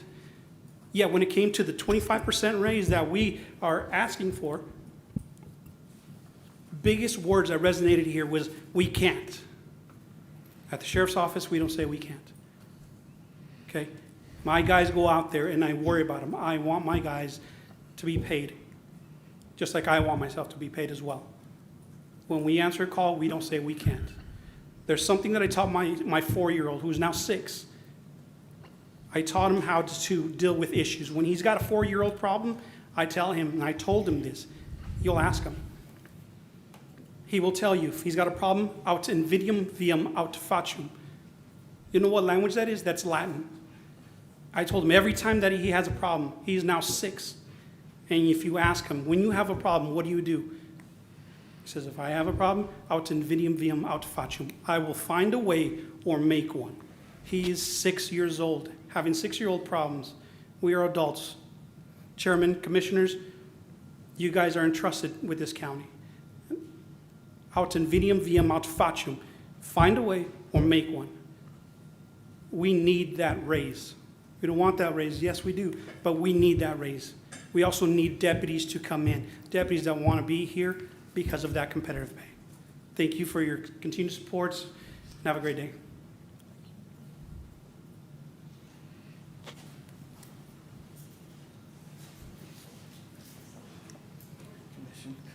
I'm Deputy McDowell. I reside here at number 1 St. Mary's Place. I've been a deputy for about approximately 3.5 years. I have a family of 3 kids.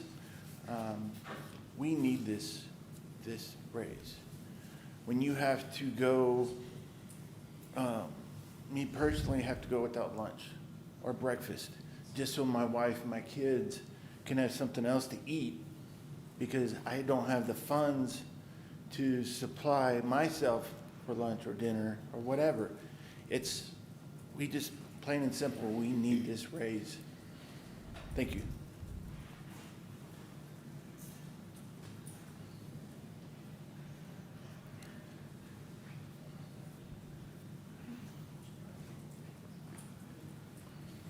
Mr. Chairman, Commissioners, good morning.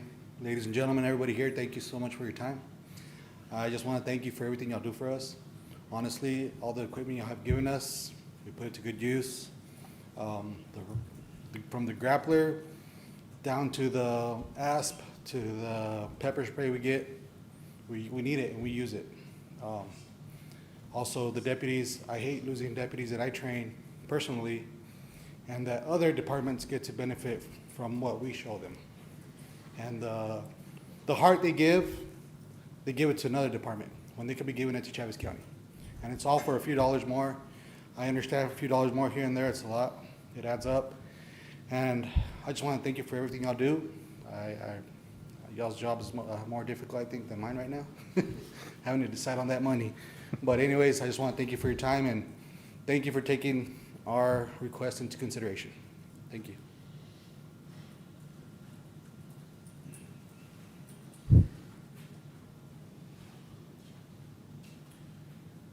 Good afternoon, Chairman, Commissioners. I'm Lieutenant Jacob Sanchez, number 1 St. Mary's Place. I'm also a county resident.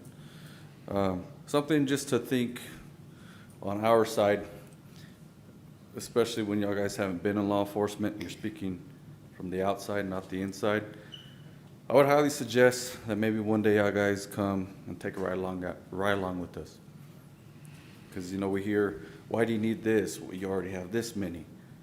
Well, come and see why. We'll show you. especially when it comes to the raise. You know, yeah, it's going to help out our families, but also it's going to put the manpower out there in the county where it's needed, to where we're going to have enough deputies to respond to take these calls, to where we're not having 2 deputies out on patrol out in the county for 12 hours and then having to call the other 2 to come in early to work a 16-hour shift. I mean, like right now I'm going on 4 hours of sleep. I got off yesterday, came right back out to help with the city and the county. You know, that's what we do. I mean, this is our career. It's who we are. But y'all speaking on the outside, we're on the inside. Come and do right along with this. We can show you firsthand on why we need this, or how technology changes and we have to keep up with it, to give y'all a good insight. Thank you for your time.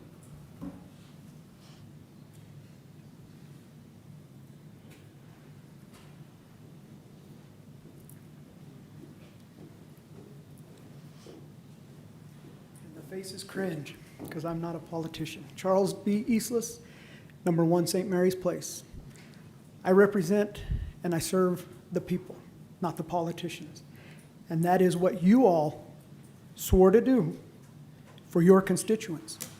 But it isn't until it affects you personally that you really have a stake in it. Commissioner Corn, when you were out there for 40 minutes waiting on a deputy, and we couldn't get there quick enough. Why? Because we don't have the manpower, but we still got there. We'll kill ourselves to get to you. Every one of us do. This raise doesn't affect the sheriff, and it doesn't affect me. When we go to Reno, that's how we get our certification. I have an idea. Let's nix out-of-state travel countywide, because I don't care about going to Reno. I care about this job. I care about our guys. That's what I care about.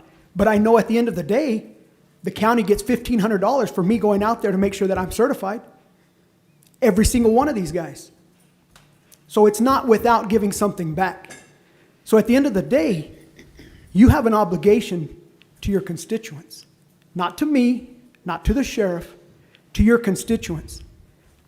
Look at them, right up there on that camera, and tell them their lives don't matter. Because that is what it amounts to. We can only do so much with what we have. Mr. Taylor said it best. We can't have something from nothing, right? What about the 33 vehicles that we auctioned off? Nobody mentioned that. What about the 2 vehicles that we gave to facilities to save them money? Nobody mentioned that. What about the vehicle that we gave to CCDC to save their budget? Nobody mentioned that. Thank you, I appreciate you doing that. You did, I take that back. What about the vehicle that we gave to roads? You didn't mention that, right? But that reflected on their budget. And we asked for 1 truck for a canine. By the way, we didn't come to you for any money for the canines. It was donated by your constituents. Your constituents put money back in the sheriff's office. It's time for you to reinvest in the sheriff's office. Thank you. 15 minutes left. No, we've still got about 3 minutes, 2.5, 3. Okay. Anyone else that'd like to speak? We have about 2.5 minutes left of the 15 minutes that are allocated.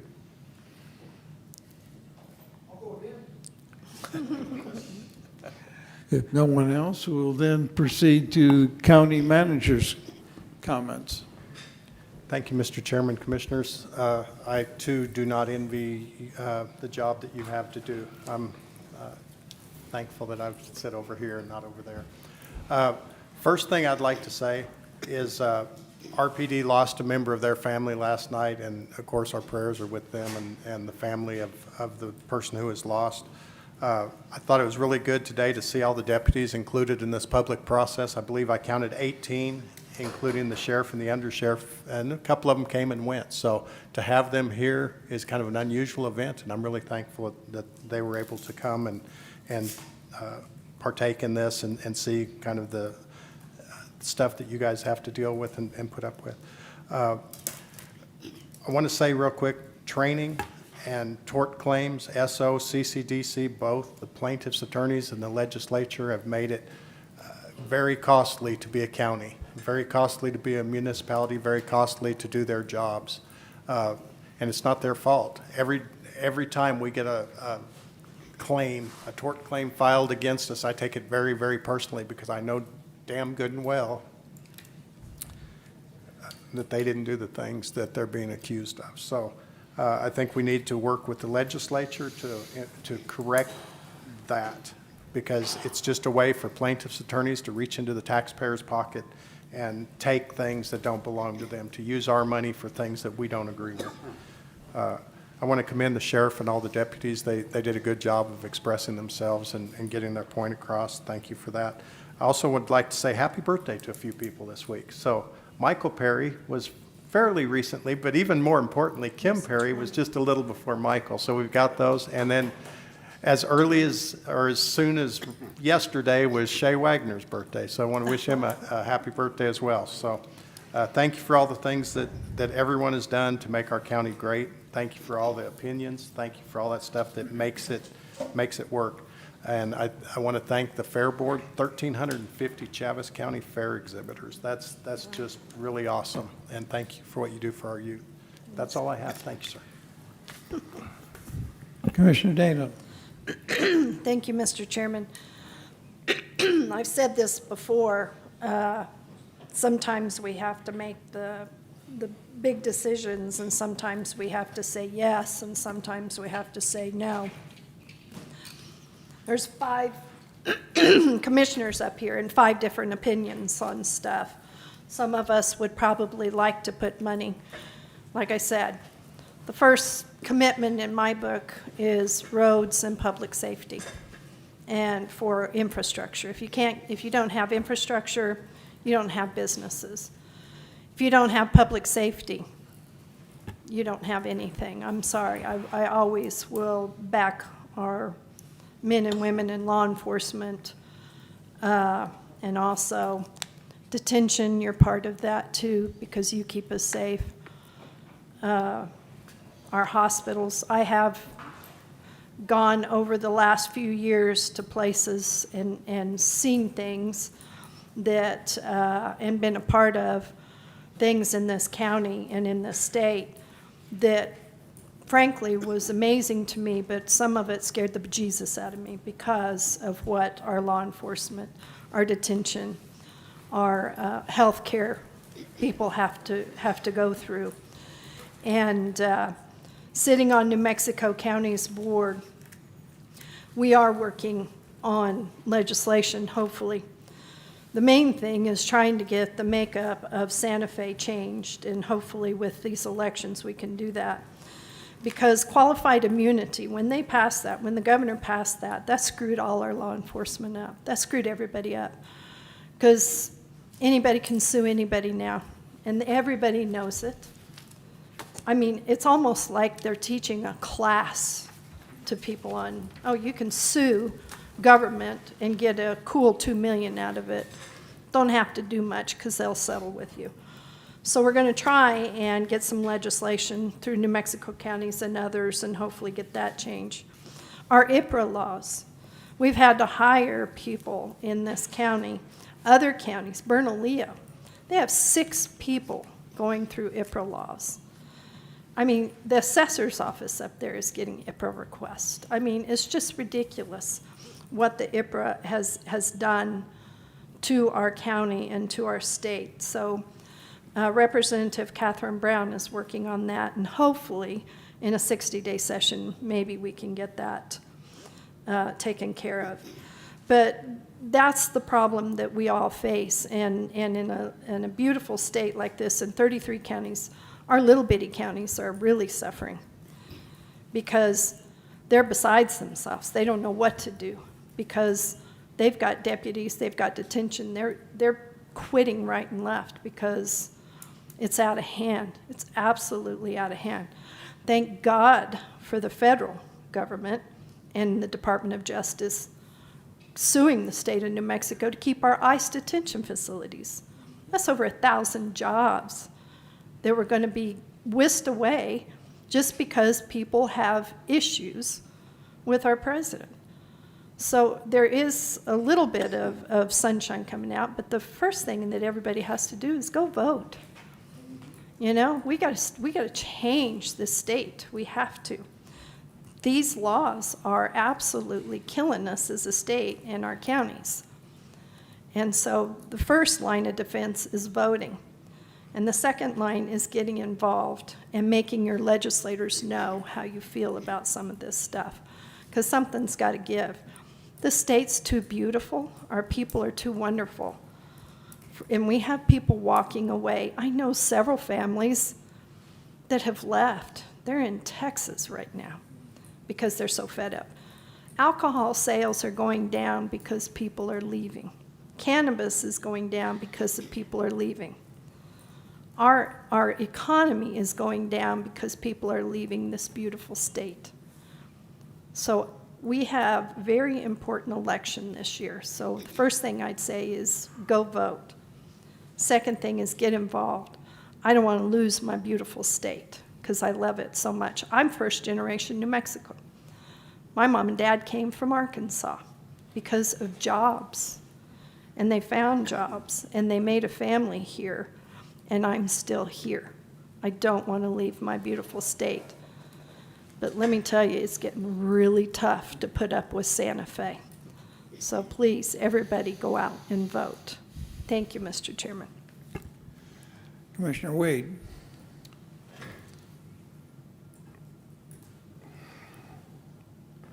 Well, I do want to say to each and every one of the employees here and through the county that you are appreciated. We definitely want to be equitable, and we have more work to do and more calculations to look at, because projections sometimes don't happen the way we want them to happen. We need to see facts and figures. But our accounting staff, our finance staff is wonderful. I greatly appreciate them. I want to thank you all, and I think I'll just be quiet. Commissioner Corn? That was short. Challenge you to that one. You know, all of the staff, y'all are really outstanding. I heard a lot of, you know, you got to take the county as a business. And I do understand that, you know, you got to have employees. You got to take care of your employees. Being a farmer and a rancher, you know, I don't get a raise every year or every 2 years or whatever. My income always goes back the other way. So what I'm getting at is, you know, sometimes we don't always get what we want. I was out there this morning, this fellow back here, this deputy back here, said he was on 4 hours of sleep. Well, I went to bed at 2 this morning, out in the field baling hay at 3 o'clock this morning. I didn't get a raise, I was down here. But I'm just saying, you know, we're trying to take care of everybody. We do have a budget to run. We do have a business to run. And we'll do the best we can do with what we are dealt with. And, you know, everybody's moaning and groaning over, and it's not pennies. This is a lot of stinking money. And we've got to do our job because, you know, we were elected to do this job. So, just want everybody to know that everybody's doing a great job. We just need to keep doing our job and go from there. Commissioner Perry? I'll pass the buck. Well, thank you for that. And yes, it was my birthday, and my wife is still officially 5 days older than me, but you know, that's just here nor there, right? She's just a little older. The pay issues, I get it. I mean, I was a law enforcement officer, started in 95, making $10 an hour with a college degree. That was the rules of engagement. I knew what I got into when I got into it. And it took me 22 years to change the system. I hope it's a lot quicker for us to change this system. I'm just saying, sometimes it takes time, dedication.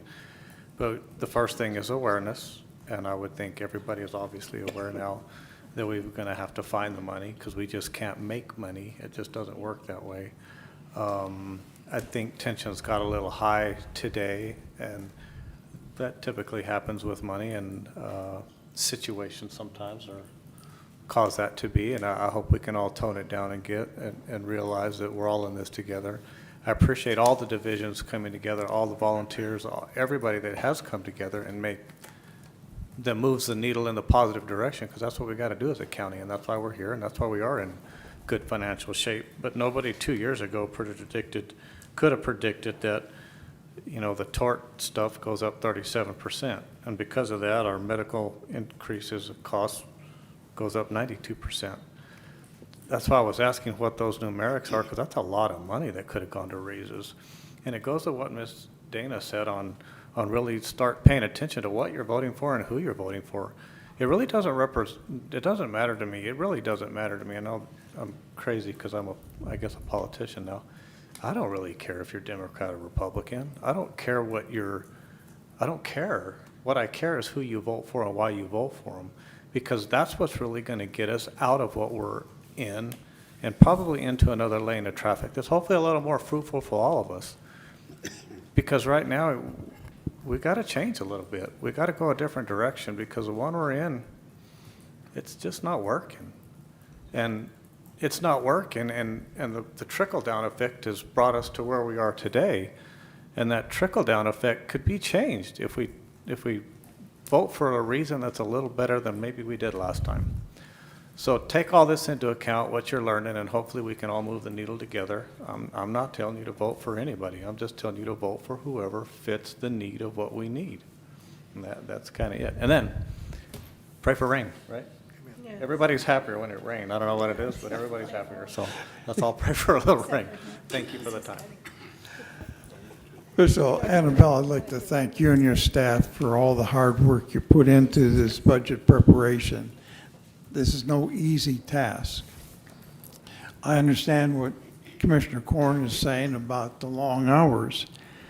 Some people said, why don't you retire? I still, during the past 3-4 months, go to the office, and I'm probably there 10 to 12 hours a day, 7 days a week. So I know what overtime is like, and that's how you increase your income, I guess. But as a conservative, as an accountant, I have to look at the budget and work at what's best. And I look at details. Yes, I'm pleased that we're able to give a 5% across the board to everybody that works for the county. And it's not just the 5% on the gross wages, but you have to realize the payroll taxes, the retirement, all that gets increased by 5%. So it's more than just a 5% increase. I appreciate the hard work of our deputies out there, and I too would like to see them compensated properly, but I just felt like 25% was a little bit excessive. And I am one that does like to look at the budget and say, we can cut here. Is it needed or is it a want? We have to budget what we need, not what we always want. Again, I want to thank everybody, and we have still a lot of work to go on this budget before it's all finalized, and we'll have the one budget that we'll send up, but the final budget won't go on till in July or August, and we'll can have adjustments in that, especially after we know what our carryovers are. With that, we're adjourned.